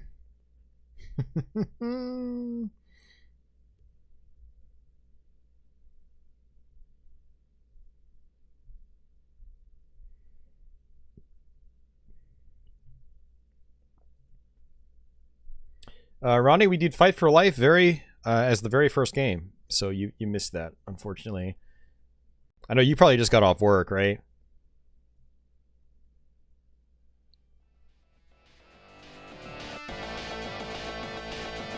Oh no, this is way worse than Club Drive. Club Drive actually has some redeeming qualities. Some.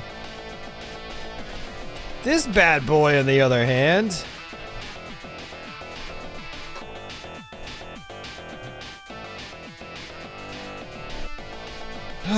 so this is Supercross 3D. Lutfi, I have already done it tonight. We're not doing it again.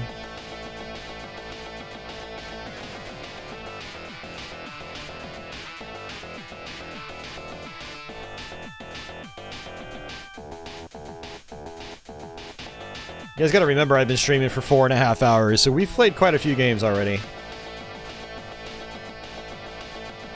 This looks like the worst game on the 32X. God, I can't remember, was that game made by the same people that did this one? Let me check that real quick.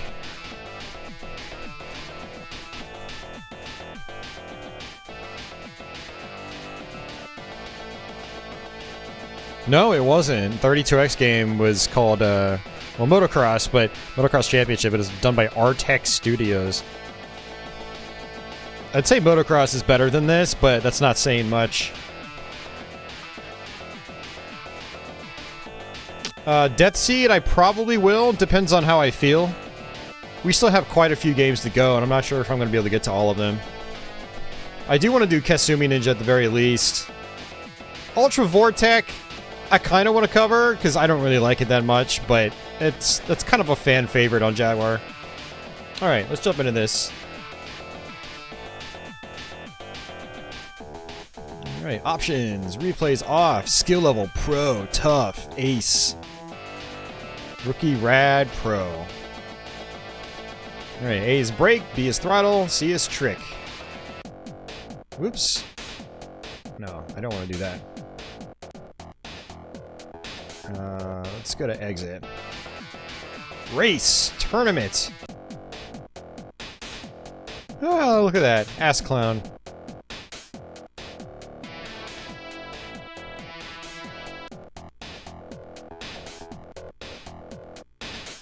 The best Jaguar game is whatever you make it. Spar says Tiertex was the LJN of 80s computers. That's right. Yeah, so that's where I've heard their name. Like Amiga, Atari ST, stuff like that. Alright, later, old dog. Mr. Cafe Man, have a good night, sir. Yeah, so this does have save functionality, but man,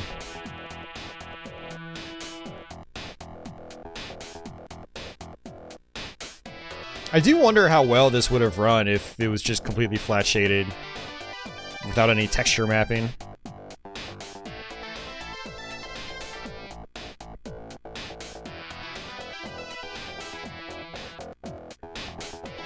It says tune up, but I can't...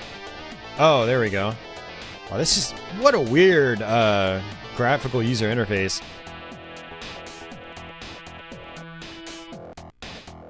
I don't even know if any of this stuff is gonna matter. Alright, let's just go to race. Ass clown.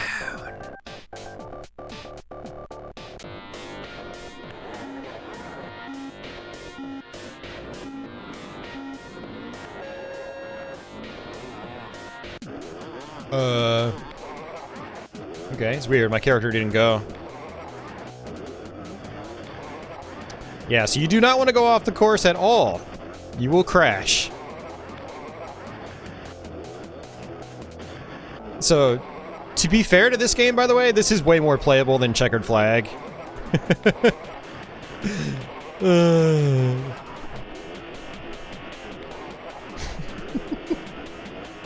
Oh, the things I do for you guys. The crap I put myself through. You know, I generally try to focus on the good games or fun games when I do streams, but the fact is you do kind of have to acknowledge the bad games too. You got to realize like they do exist and they are a part of every console's history.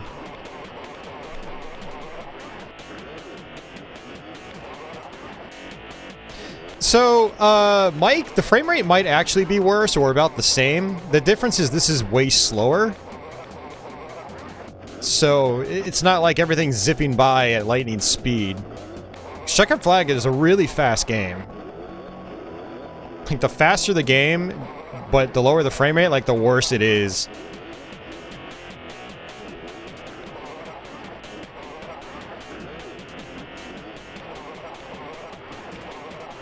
I already forgot the controls, like what's brake and... What?! Oh, I think I was pressing the trick button. Yeah, I think A is actually brake.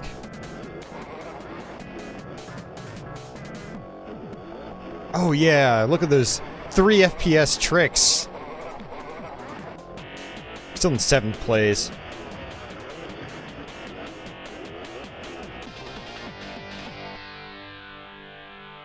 I think it's the end of the course.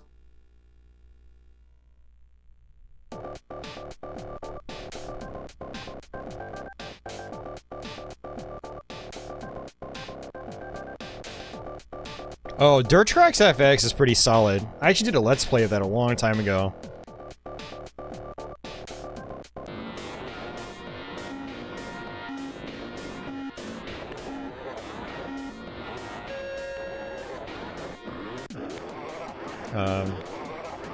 Okay. I don't know why, like...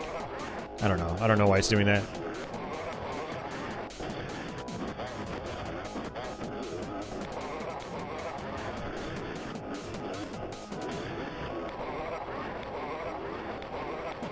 I wonder if this is the same track again.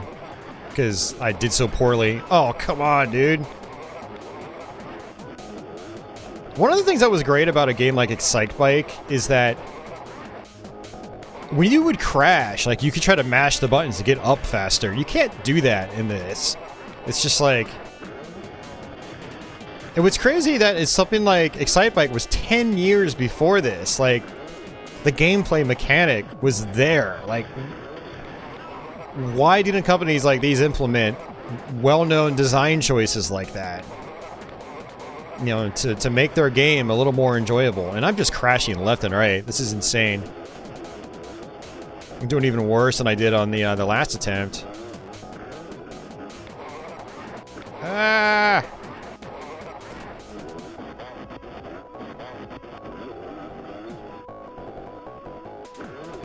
I do know people that unironically like this game. And they're not even crazy people. So, I mean, some people have gotten into this game. I've tried and tried. I just can't do it. See, look at that. You go off the course, you just crash. Oh, it's horrible.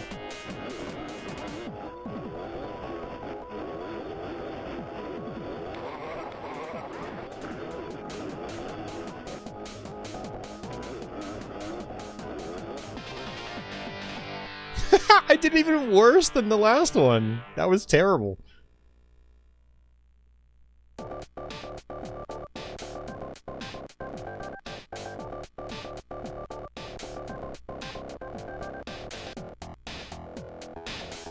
No, this is actually... I'm actually going to different courses.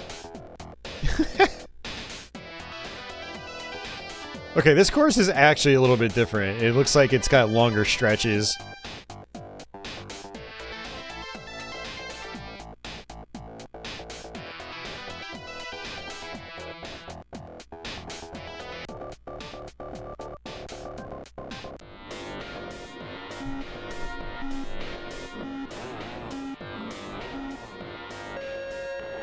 Okay, yeah, it looks like if I hit the gas too early, I get punished.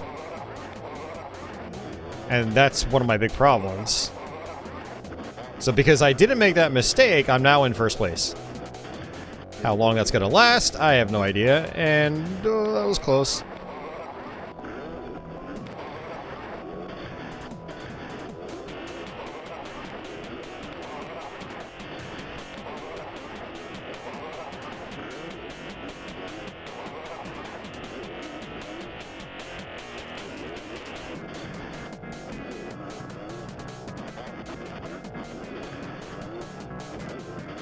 Oh, tier text, why did you have to exist?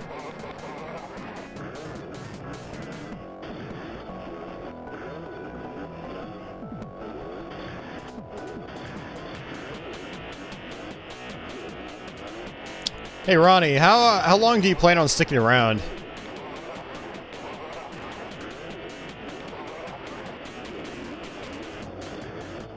Trying to debate when I should play Kasumi Ninja.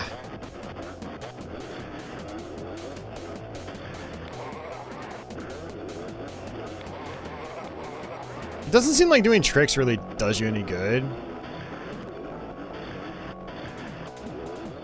Like, I was thinking maybe tricks could speed you up, but no, it doesn't seem to do anything like that.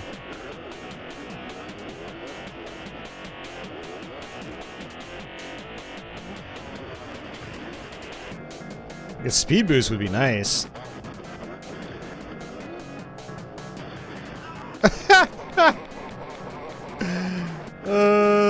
Man. I did a trick too late, and so I crashed for it. Well, that's better than 8th. Should be here for a while? Okay.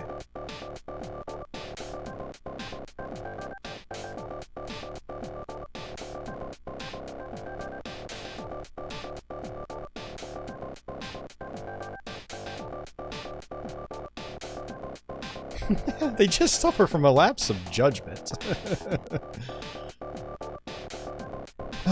Semi-final.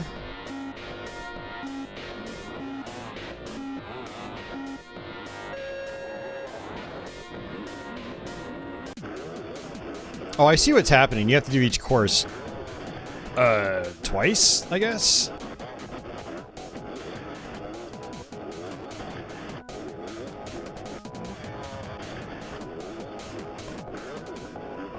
I feel like I basically have to go at every turn at full speed. Unless there's like a little hop like that.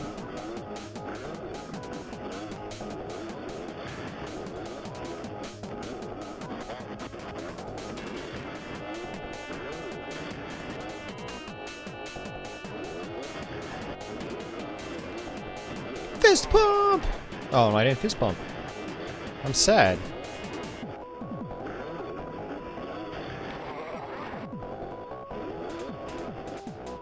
Yeah, and actually it looks like if you try to drive off the course, you'll actually just kind of like bump back into play, so that's good.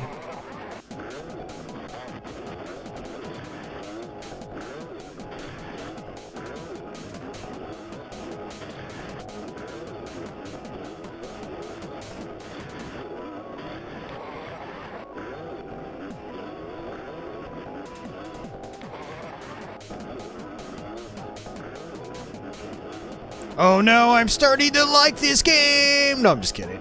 This game sucks. I am in control now, or at least I feel like I'm in control. So that's a massive improvement over Checkered Flag right there. Wow, first place.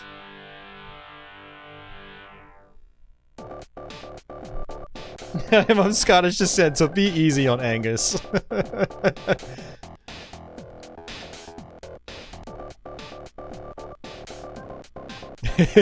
This is an impressive run by Ass Clown.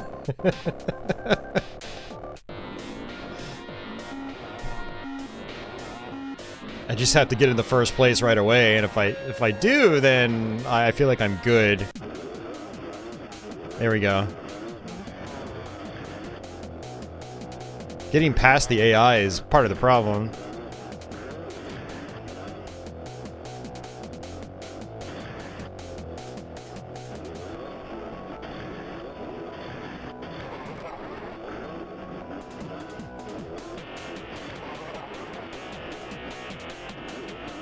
Yeah, like this one is the same course 3 times.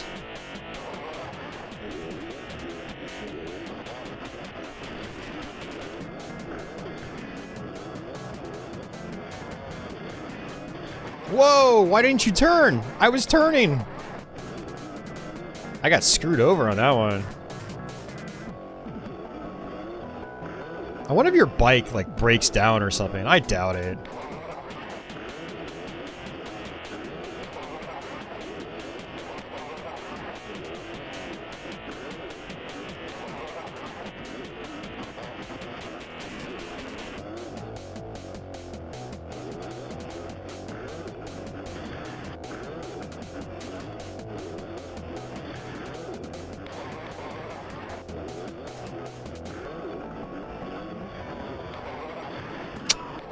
Damn it.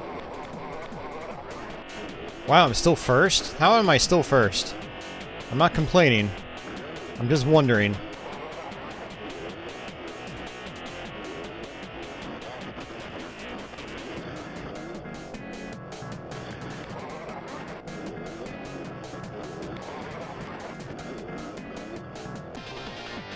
Wow, okay. Yeah, no. Yeah, you can definitely zone out on this, Leo. But you're right about the Tylenol comment. I mean, I'm starting to get a headache. I don't know if it's from all the caffeine today or if it's from these low frame rates.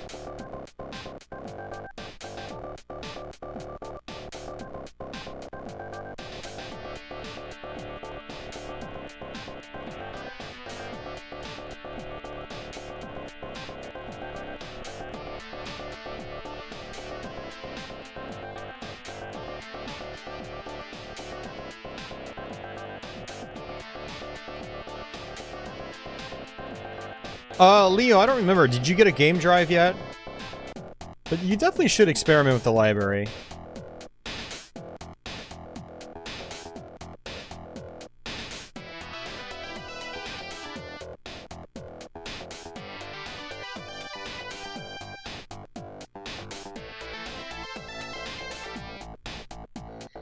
Man, I don't know if I want to keep playing. And one of the other issues is that, like, every course looks the same. The layout's a little bit different, but graphically, everything's the same.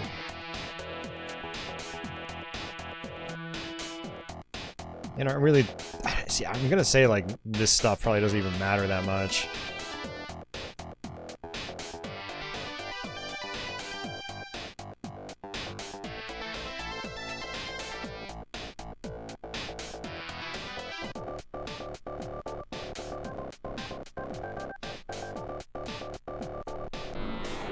Alright, Leo. Yeah, whenever you get the chance to get the game drive, definitely, you'll have fun, I think, exploring the library. There's quite a few, fun games on it.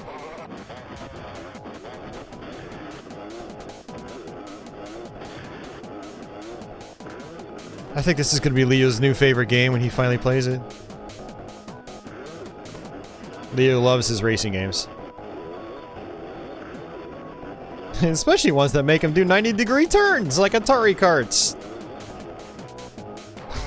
But yeah, you know what this has in common with Atari Karts is 90-degree turns. Basically makes up the entire game.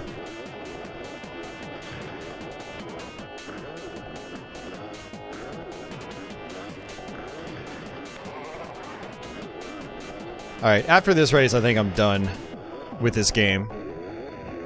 And I think I'm gonna go take some ibuprofen while I'm at it, because my head's actually starting to hurt.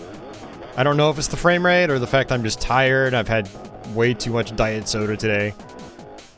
But I need to chill out my head.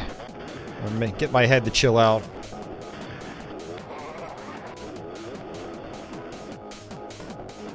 But I mean, look at this. We've picked up on this pretty quickly. I sucked at the first two or three courses. Now we've just been wrecking it. The game is playable. It is not great, but you can totally zone out to it.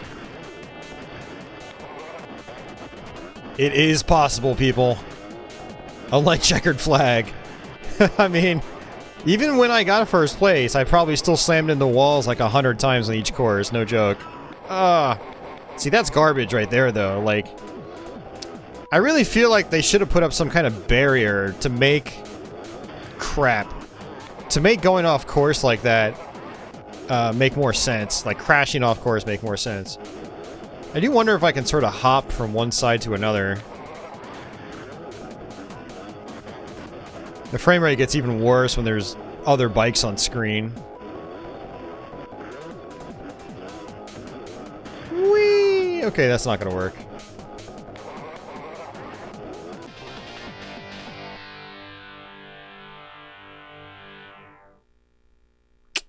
Yeah, so Spar, there have been sales number leaks online, and yeah, those were definitely... Doom, AVP, Tempest 2000 were all pretty much, I think, the best sellers on the console. Oh!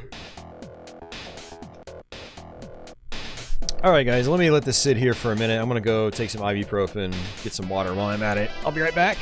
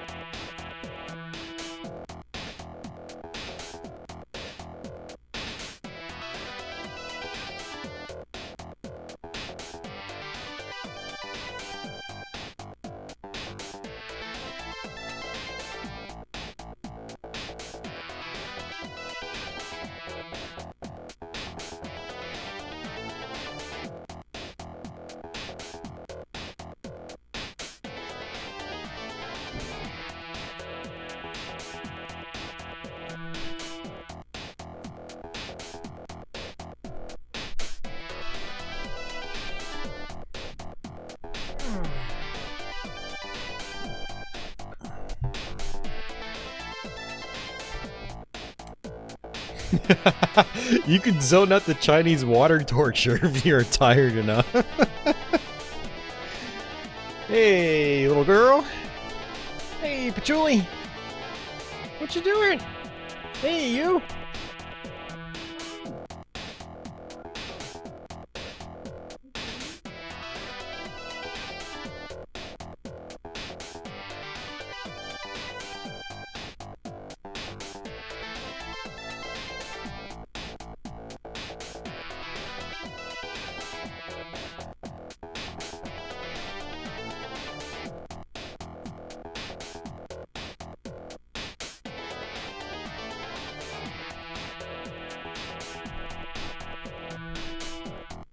All right.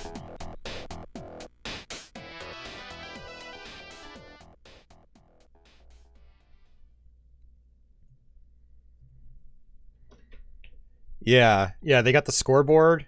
You know, it's funny, it doesn't seem the scoreboard really affects the frame rate that much. It's kind of humorous that the other bikes on the screen, even though they're just 2D objects, they affect the frame rate more.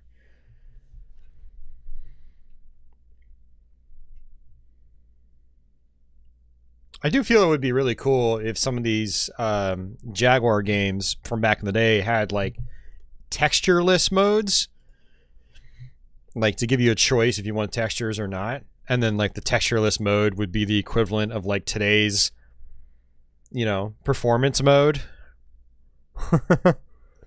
It's like quality versus performance.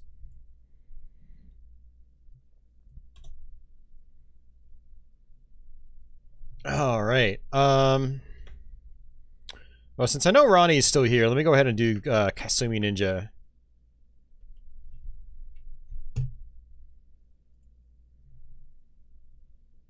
Hey, just swapping spots, girl? Okay, okay. Hey, you.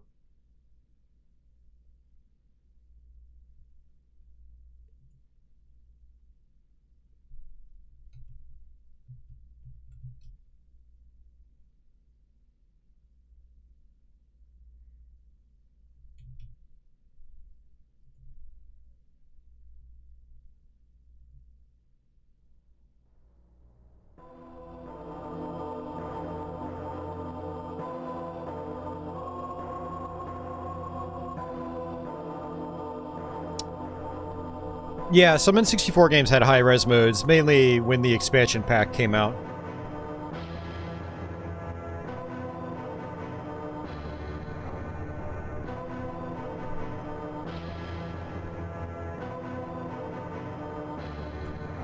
Okay, I'm gonna actually look up a moves list for this one. I've got it on Game FAQs right now. So it looks like A punches, B kicks, C, you hold it to perform special moves.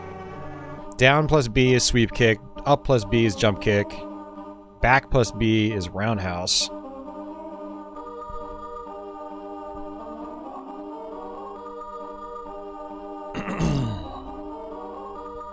Yeah, this is not a great game, but honestly, I don't think it's as bad as people make it out to be. Like it's not what I would call good, but it's also not Supercross 3D or Checkered Flag. If I remember correctly, it's actually got some decent visuals. But it is shallow. Yeah.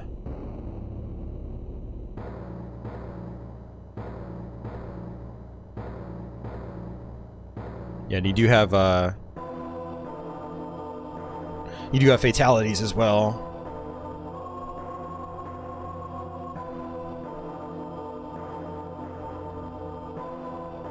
Alright, I have to figure out...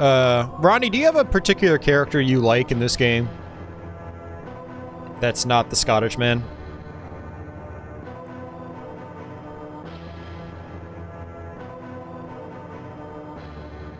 Yeah, it is better than Fight for Life.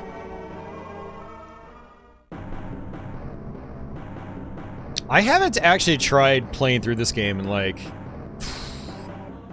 7 or 8 years now.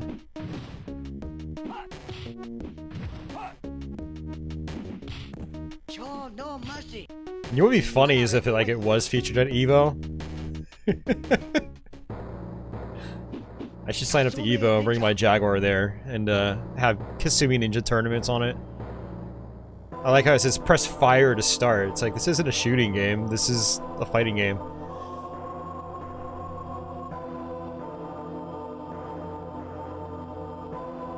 Alright, game options. You're not particular about any characters, okay. Gore code. Parental lock. Gore level Gorefest, non-combat disturbing Gorefest. Ninja God. Got normal. Okay, story text on, credits reveal.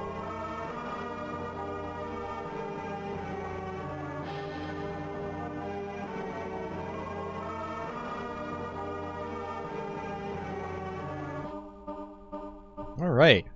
Select your fighter. So this is actually kind of interesting. It puts you into a first-person mode, which is super choppy.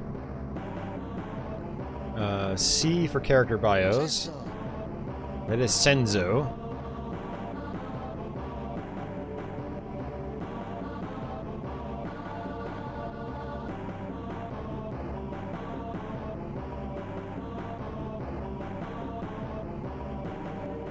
Oh, in story mode, that's right. You can only pick one or the other. Totally forgot about that. Senzo, select your opponent. I mean, it's just creative. I gotta give it credit. So I picked Senzo. Let me look at my moves list. So for Senzo, it is...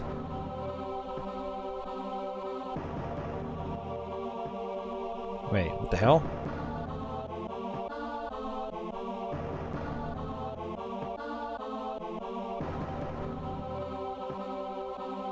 Oh, okay, he's saying punch. Alright, so elbow is forward plus punch. Throw is back plus punch. Teleport, hold C, press up, up. Fireball, hold C, press backed, back down. Oh, basically half circle forward. Whirlwind kick, hold C, press back, back, forward, forward. Death move. Yeah, there's literally only like 2 special moves. It's crazy. Austin, this is Kasumi Ninja.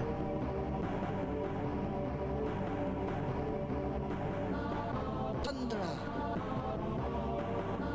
Thundra. Entering the combat zone. Thundra. Okay, so half circle forward.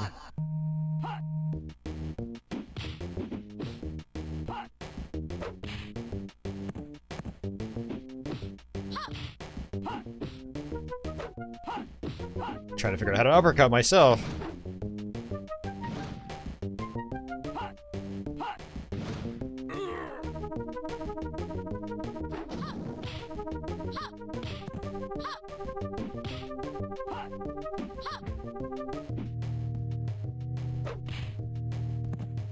Yeah, not super responsive. I'm just trying to figure out what my moves are. Round 2.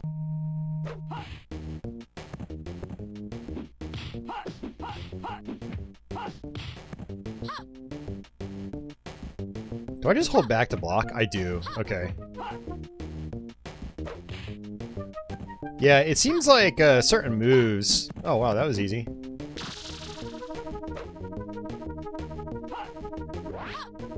It's like, I can teleport too, lady.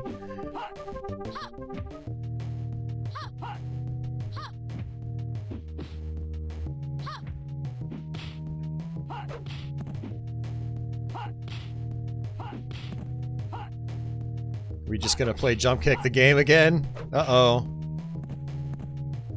Fight for light relapse. Show no mercy. It looks like you have to really press the buttons early if you want to do airborne attacks. 5, 4. Yeah, I know Death Seed. I know how to do the specials. Select your opponent. I mean, I'm looking at an FAQ right now that tells me how to do everything. Let's try that again. Thundra. Thundra. Entering the combat zone. Is he a COVID nurse? I don't know. It looks like he's got COVID. His eyes are all glowy. Round one. Oops, I keep pressing C in the air. It's... You need to press B.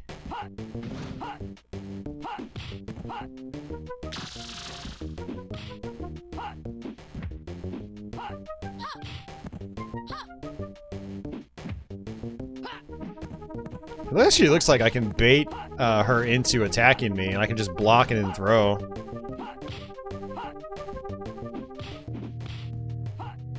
Trying to see if there are like easy strategies to win.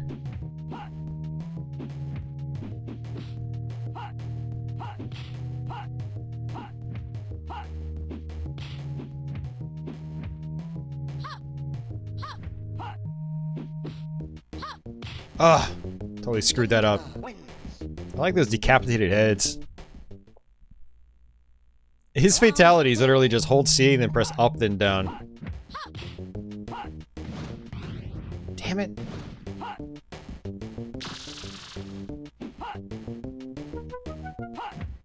Yeah, I kind of hate how you have to press kick so early in the air if you want to do a jump kick.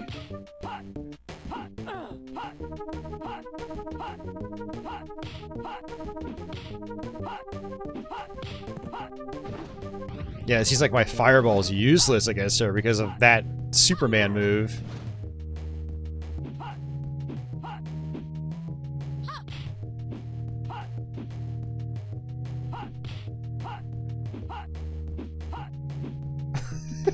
I feel like I can't really do much else because she's gonna do that dumb move if I try to do a projectile.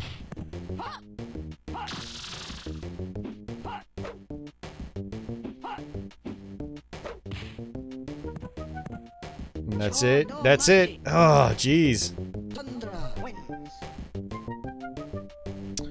I'm trying to remember if Habaki's fireball is better.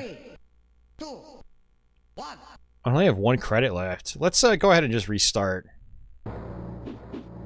Oh, that's right. I got the whirlwind kick. I totally forgot about that. But Habaki's fireball is the same. We'll see what happens. Select your fighter. Habaki. Habaki. Select your opponent. Thundra. Entering the combat zone. That would be a great fatality, Ronnie. Force your opponent to play checkered flag. Round one. No, they're the same. I had a feeling they'd be pretty much the same.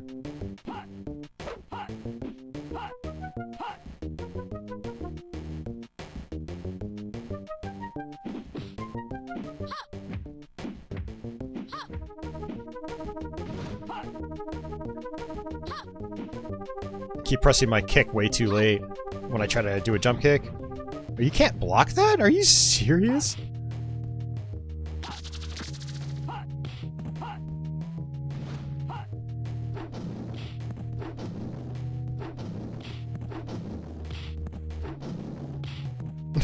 Now she's running into it.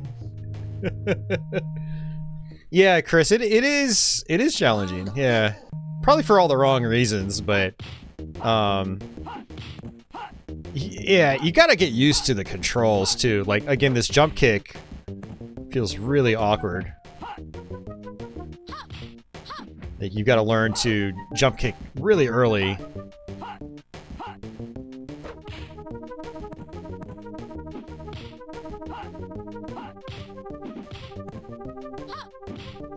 Jeez.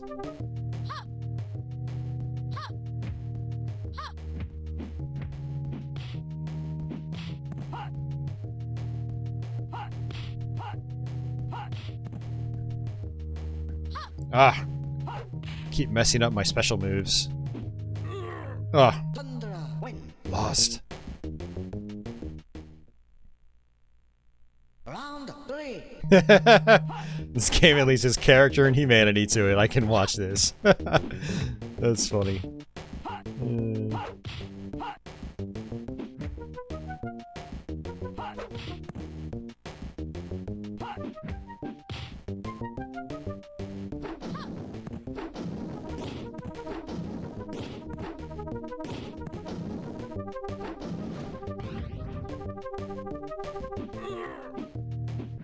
Hold C and press back up. Okay. Show no mercy.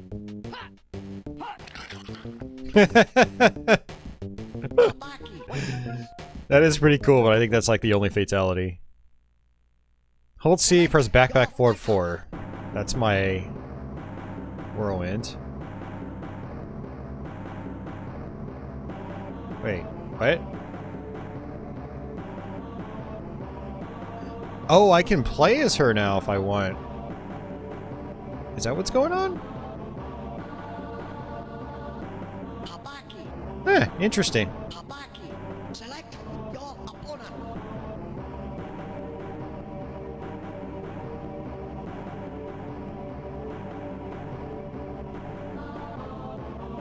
Alaric. Entering the combat zone.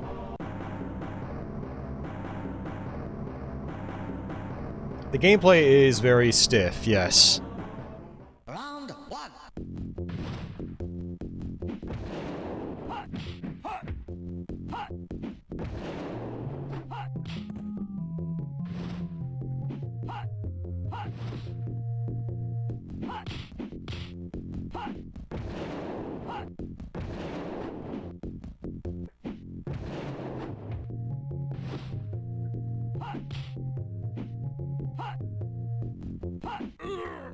Alaric.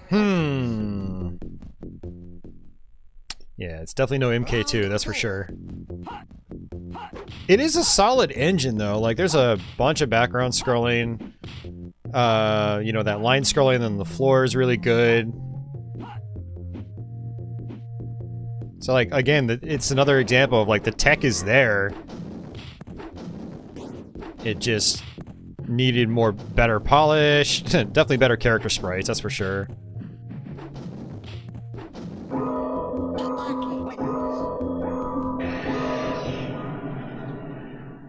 Looks like Society's membership just re-upped.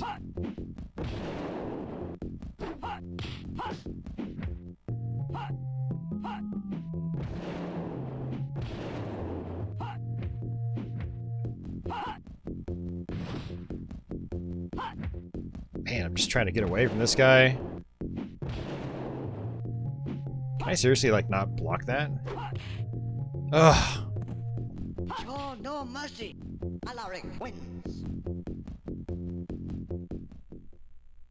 5, 4, 3, 2, 1. Select your fighter. Alright, let's try this again. And I could try to play as What's-Her-Face, but I don't, I don't know. We'll save him for later. Oh, wow. That's kind of cool.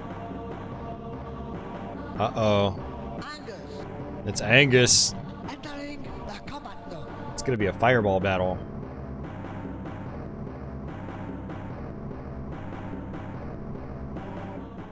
Round 1.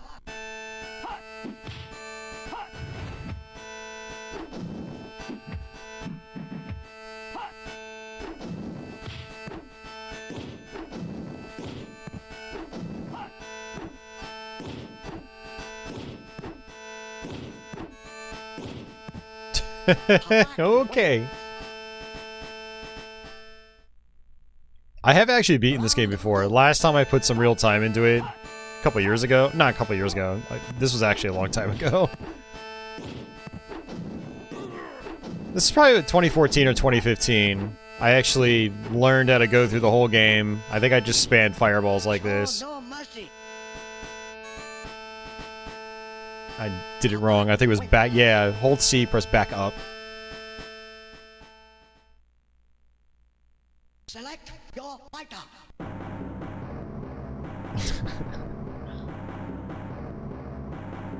Oh, and I can play as Angus if I wanted as well. So I guess you unlock everybody as fighters.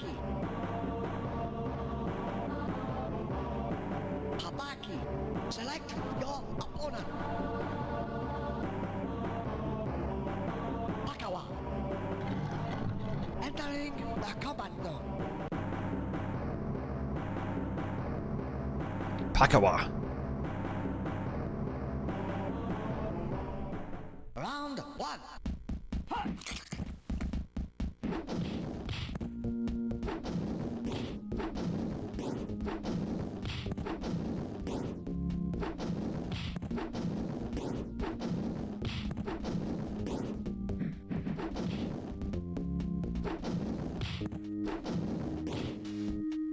Habaki wins.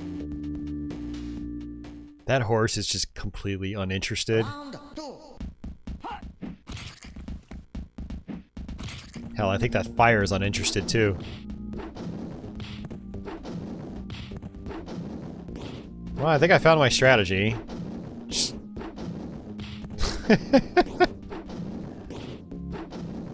Get far back. Show no Oops, mercy. messed with the fatality again. Habaki wins. It sounds like Sega Genesis music. Select your fighter. Some of the music definitely sounds more advanced than like what a Genesis can do. Select your opponent. But then other tunes just sound exactly like a Genesis. Danger. Entering the combat zone. Biolithic, there is no difference as far as gameplay is concerned. I think they're pretty much the same. Round 1.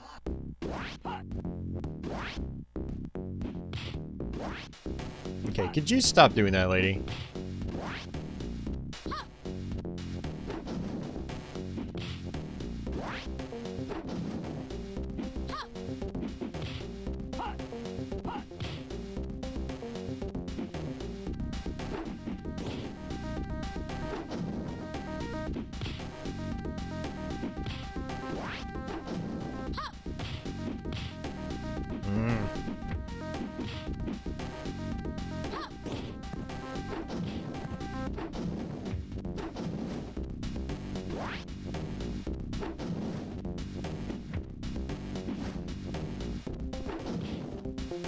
Habaki. Yeah, her teleport is pretty annoying.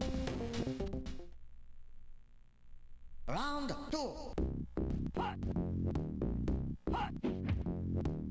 What is this whole spirit animal thing? Like, you're the second person that said that today, society. Is that like a new meme or something?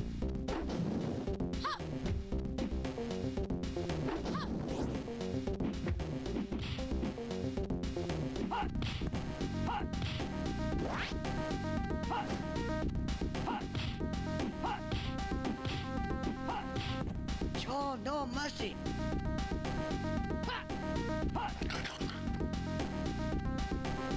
Habaki wins.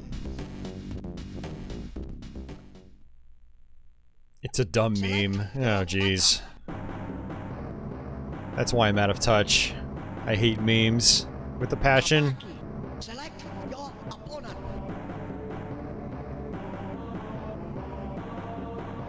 Jackie. Entering Jaggy. the combat zone. Jaggy.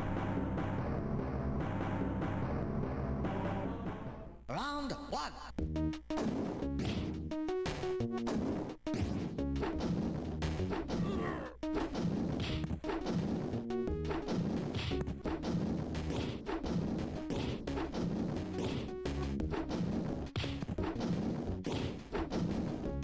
Habaki wins. Yeah, based on some of the early tunes, I had faith that the soundtrack would be kind of cool, but it's just really generic, like 16-bit style music.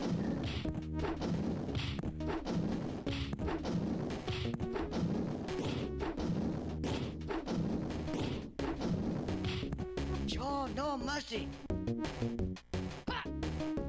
Whoa! Habaki wins. Select your fighter. Habaki. Select your opponent. I think it's just this guy again. Maybe we can get him into a loop. Entering the combat zone.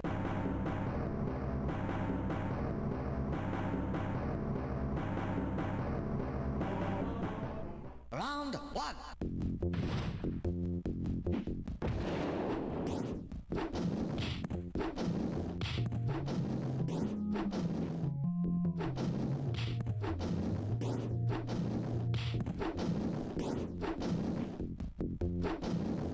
Man, I want to play some Shadow War of Succession on 3DO. Man, that'll be a fun stream, doing a, Habaki wins. lesser games on 3DO. Oh. Round 2. You want some bad stuff? Oh, 3DO's got it in spades.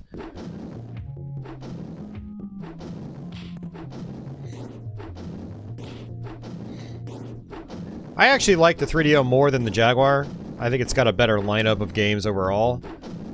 But it's got a lot more games than the Jaguar, and so its bottom of the barrel stuff goes like Show no even mercy. deeper into the barrel. Habaki wins.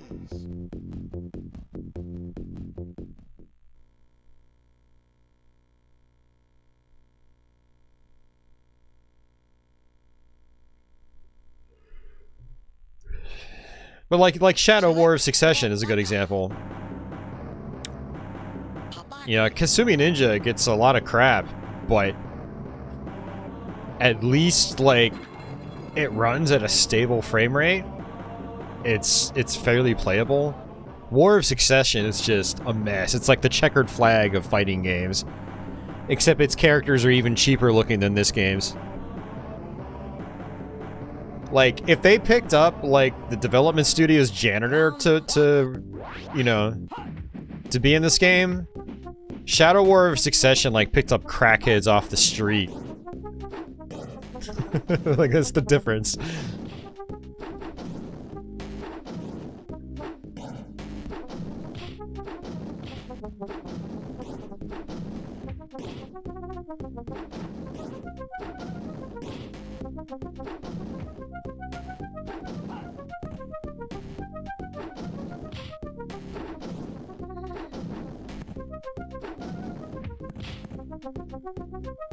He blocked my fireball, took a bunch of chip damage, and died. Round 2.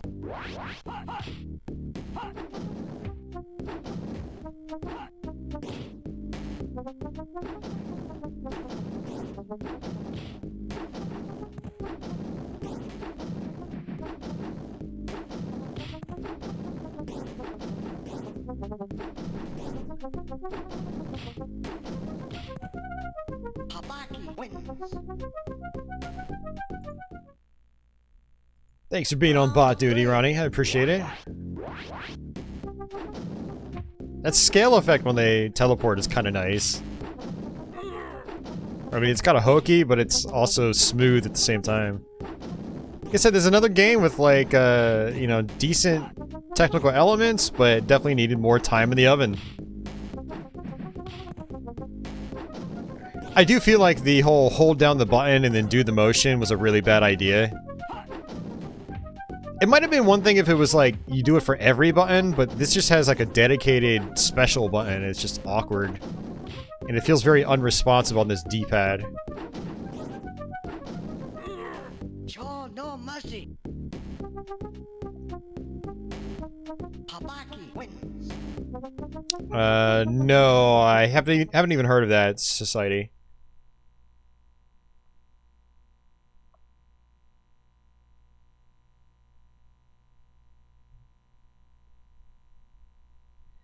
Oh, I guess I have to play it on a higher difficulty level.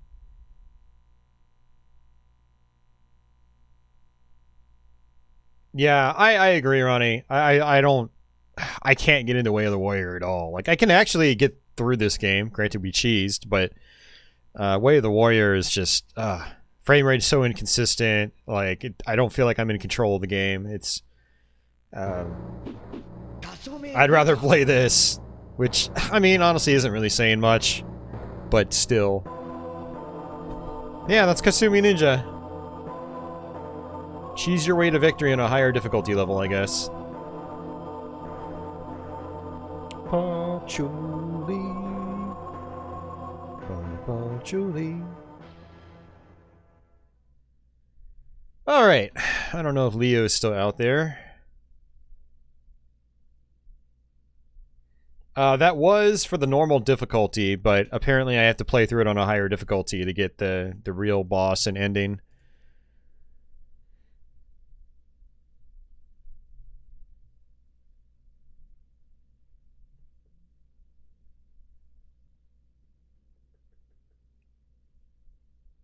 Leo is still hanging around. Alright, well now I can close out these manuals since I'm not going to need them anymore.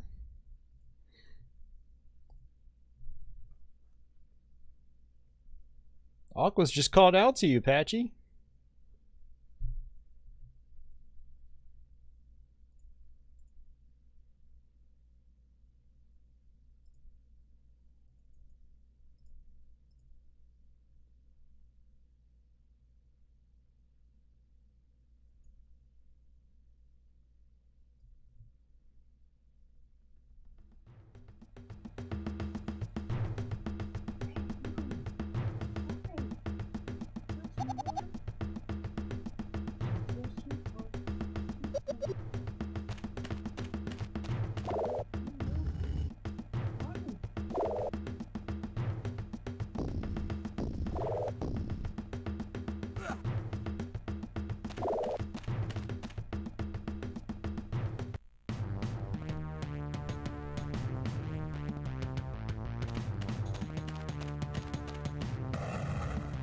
Alright. So this is Pitfall the Mayan Adventure. I kind of put this on the lesser titles list because... wow, is that it? Okay, those are not... actually, no, that's fine. Wait. Yeah, that's fine. I'll get used to it. Because, like, the frame rate in this one gets really choppy. It looks good. Doesn't really sound that great. Soundtrack's not amazing. But it is still Pitfall the Mayan Adventure. And, I've always enjoyed this game on other platforms, like Sega CD in particular. It runs nice and smooth.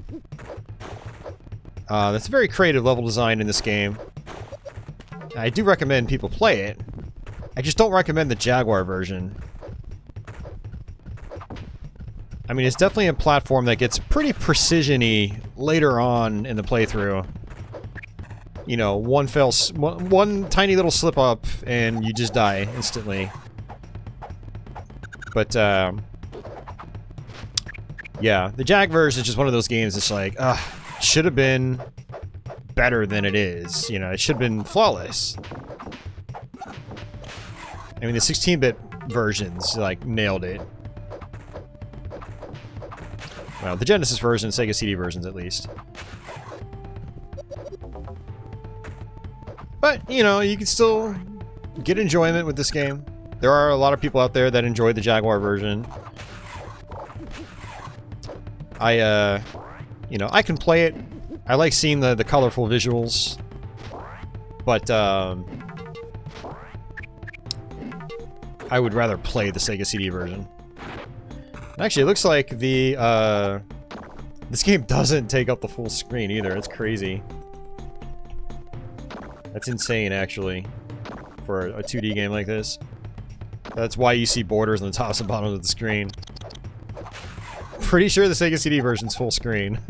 That's another benefit I didn't even think of. Jeez. Let's actually hit pause. Check out our options here.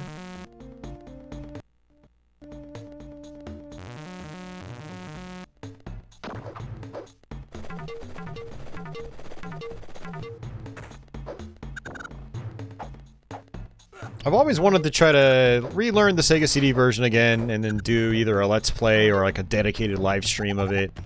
But I haven't gotten around to it. So many things I haven't gotten around to. Yeah, Aquas, there's a ton of versions of this game. Let's see, off the top of my head, there's the Genesis, Sega CD, and then 32X versions. Super Nintendo, Atari Jaguar, Windows 95. Then there was a conversion. Oh, yeah, then Jaguar. Then there was a conversion later on to Game Boy Advance. Whoa! I'm trying to think of if I'm missing any versions.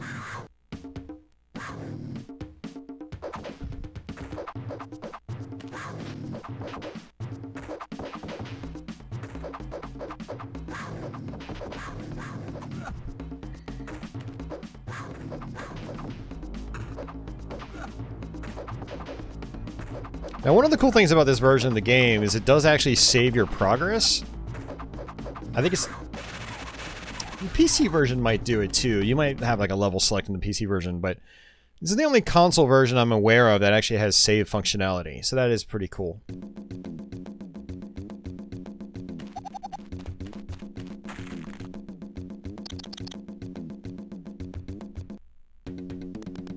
Yeah, when I first tried this at like a demo station, Aquas, I think it was the Genesis version, it was at Best Buy. I was like, oh, this is cool, but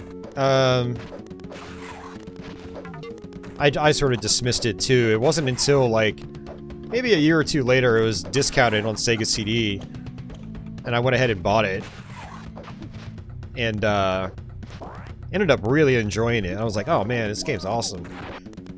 The Sega CD version, though, has a lot of really good music. It's got a CD soundtrack, so it sounds like really awesome. It's definitely one of those games where like the soundtrack elevates it. And without that, it's a little dinky.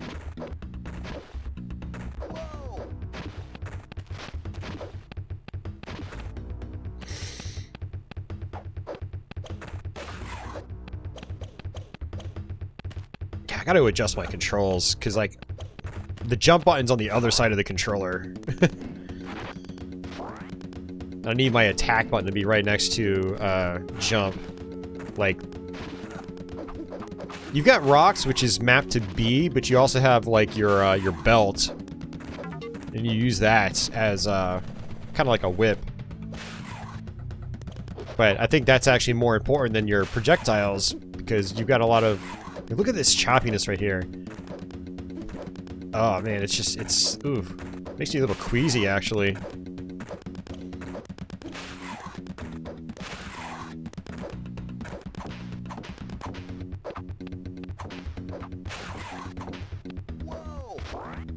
I'm just gotta get used to the control, that's all it is.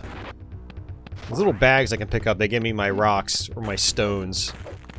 Again, you can throw those at enemies. You can also backflip off walls. You hold up forward and jump to do that.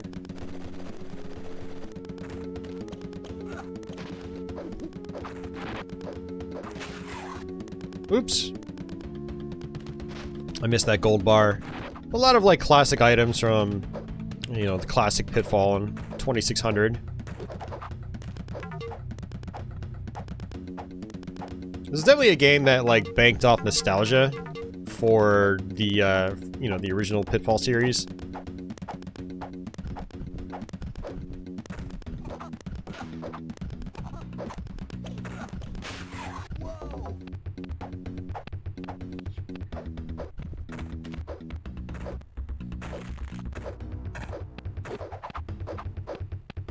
Alright, we're near the end of this level. I still know the game decently enough, actually.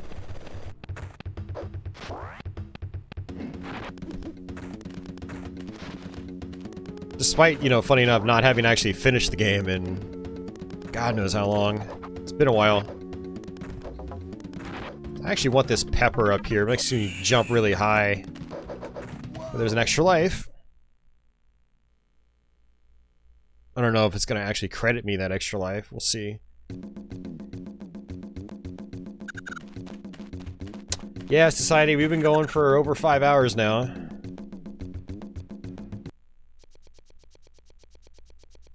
Yeah, we played quite a few games, actually.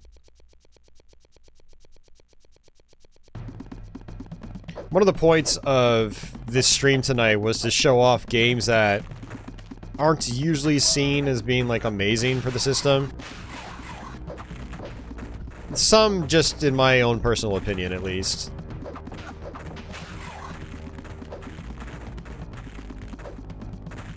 There have been some people some people's opinions I've read about on Atari Age, and they say, oh, this is their favorite version of the game, and I'm just like, oh, okay, to each their own.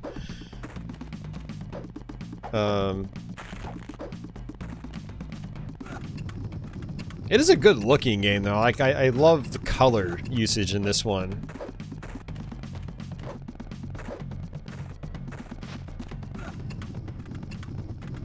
How do I play the original Pitfall game? What do you mean? You mean in this game or just in general?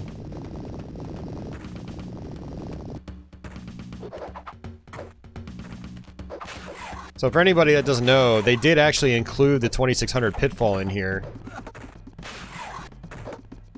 And you actually find it on the next level. This is actually a bonus stage. As far as the original Pitfall on cartridge, I just played it on my 2600. I plugged the cartridge in, power it on, and play. So this is like a Simon Says mode.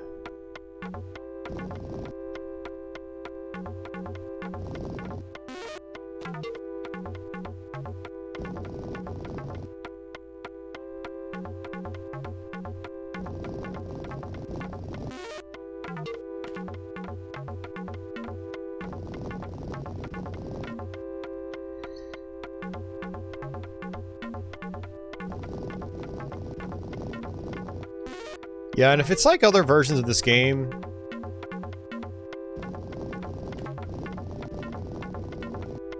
there should be a cheat code you can do on the title screen to go straight to the original Pitfall.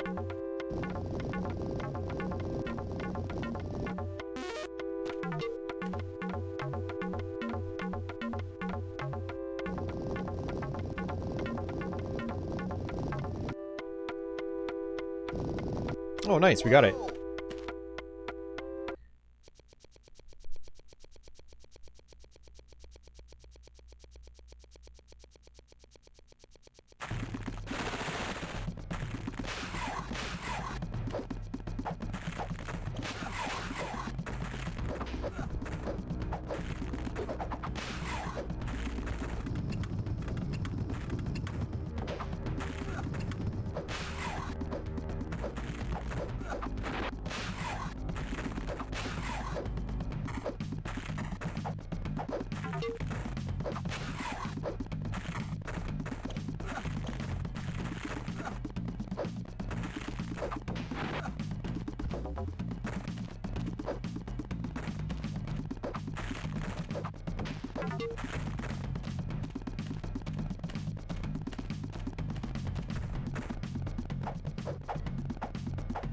Society says OG Pitfall is his original video game memory. Nice. Yeah, mine was something on the 2600 for sure.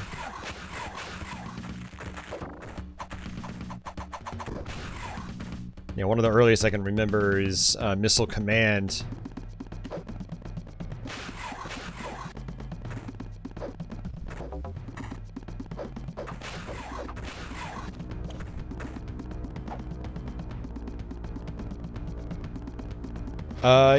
Yeah, that's Pitfall. I mean, you'll actually see it here in a minute. We'll go ahead and try to access that. Yeah, I mean, I've always really enjoyed Pitfall the Mayan Adventure. Just like I said, to me, like, this isn't the best way to play it. If you want a better experience, you want to play the Genesis or Sega CD versions. Like, they don't ever slow down. They play better. The Sega CD version has a great soundtrack. Big and booming. Which, it really helps this game, honestly. Alright, let's come on down here.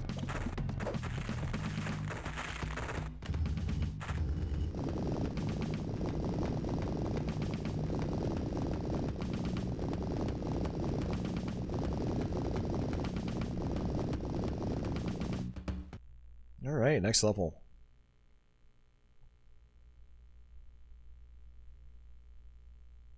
Ronnie played Burger Time on Intellivision. Very nice.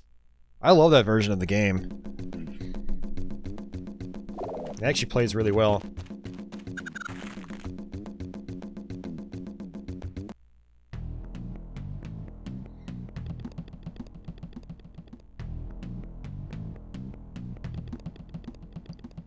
Yeah, so you see that classic Pitfall Scorpion? You go through that door and you'll find the original Pitfall game.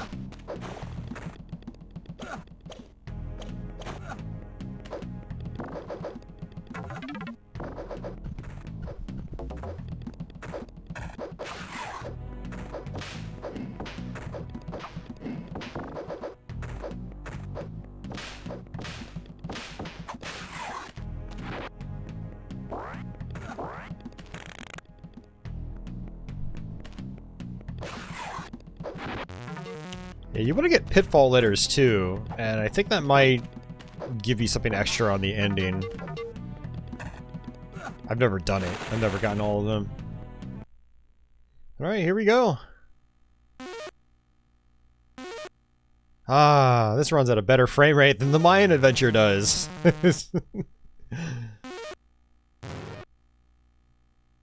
Yeah, so the idea in Pitfall is to get through all... Do you remember how many screens this has, Leo? Is it like 255 or something?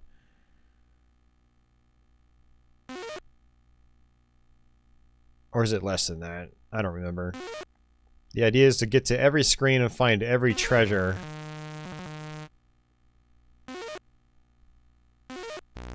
Oops. Are you gotta be kidding me, dude?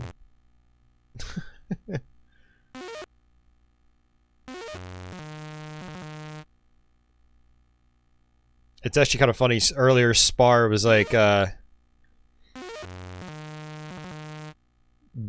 Bubsy's gift to the world was allowing you to go left. It's like, oh no, you can actually go left in the original Pitfall.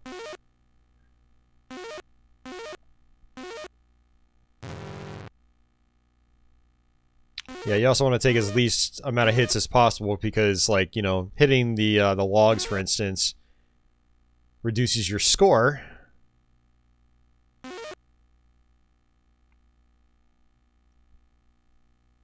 Now these tunnels, if you go down into the tunnels, they actually warp you to different parts of the map. Oh crap, I messed up. That's game over.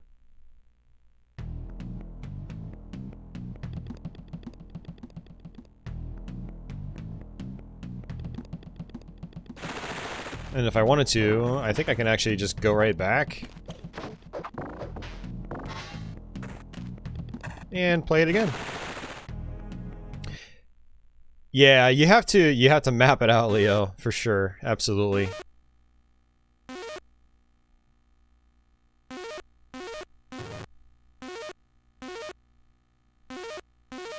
It is cool playing a classic Atari game on an Atari console.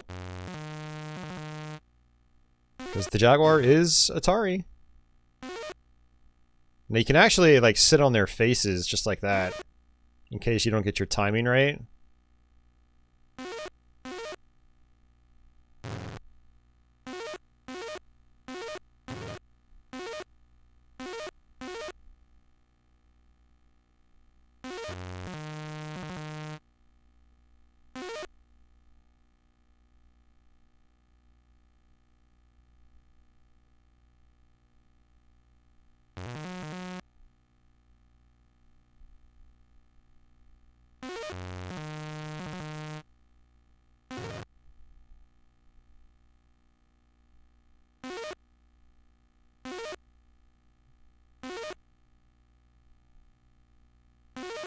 Oh, I missed it.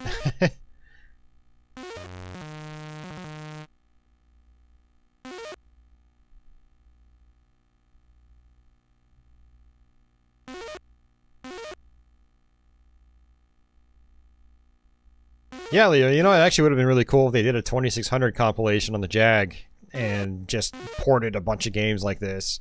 Because this is a really good recreation, actually.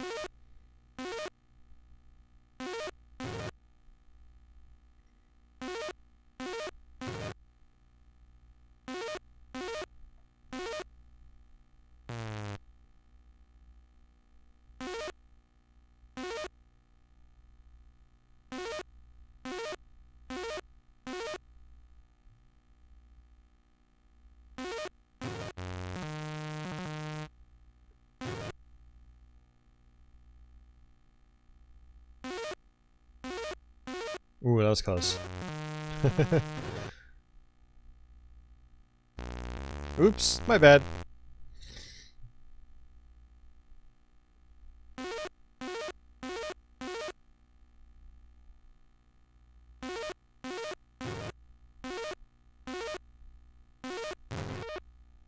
Yeah, the sound's not quite as good, Ronnie.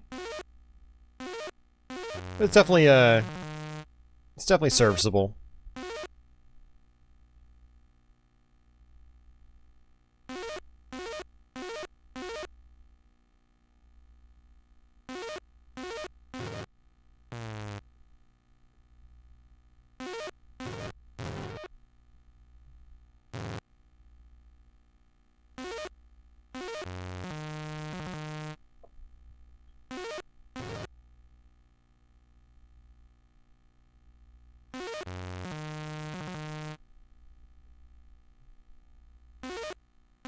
Yeah, not many treasures. Only gotten one so far.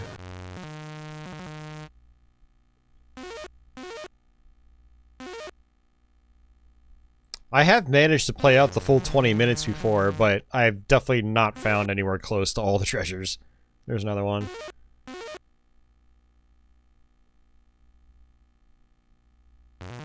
And I don't think I get extra lives. I think you basically have your 2 lives and that's it. I guess it's technically 3 lives. You start with a life, and you have 2 reserves.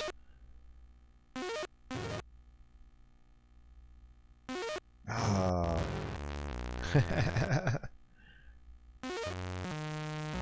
Alright, that's it. Alright, that's Pitfall the Mayan Adventure. We're gonna go ahead and switch games. Like I said, I don't want to focus on it too much because I will plan on eventually beating that game on another platform and doing a full playthrough here. It's one thing I've wanted to do for a long time.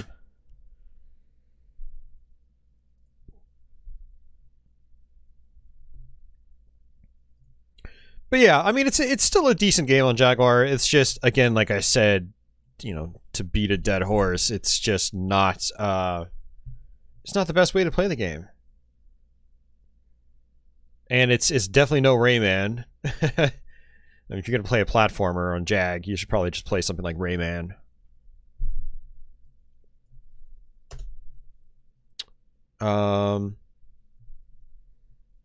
Let's go ahead and do...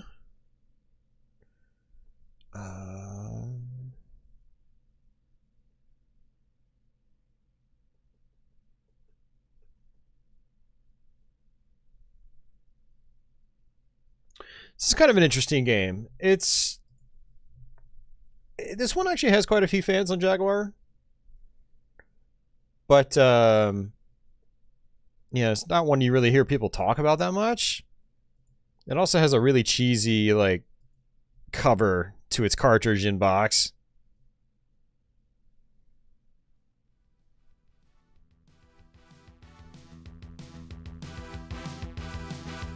But it's a pretty fun game, actually. This is skiing and snowboarding. And this one should actually take up most of the screen, so it's... or not. That's fine. So I've always enjoyed doing the free ride mode with snowboards.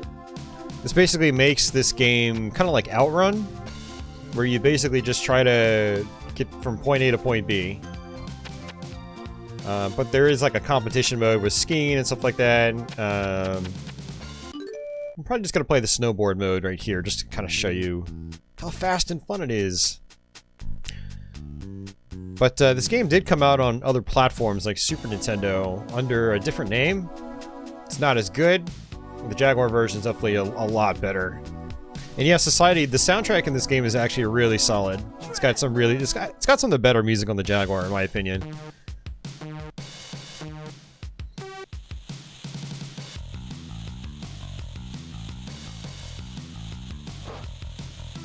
Now this is very obstacle oriented, so it gets really challenging. You basically need to make it to the checkpoint in time. But you actually have to go through the checkpoint. If you don't, then you basically get a game over. Similar like floor styling as like Atari Karts. Oh, nice, Gary. Super Burnout's great, right? Checkpoint. Yeah, there's a checkpoint.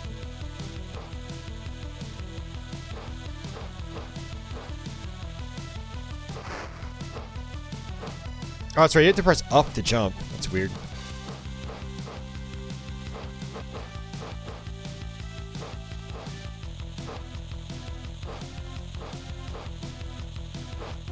I like that your snowboard looks like a hoverboard from Back to the Future 2. It's bright pink.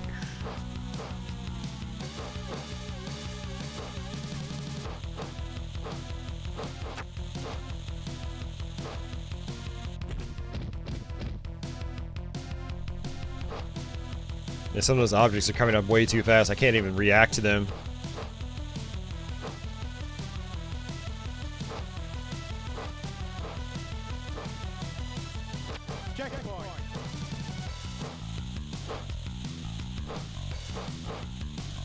But this is a game I actually played a lot back in the day. I've always really enjoyed it. But again, it's not like when people are talking about like good Jaguar games, they're not, you don't usually see this one on the list. But I think it's definitely worth playing. And to me, it's only a lesser title because like no one really talks about it.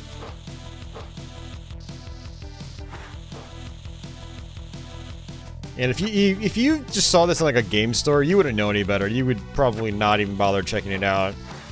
It's got some like really cheesy box art.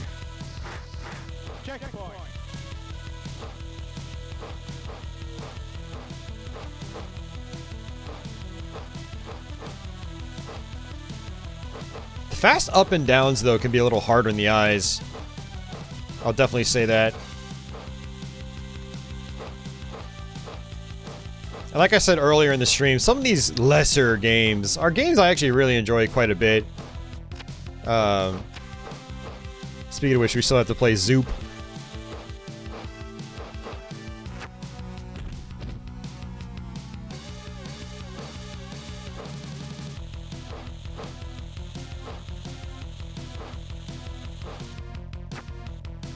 Jeez, man, there's a lot of this here.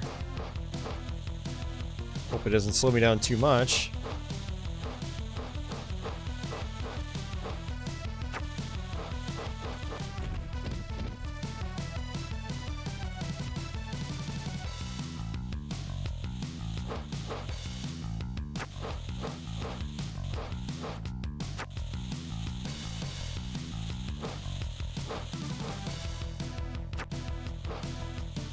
I'm a little worried I might not actually make it to the end. Keep slowing down way too much. Dude. I almost wonder if some of this, like, track design is just completely random. Because they're putting some of this stuff at... Oh, wow. That was the finish line. They're putting those things at the parts I can't even see them.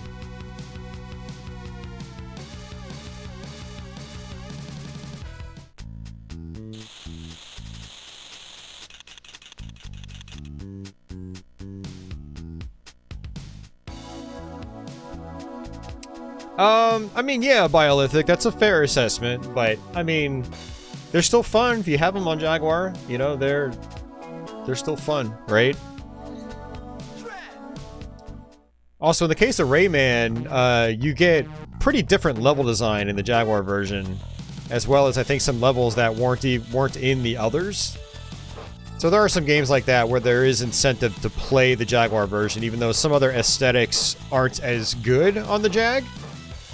Like, the soundtrack's way better in other versions, in my opinion. But the extra levels in gameplay and whatnot can, you know, can make it worth playing.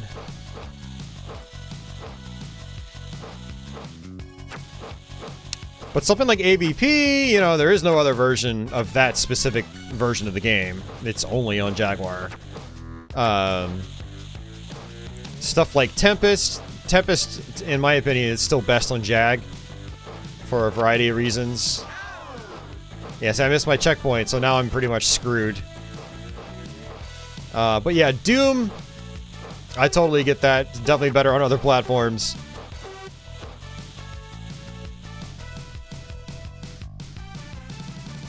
Ever tried the PS1 or PS2 Pitfalls? I tried the PS1 Pitfall. I actually have it. It's kind of choppy, but it's also kind of interesting.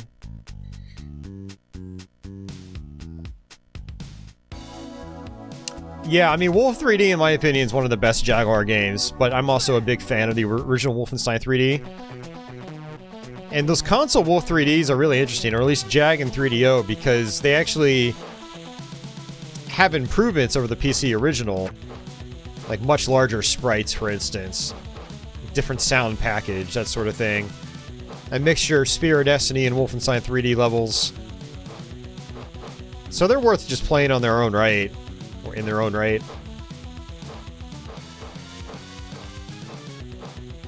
I'd still rather play the PC version, but I like going back to the console Jag and 3DO versions specifically every now and then.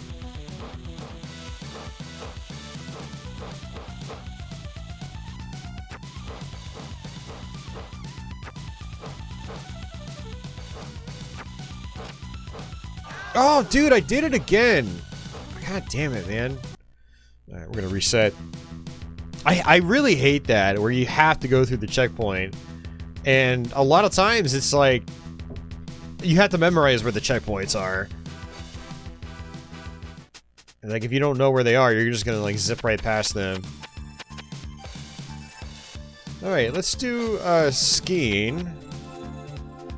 We'll do downhill. This is the compete mode.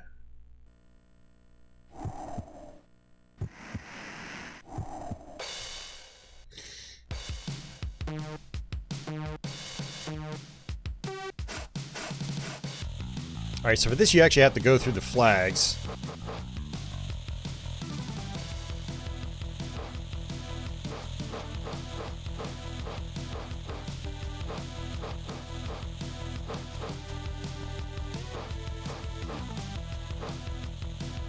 But I guess really what I should do is not be, like, speeding up so much. That's probably part of my problem.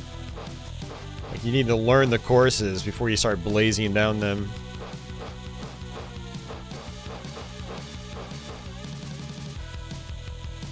Yeah, I'm actually thinking slalom, which actually requires you to go back and forth. It'll be like red flag, then blue flag, then red flag, then blue flag, and you have to go through as many as you can. Even this, you still have to go through the flags, otherwise you get penalized.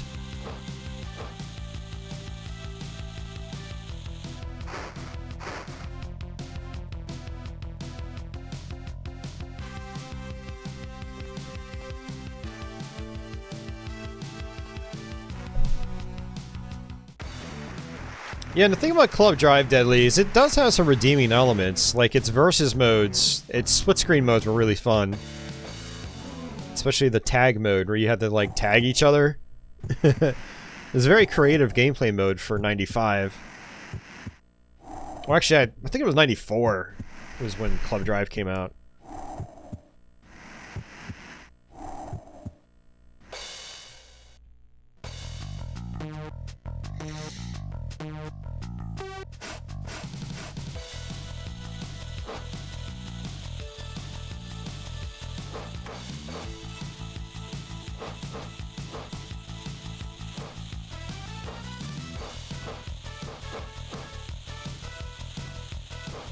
Man, Atari Karts could have used music like this.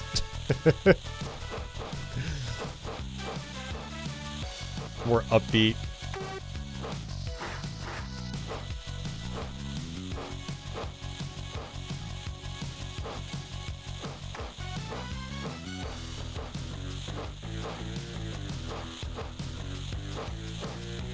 I would have made it a little more cheery and Atari Karts for it to fit, but just something more than what it had would have been nice.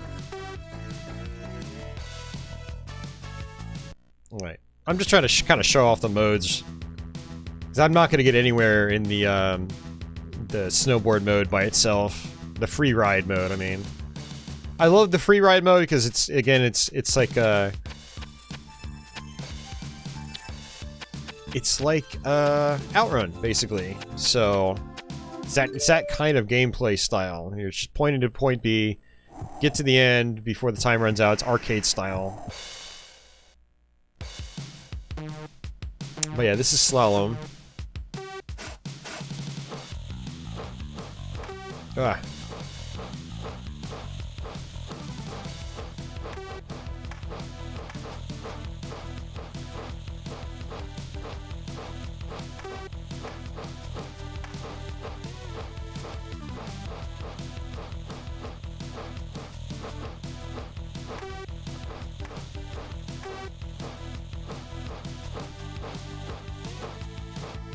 Yeah, that's it.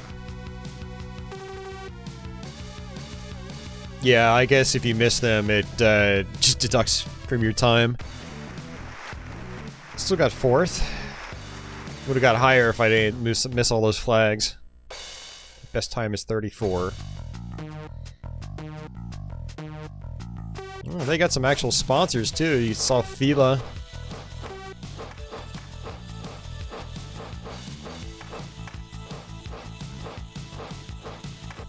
Ah. Alright, let's just skip them all, guys.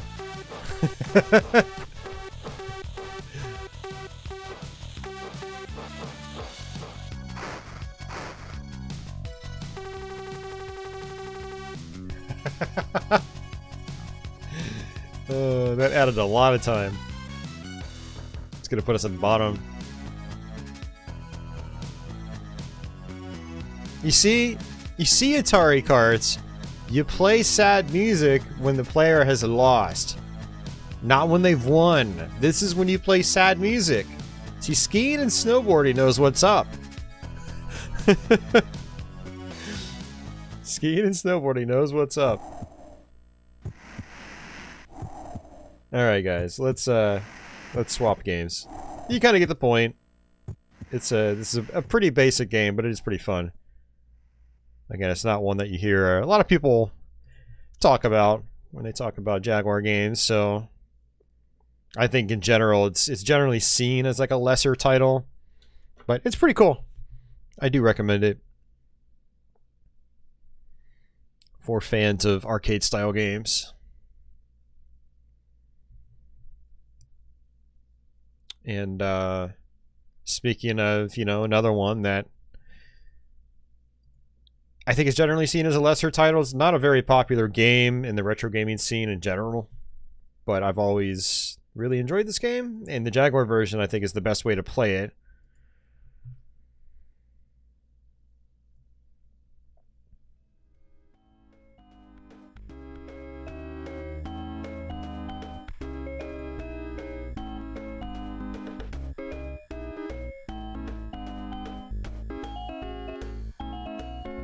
Oh yeah, this is Zoop.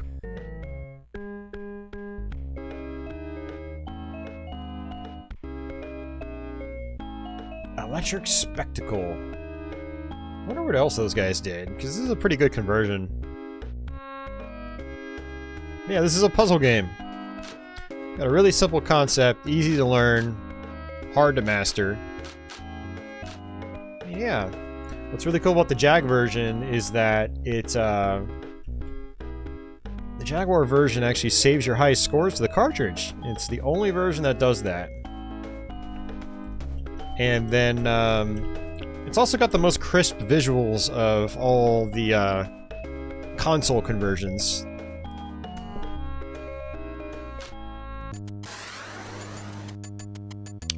So yeah. Basically in Zoop, you just want to clear out pieces. If any piece goes into your little, 4x4 box in here, you die. It's game over.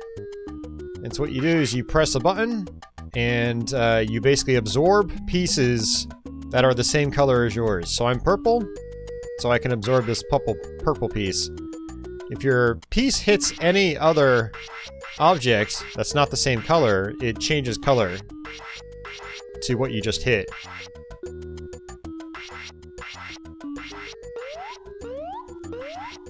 And so those pieces were getting close to coming in here, so I didn't want that, so I went ahead and cleared them out. And the more colors of the same type that you swipe away in one go, the more points you get. So like, let me clear out this chain of purple. So it's good points. And then if you clear out an entire row or column, that's called a Zoop. Kind of like a Tetris in Tetris. But you can try to intentionally manipulate the pieces to get Zoops. Basically to get a lot more points. And you can swap colors around, again, to try to get bigger chains and combos. A lot of times what I do when I play this game is I do just that. I try to get chains, I try to get big combos, But the game eventually gets so fast to the point where it's like impossible for me to keep up.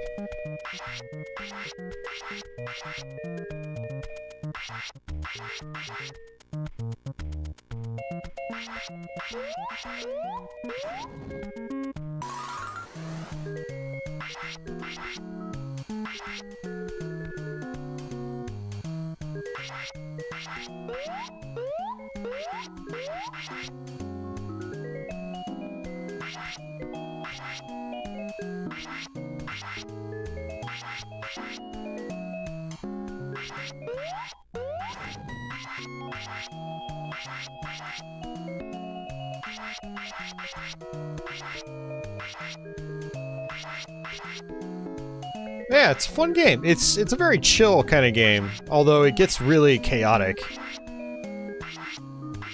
Almost too chaotic. Right now it's pretty chill though, and I'm just kind of taking my time, getting some good points in the process.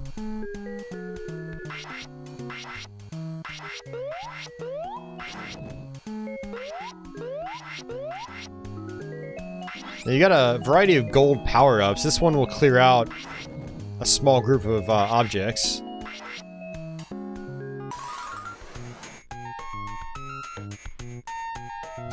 Society accidentally rented this from Blockbuster. Ended up having fun with it. Yeah, it is a fun game. It's one of those games that, like, a lot of people kind of, like, I don't know, they might have, like, played it by accident, but they didn't really actively go out of their way to pick it up and check it out.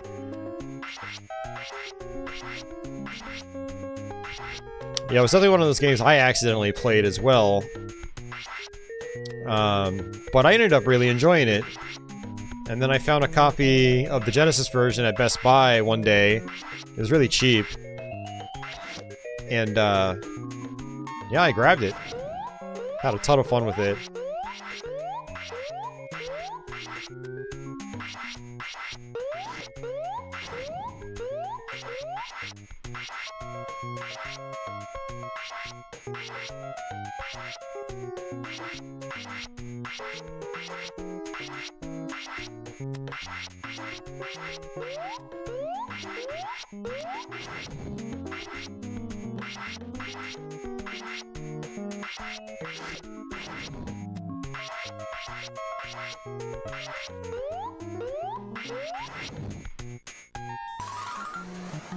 Hey, Adam, I am still alive.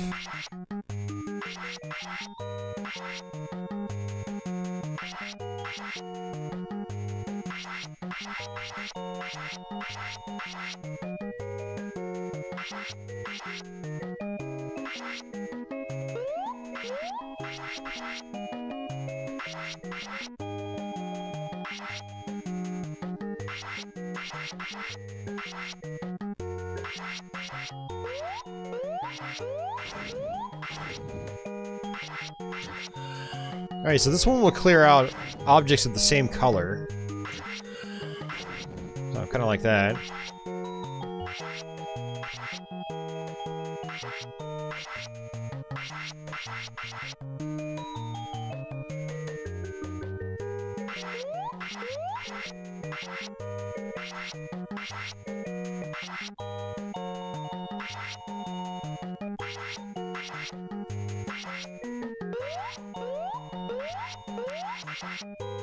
Alright, so now I think what I'm going to do is just try to clear stuff out as quickly as possible.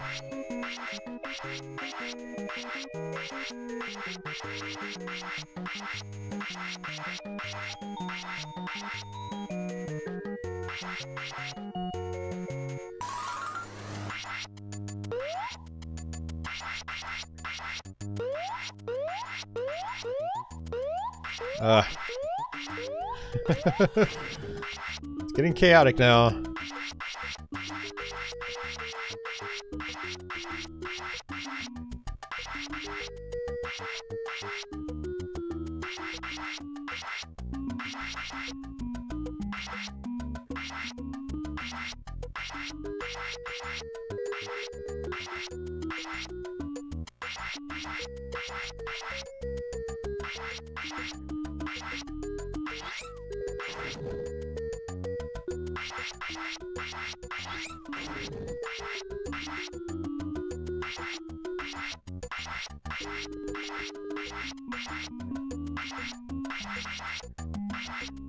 Not gonna lie, like the game starts off chill, but it'll eventually start to stress you out. It gets so busy.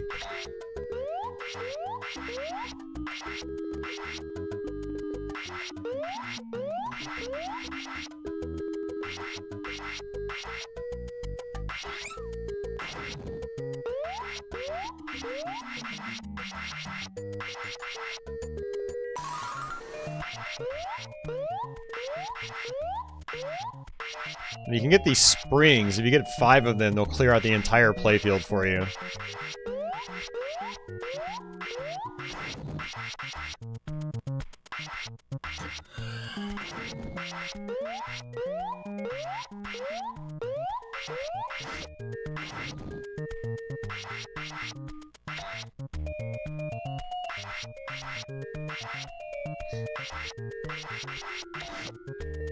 Alright, got a spring!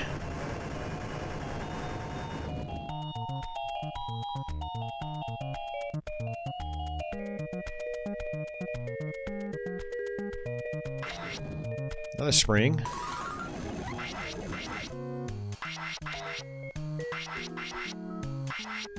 Some of the sound effects in this version are actually pretty good.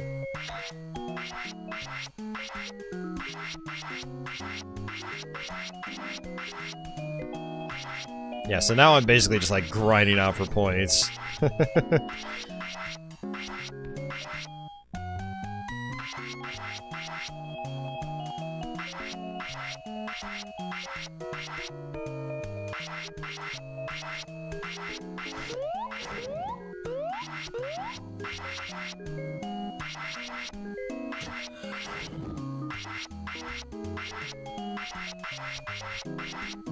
Yeah, I mean, like, at this point, it's basically just about survival.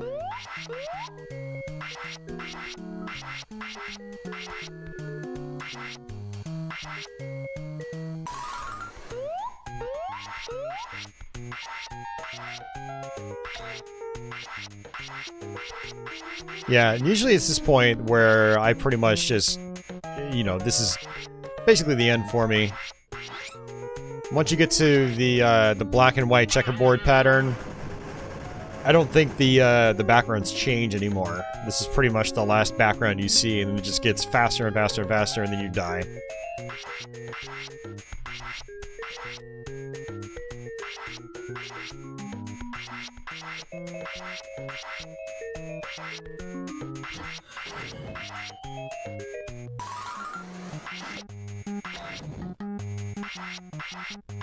Right, it did change again. Maybe I'm thinking this one.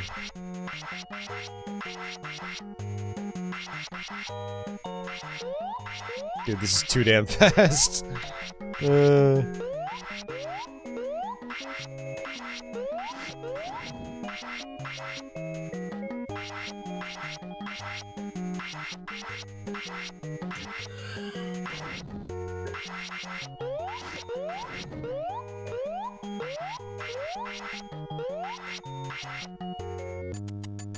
Yeah, see, I just changed to another level, and holy crap, holy crap, holy crap, holy crap, I just died. Dude, those things just started coming in super fast.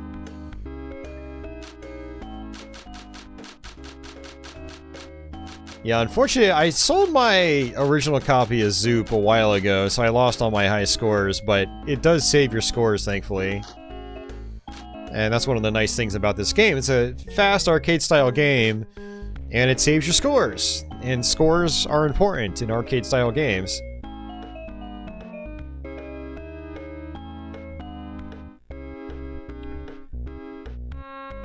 Oh, man.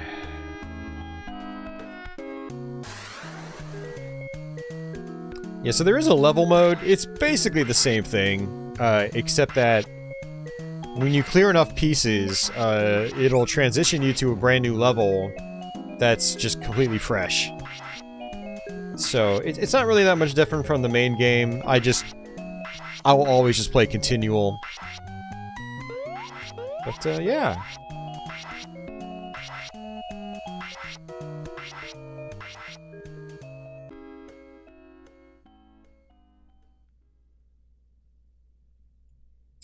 Yeah, Potbelly. I mean, it even had a television commercial too. And they ported it to like 9 different platforms. To be fair, it's a really simple game, so I can see like why they did that. They probably like made their return on investment pretty quickly, considering how probably easy it was to port it to a bunch of different systems. It's a pretty common game too on a bunch of platforms, so it's like it probably sold decently enough. But yeah, Zoop isn't one that people usually, you know, give shouts to when they're like, "Oh yeah, cool games on the Jaguar." No, they always forget about Zoop. But I love Zoop, and the Jaguar version to me is the best version to play. So it's pretty cool. All right. Let's see. Speaking of other puzzle games,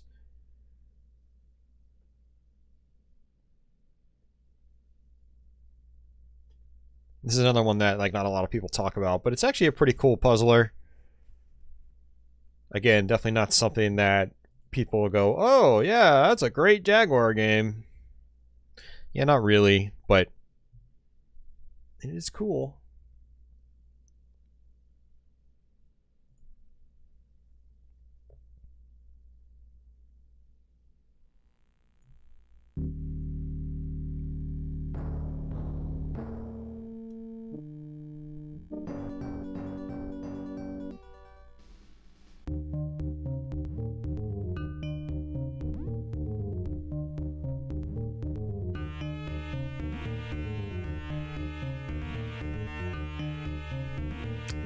Yeah, Zoop did come out on Saturn in Japan, yep.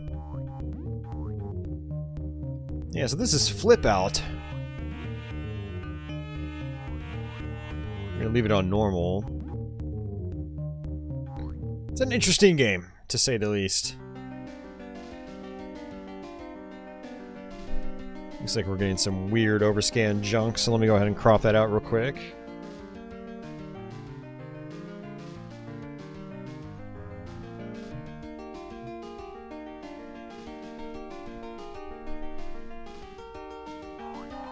Alright, so we started off on Cheese World, apparently.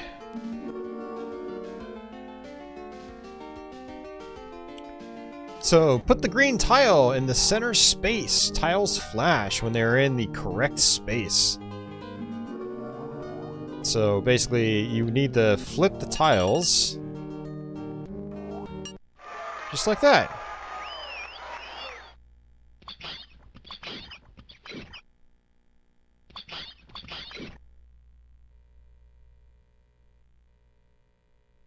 Huh, looks like our sound is up all the way. This game's a little bit quiet.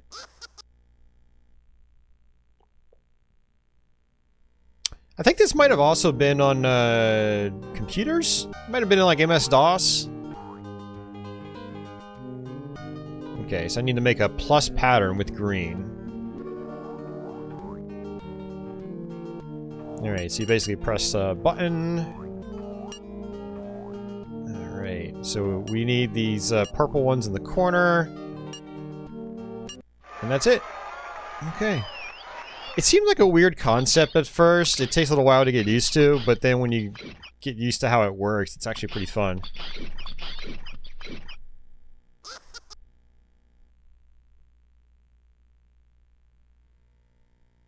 Put the tiles in the pattern shown below. Alright, so...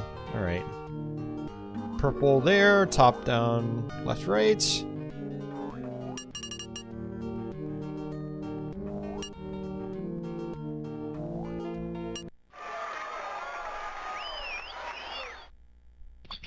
So what I'm doing is I'm pressing a button on a tile that's on the ground. You basically flip it up into the air. Whatever tile was already in the air, it'll actually get sucked down into that spot that you activated. And on these first few levels, you need to just, you know, place the tiles in, like, the same pattern that you see here. So I need 3 magenta on the bottom, 3 green in the middle, 3 purple on the top. So now we're going to press the button. And now I have to flip this tile. If I don't... If I just let this, like, crash, it's just that. I lose a life, basically, or get a game over, or whatever.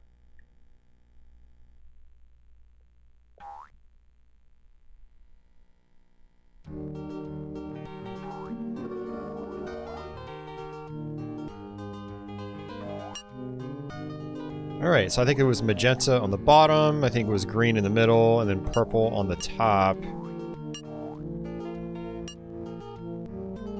Purple on the top, magenta here. And that's it.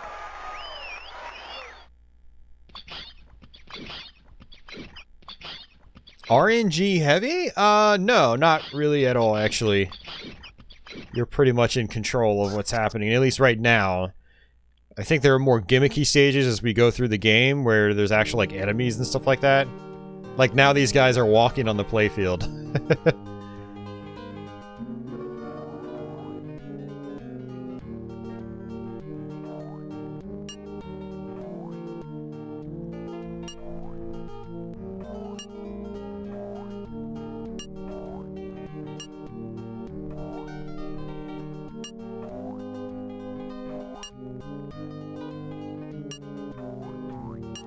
There we go.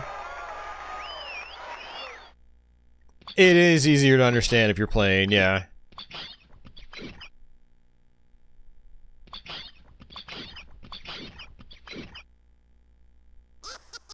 So I also have, you know, blocks that are colored. You notice that the floor tiles are the same color that they need to be matched with. So I basically have to match green with the green tile, and so on and so forth. Hey, Dasan, yep, still going. We'll be going for at least a little bit longer.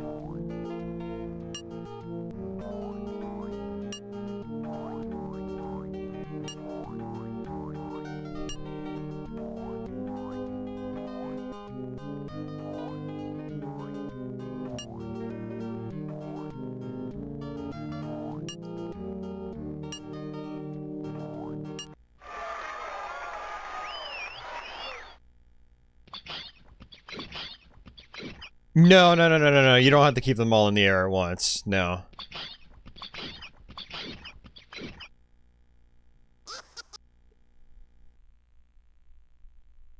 Yeah, I mean, Adam, the box doesn't look all that appealing. I mean, neither does, like, this. I mean, you see this on the back of the box, as far as screenshots are concerned. And you're like, okay, what am I doing?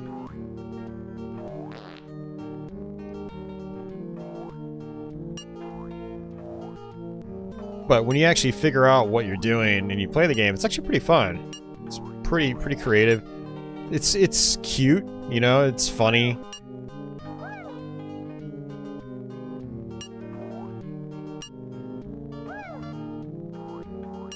That's it.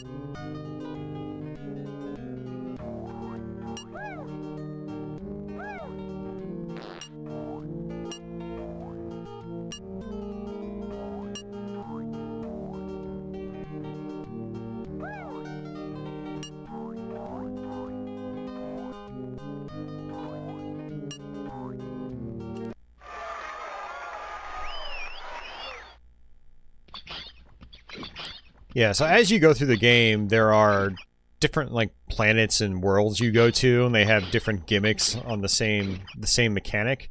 So it looks like I have 2 or 3 more of these to go, and then we'll get to a different style of level.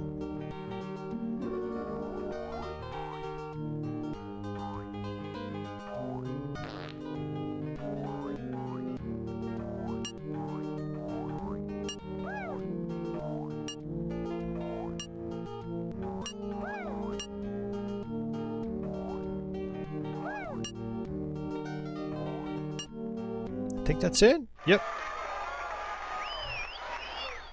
Yeah, with all the little aliens running across your tiles, it's a little hard to see where you're supposed to drop your blocks.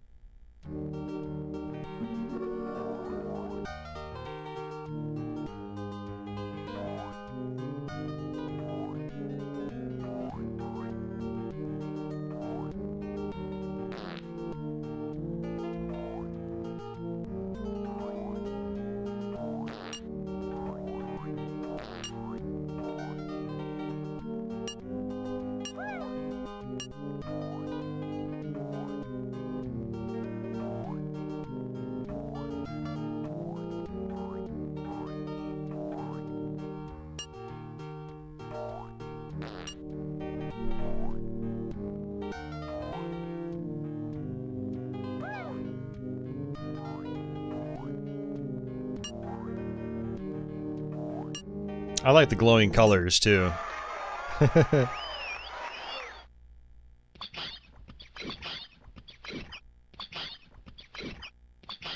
Potbelly, you might want to hold on to your speculation. Because that might just actually be a thing later on in the game, believe it or not. You may have guessed a gameplay mechanic later on. This is not the entire game. This is just the first set of levels. You guys will see what I mean in just a minute.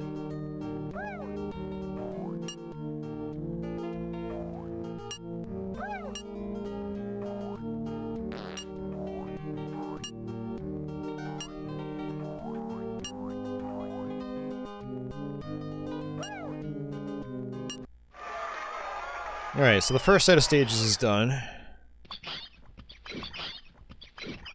We could skip through that.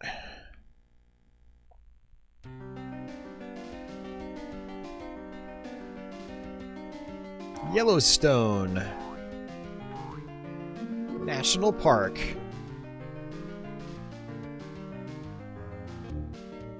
Alright, so match the color of aliens to the properly colored spouts. Now this is where things start to get tricky, because you start finding aliens that are very stubborn and they get stuck inside the spouts.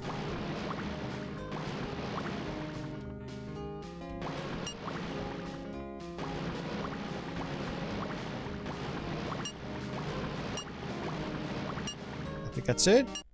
Yep. This one only has 5 stages too.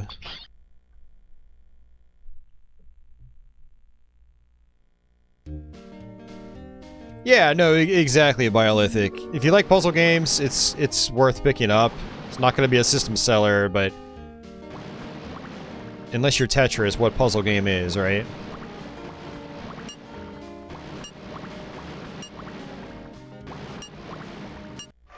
Yeah, this dude that walks around, I think he might get stuck in these, and he'll basically end up blocking you, and you'll have to like constantly juggle pieces back and forth.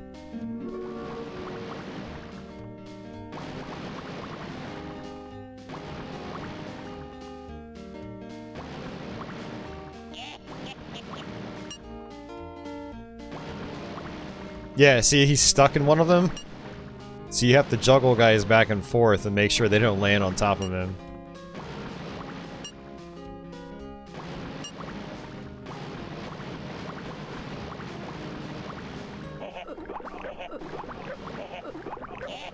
Oh, you have to actually pop him out.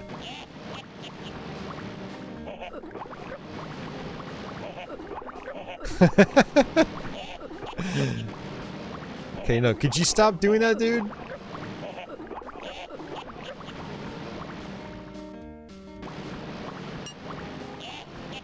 Ah, crap. I keep messing up. Oh, I was too slow.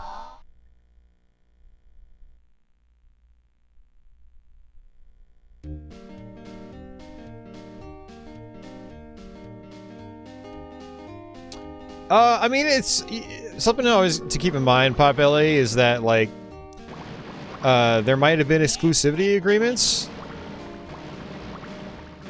you know, it's Atari published this game, so it's entirely possible that Atari kept like exclusivity rights to it as a part of the deal or something like that.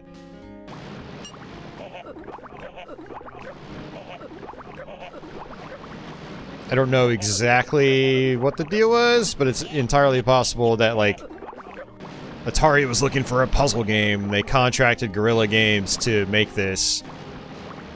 And Atari just ended up owning the rights completely. Well, we don't know. I'm just speculating. But I think that could be a reason why some games never got conversions to other systems.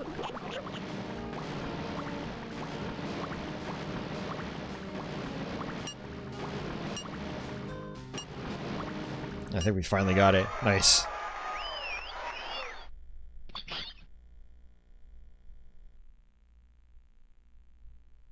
Yeah, Alien vs. Predator PS1 would have been cool, but yeah, that's one of those games that I think that was definitely a rights thing. Like, Atari got the AVP rights, and they were the ones that had it, so they weren't gonna make a PS1 version of that game.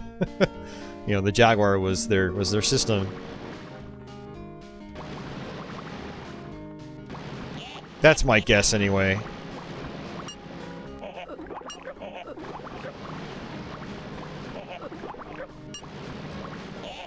And now that I think about it, who published the PC Alien vs. Predator? Damn, it was too slow. That wasn't like Activision, was it? I'm trying to remember who published the original 1999 AVP.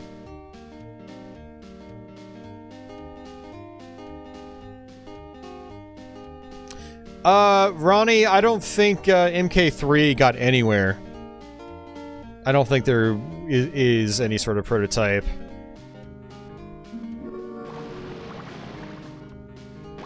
It was going to be Ultimate MK3 as well.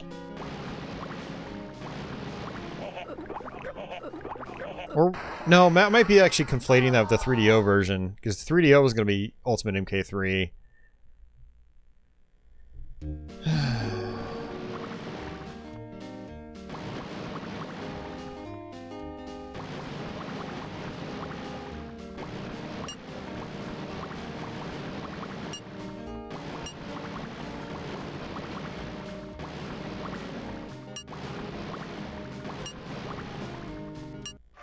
Wow, they made that one easy on me. It is, Adam. Oh, Sierra published it. Okay. Okay. So I'm guessing Sierra got the AVP rights.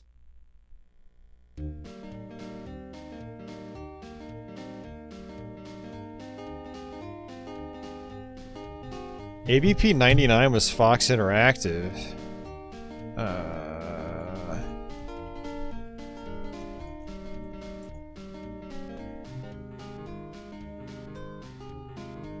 Yeah, Sierra published, Fox Interactive had their name on it, but Rebellion published or developed it.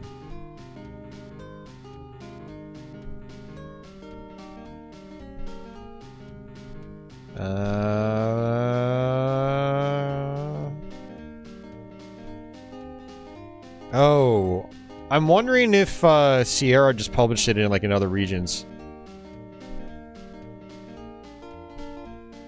Or maybe Sierra only published the gold edition?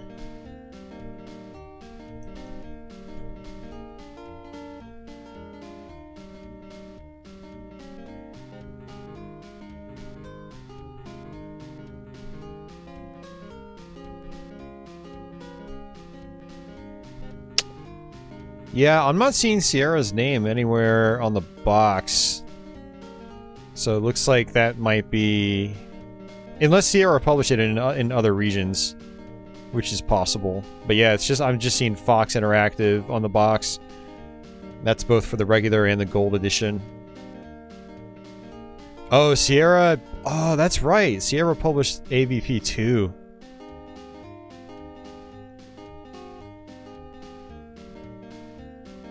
I don't really agree with that, Society. I mean, the Jaguar has 2 puzzle games? I mean, I wouldn't really say that's doubling down on them. 3DO doesn't have many either.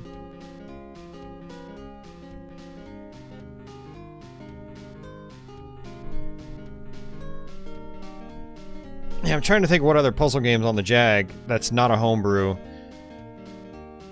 I mean, Flip Out, Zoop. I guess Evolution Dino Dudes is sort of like one. It's a puzzle-oriented game, but it's not a puzzle game like this is. Breakout 2000. I mean, that's puzzle-esque, but I mean, it was also meant to be like a remake of a classic arcade game, so... Yeah, I can't think of anything else unless I'm missing something.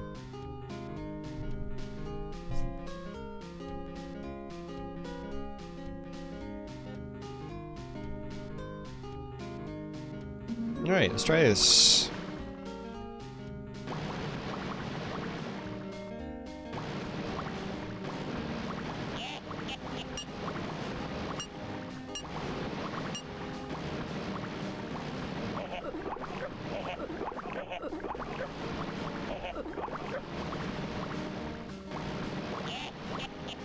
Man.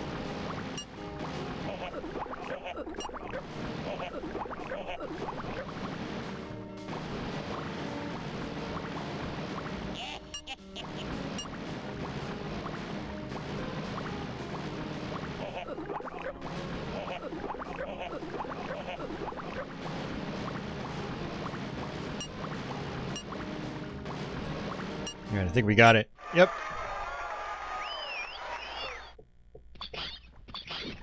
Yeah, and I'm trying to think of puzzle games on 3DO. 3DO had a decent library, though. Like, we're talking, I think, close to 200-ish games. And it had,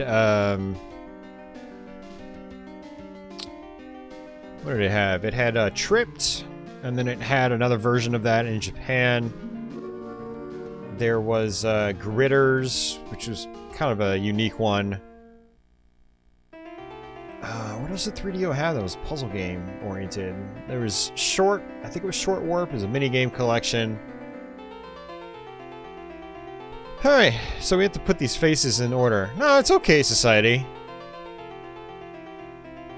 At least the dumb comment didn't tax my brain too badly, and I actually enjoyed answering that question because it made me think for a second. I was like, how many puzzle games did these consoles actually have? Oh, man. Alright.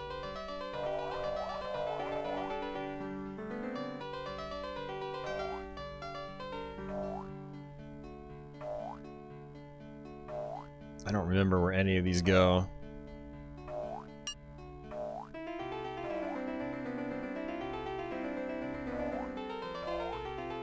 Oh, it blinks when they're in the right spot.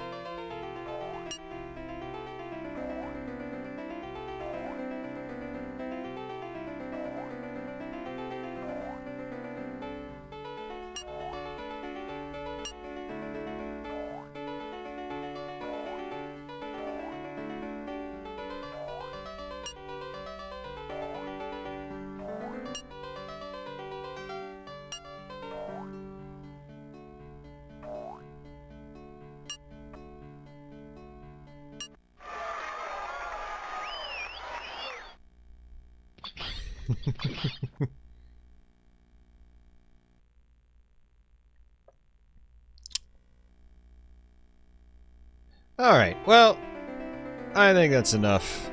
Flip Out. We have more games to play. and it's late. But yeah, you can see that the theme changes over the course of the game, and I don't know if I made it much farther than the Mount Rushmore puzzles, because usually when I play the game, I get that far and I'm just kind of like, all right, I think I've had enough. But there are way more worlds you go to, so I'm assuming the gameplay style gets mixed up even further.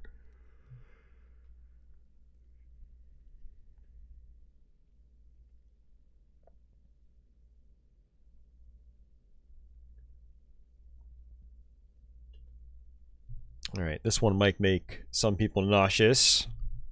If so, then I apologize.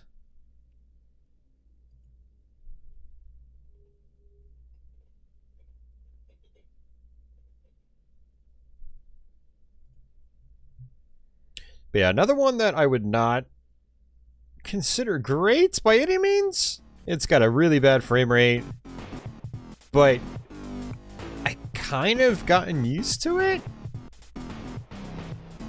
Yeah, so not a very well regarded game in general. There is it's called Hover Strike, by the way. There is people kind of go around saying the CD version is like infinitely better than this, but I actually played them both back to back a few weeks back, and I was like, the CD version is not really any better. It just has more levels. And a CD soundtrack and some full motion video. But yeah, this is the cartridge version of it. I actually do prefer the music in the cartridge one too. Alright, let's start a brand new game. This is another one of those like open area, semi-mission oriented games, kind of like Cybermorph or Battlemorph or Iron Soldier or whatever.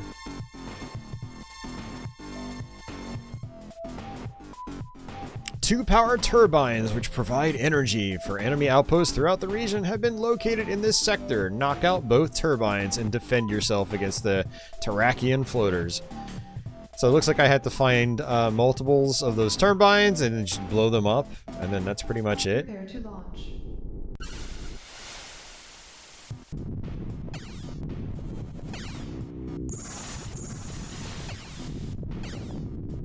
And you've got a radar down in the bottom, and look, I was spawned right in front of one of them. I'm just getting knocked all over the place.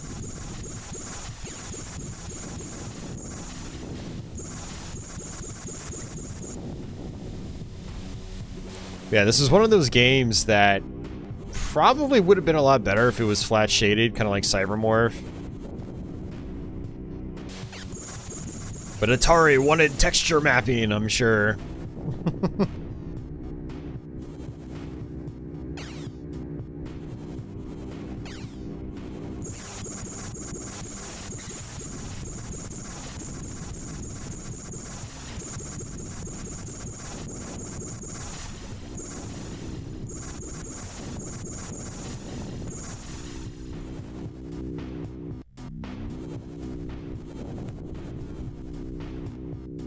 Yeah, I mean, graphically for... was this 94 as well?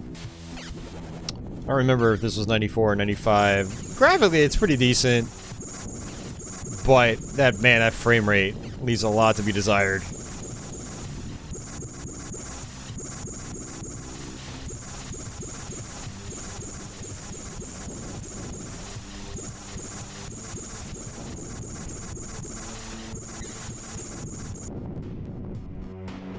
No, I don't plan on doing a Bubsy full playthrough here. We actually played it a little bit earlier tonight. I just don't have the patience for it. Not gonna lie, like, Bubsy 3D looks more fun to me than some of the 2D ones I played. It's a super, like, Bubsy 3D is a very early 3D platformer. And, I can probably let some of its faults slide because of that. But man, the Jaguar Bubsy in particular, it's a brand new game. The levels are just massive and it's just kind of tedious.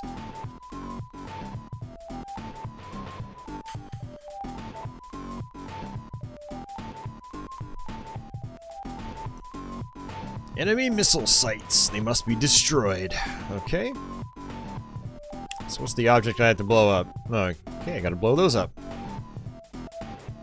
Prepare to launch. You can actually play in third-person mode too. Target. Compass. Target. Radar. External monitor. There you go. Yeah, external monitor. External monitor. It's kind of hard to do it, but yeah. It's mainly just to see like what's around you, I think. Target. I don't think you're actually meant to play in that mode.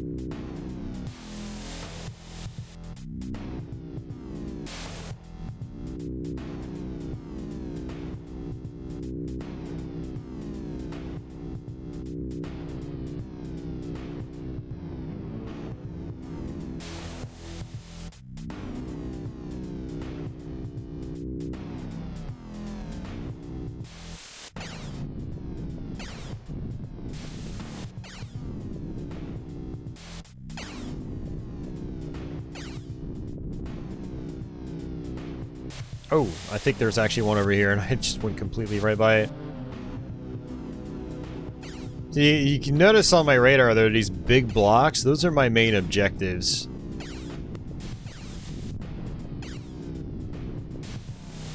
Yep, there it is.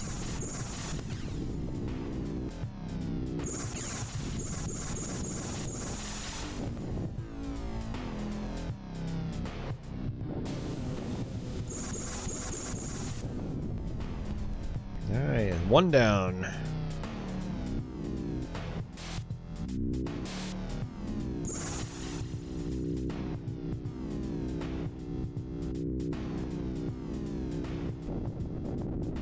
Keep running into mines. Landmines.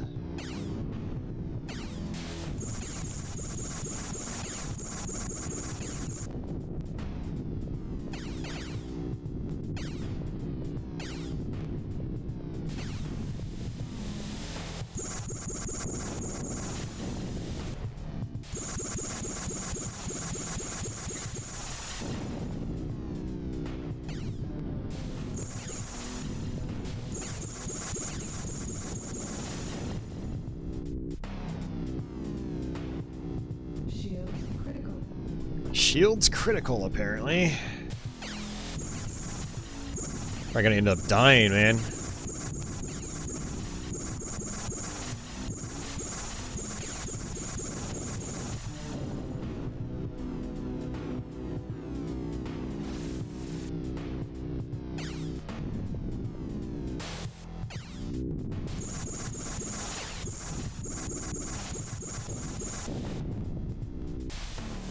And the hover idea is kind of interesting, but it's also really janky. Wonder if this will give me health back. Let's see. Nope. Okay, we still got it though. Just barely. Almost died. Mission accomplished.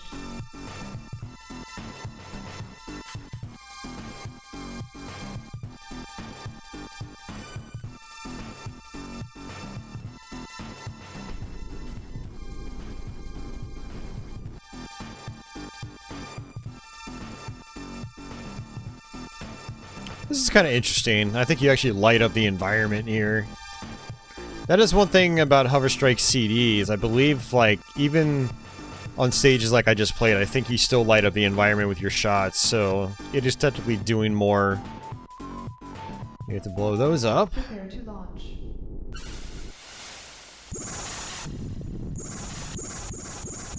Yeah, check this out. It's completely flat shaded now.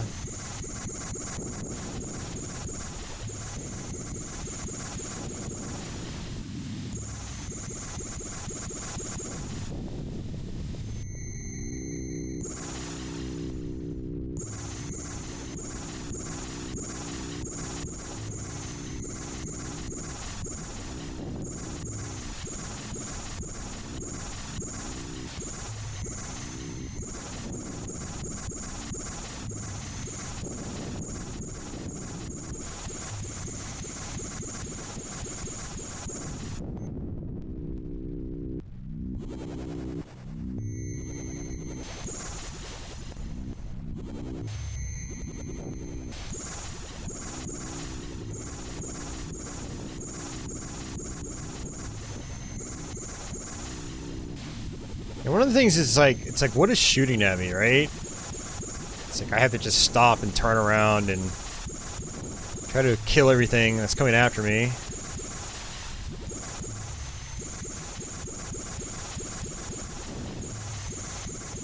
And I see what's happening too. A lot of these enemies can fly over the ridges and I can't.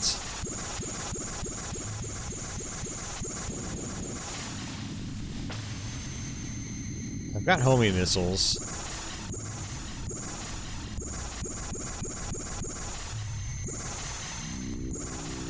Man, this is so hard in my eyes right now. Alright, I need one more. Thankfully they pop up on my radar. I don't have to use my brain too much.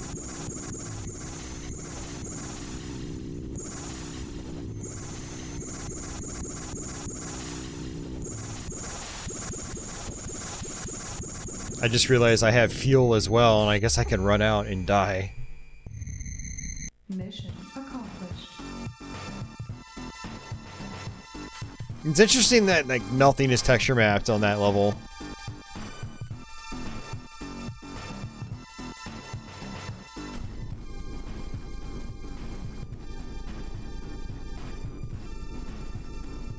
I wonder how the other stages would run without texture mapping.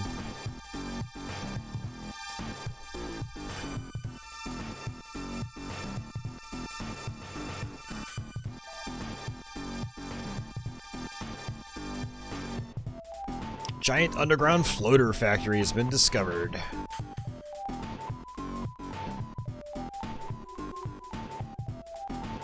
So that's my target. Prepare to launch. Yeah, back to texture mapping.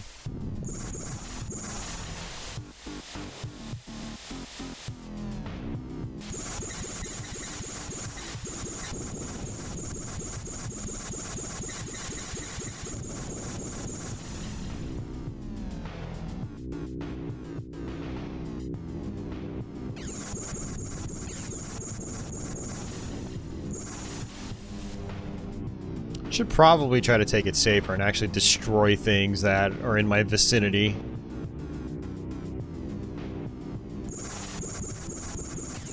And try to stay in motion too, that way I'm dodging projectiles. Because the thing about the physics in this game, it's almost like driving a rally race car. Where you're constantly sliding. And you have to use that to strafe.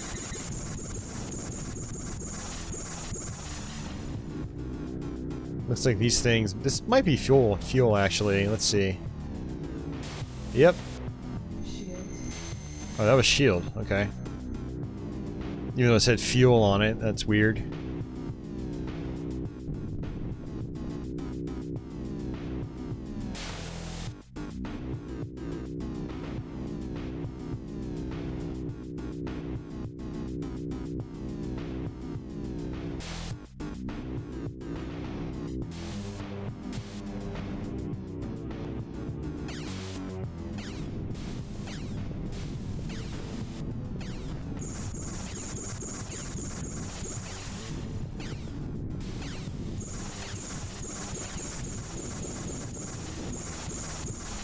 Yeah, one of the things I don't like is that when you take a hit, the whole screen just rumbles and shakes.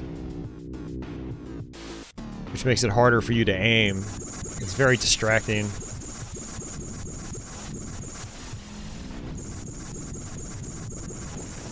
I mean, I guess it's more realistic, technically, but I don't really want realism. If it makes it harder to control, I do not want realism.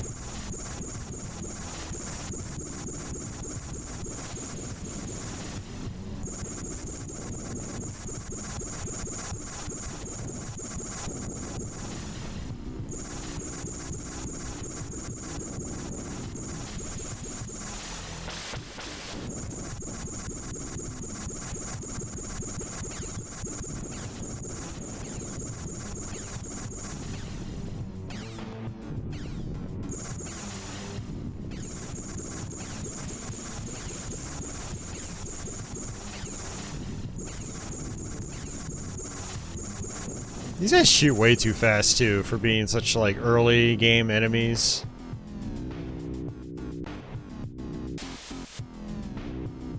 feel like you're at a major disadvantage.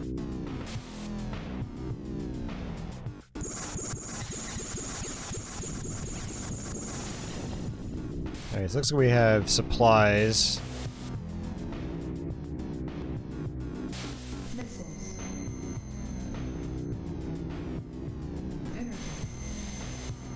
Energy.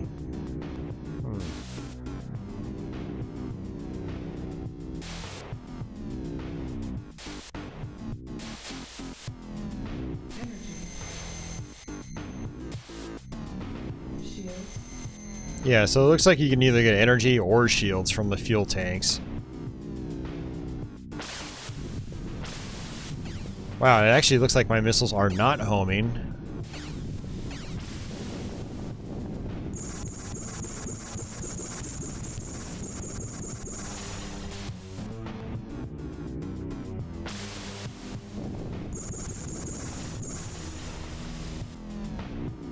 This does remind me a little bit of Battlezone, though. Maybe that's what they were going for.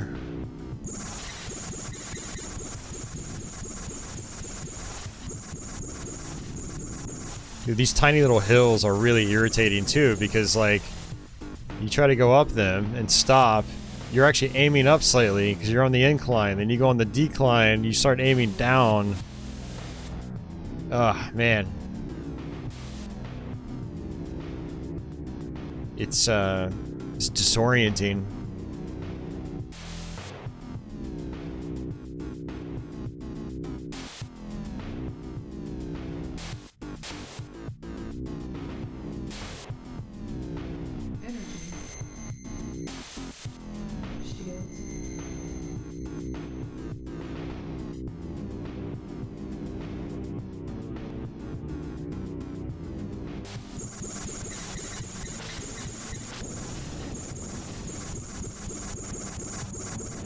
Alright, one more to go.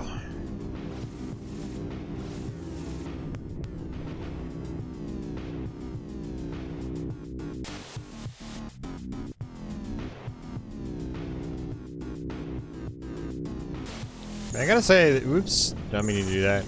I didn't mean to do that either. The draw distance seems like it's better than something like Cybermorph, which is interesting. Not by a lot, but it is better.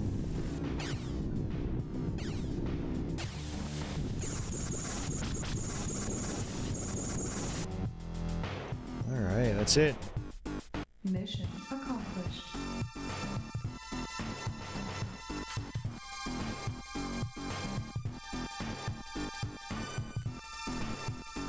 The lady only yells at you if you suck, though. You know? I always tell people to stop sucking. Cybermorph's not that hard of a game.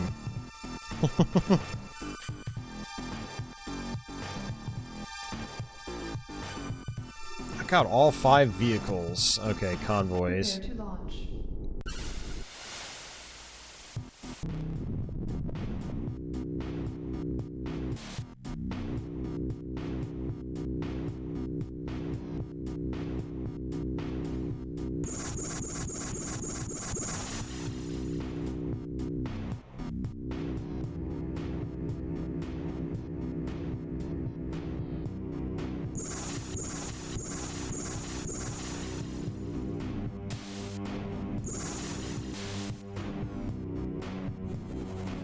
Oh yeah, I've heard Rayman is a really challenging game. It's one reason I've been putting that one off and off and off, because I know it's going to frustrate me.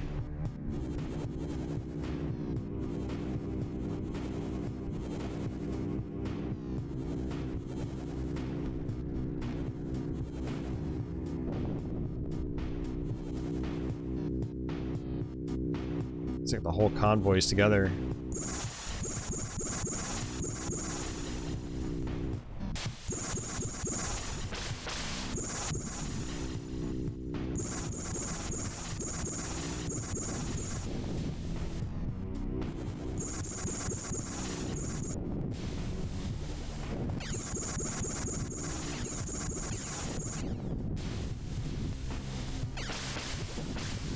Ammunition depleted. Well, this is cool. This is better than the other missions. I actually have to, like, chase something.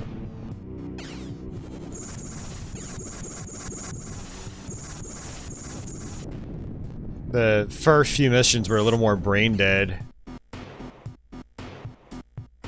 Mission Alright, see you, Mario.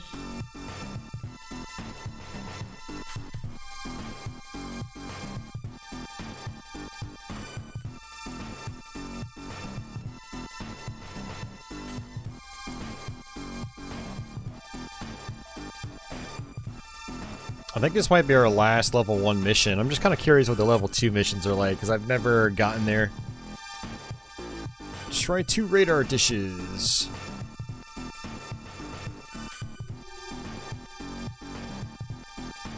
Prepare to launch.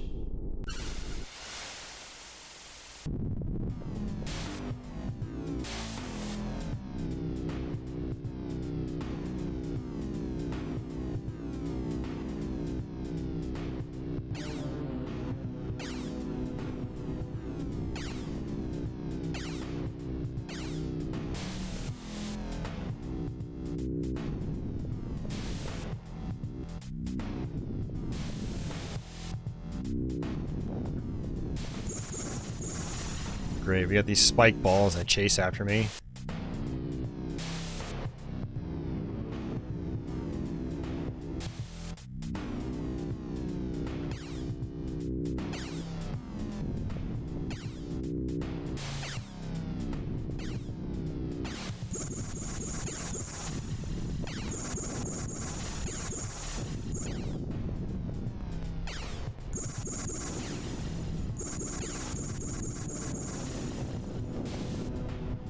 Yeah, might as well grab these. Shields. Energy. Let's try to find the other one.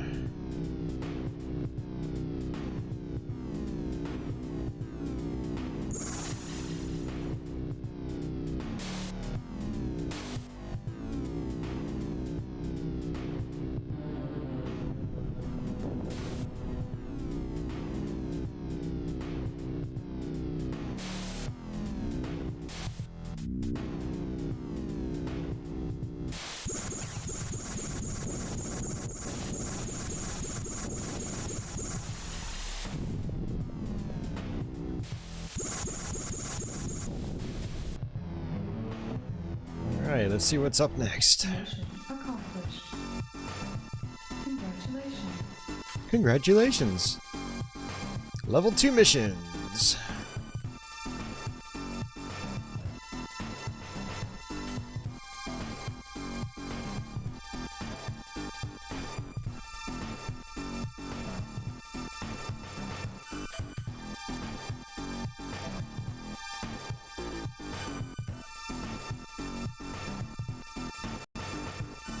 "13 sensor pods.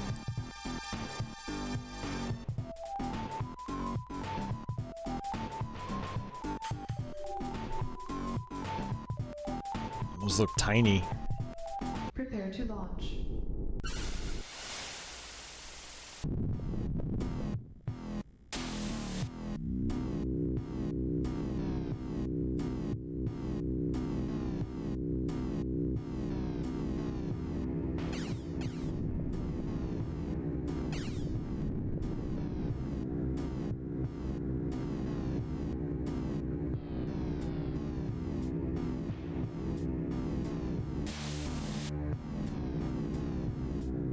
Maze-like level.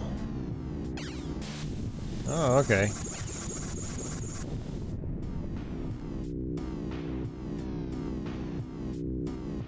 Oops, I didn't even see that mine till it was too late.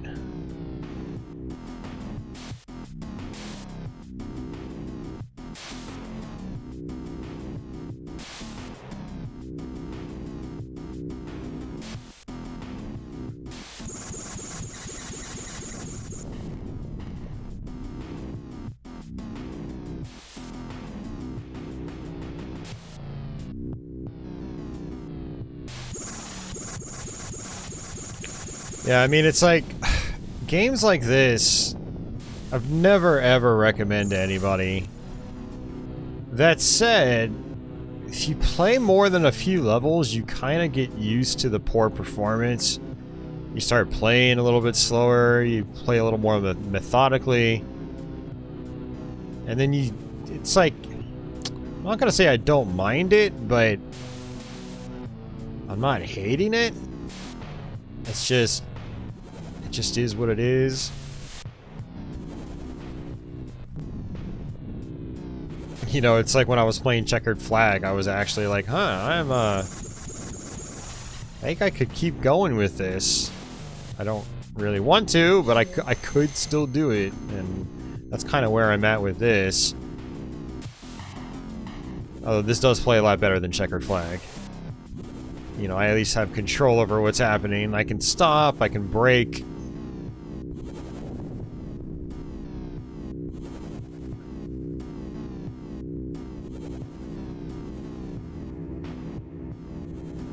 Oops, another mine.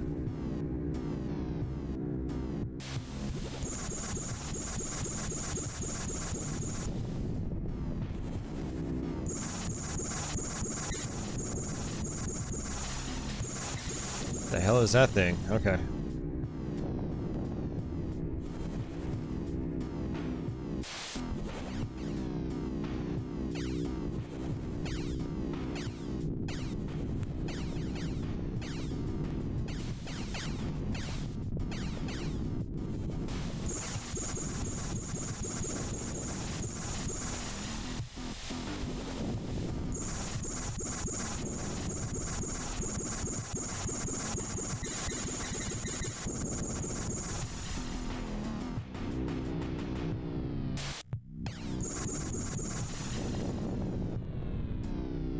At least some of these enemies don't take too long to kill.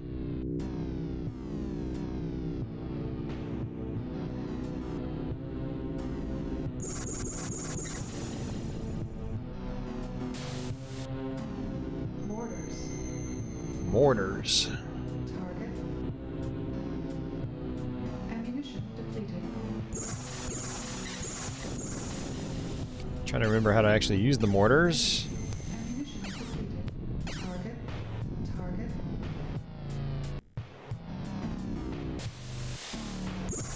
Whoa there.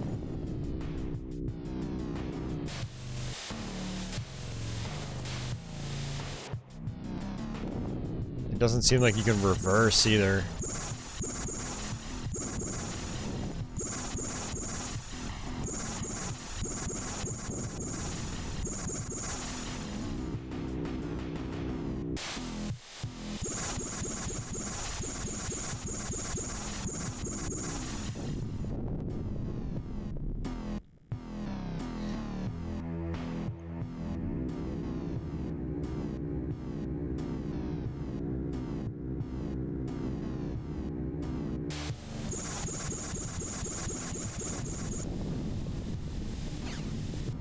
Oh man, you have to go in the opposite direction.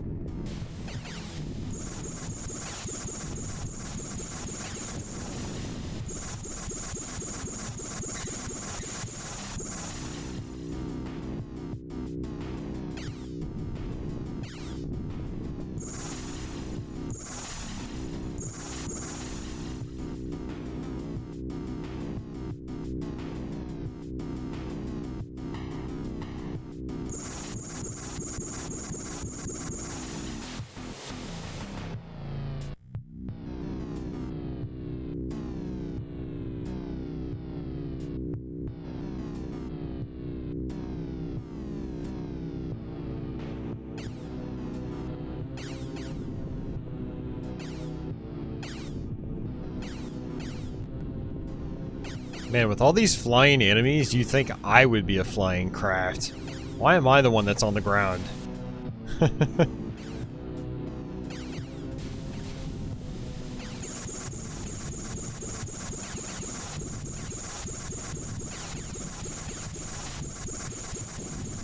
Hey, Crestline, welcome back.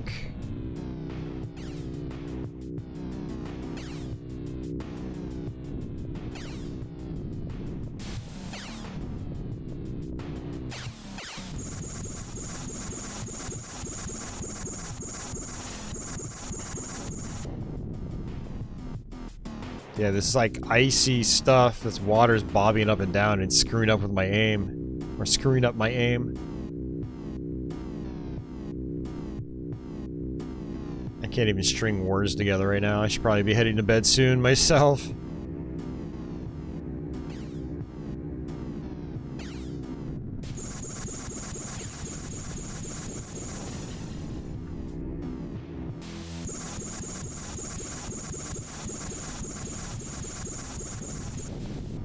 I think we're almost done with this mission.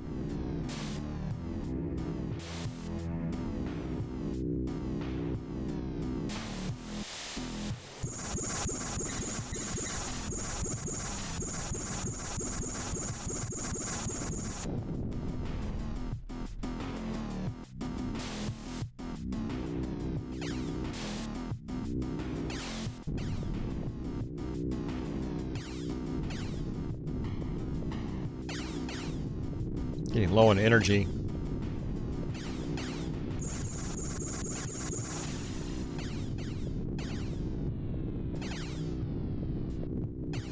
So we've got some pickups here. Or not. Let's try out here.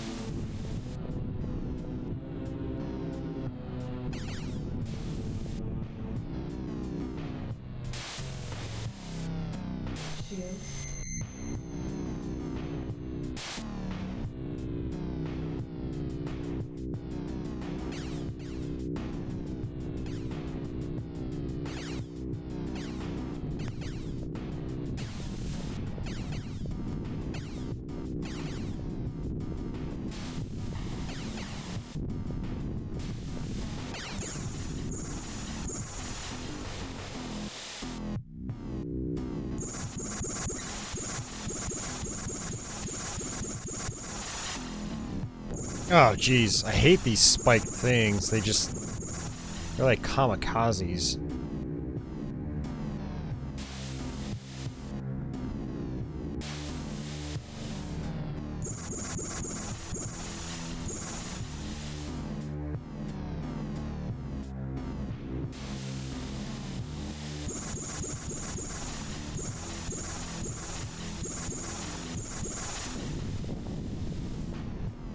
Alright, 2 more to go.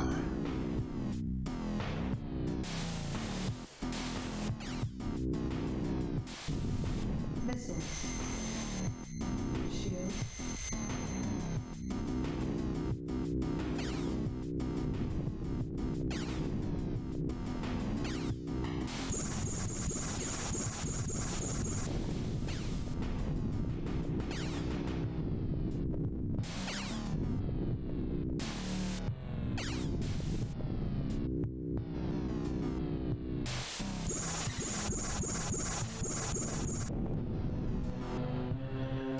Shield. Mission accomplished. Oh, man. Yeah, that was a much bigger mission than any of the other ones previously. I do wonder how many stages are in this game.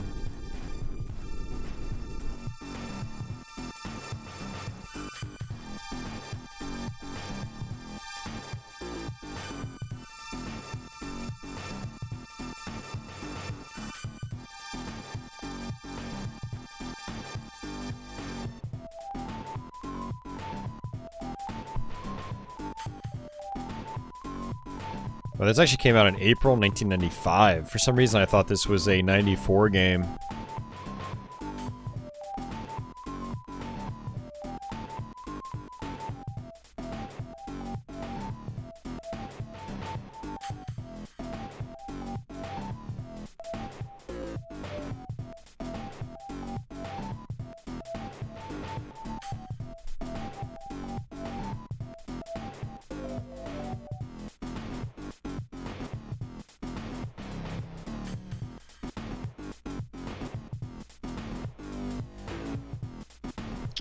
Alright.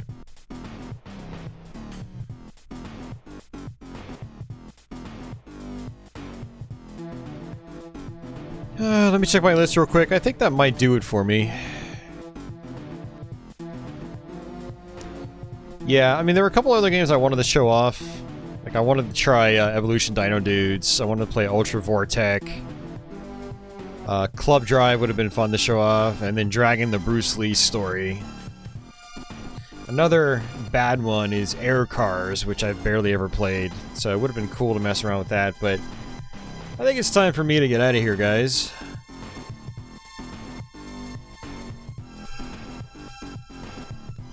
Isn't that right, Patchouli? Yep. I think we're gonna get out of here, guys. Fun stream, though. It was cool showing off Jaguar games. Some that were really, truly awful. Others that were just like, you know, kind of average, but still fun to play. Which that was kind of the point of this stream. I might try to do this with some other platforms. I feel like 3DO would be a really good one to do it with. Sounds like enough material for a sequel. I'm not sure about that, Vince. I think I covered a lot of, like, the bad stuff that I wanted to.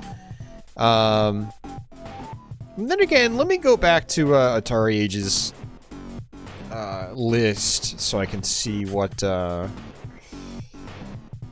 there is. Let's see.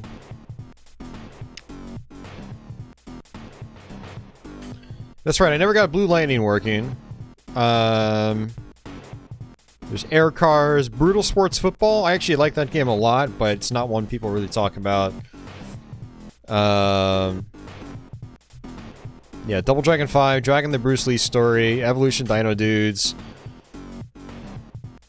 Flashback. Flashback's a great game, but it's not really... Jaguar version's not the best way to play it. Kind of like Pitfall, the Mayan adventure. Highlander.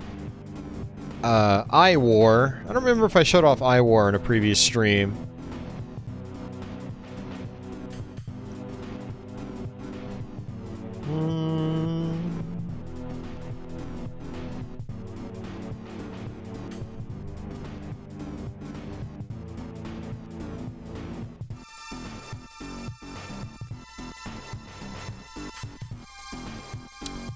Oh, let's see. Troy Aikman football. Yeah, Ultra Vortec. White Men Can't Jump. Yeah, that's another one. I totally forgot about that. And that's about it. I mean, just about everything else I've covered either on this stream or my previous Jaguar stream. Not counting, like, Songbird or Telegames releases for the most part. But,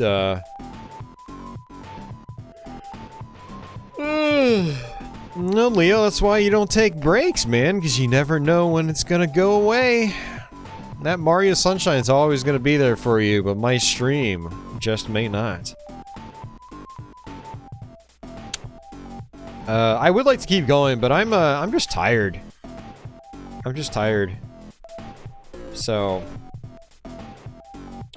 And we covered a lot of games tonight. We probably played like 10 to 15 games at least.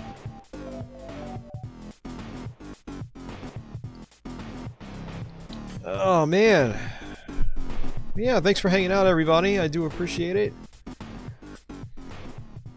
I hope you all had fun. And, I got my cat meowing at me now. She's like, hey, I slept here for 7 hours. Can you give me attention, please?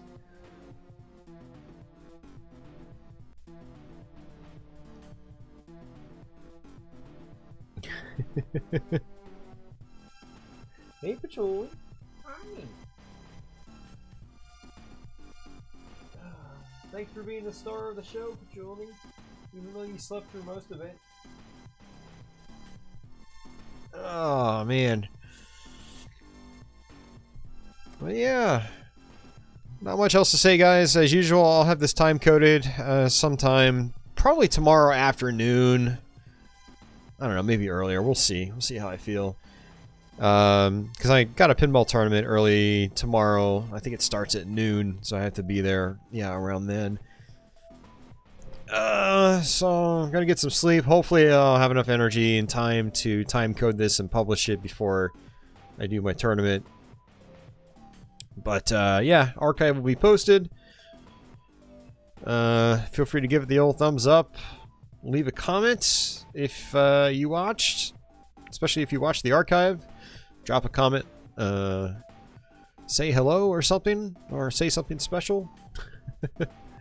I don't really know what else to say. But yeah, thanks for hanging out, Leo. I appreciate it. I know you aren't able to catch these YouTube streams sometimes, but it was cool having you hang out tonight. So, but alrighty, folks, I'm gonna head out. So, you guys have yourselves a fantastic day or night, wherever you are in the world. And until the next one, take it easy.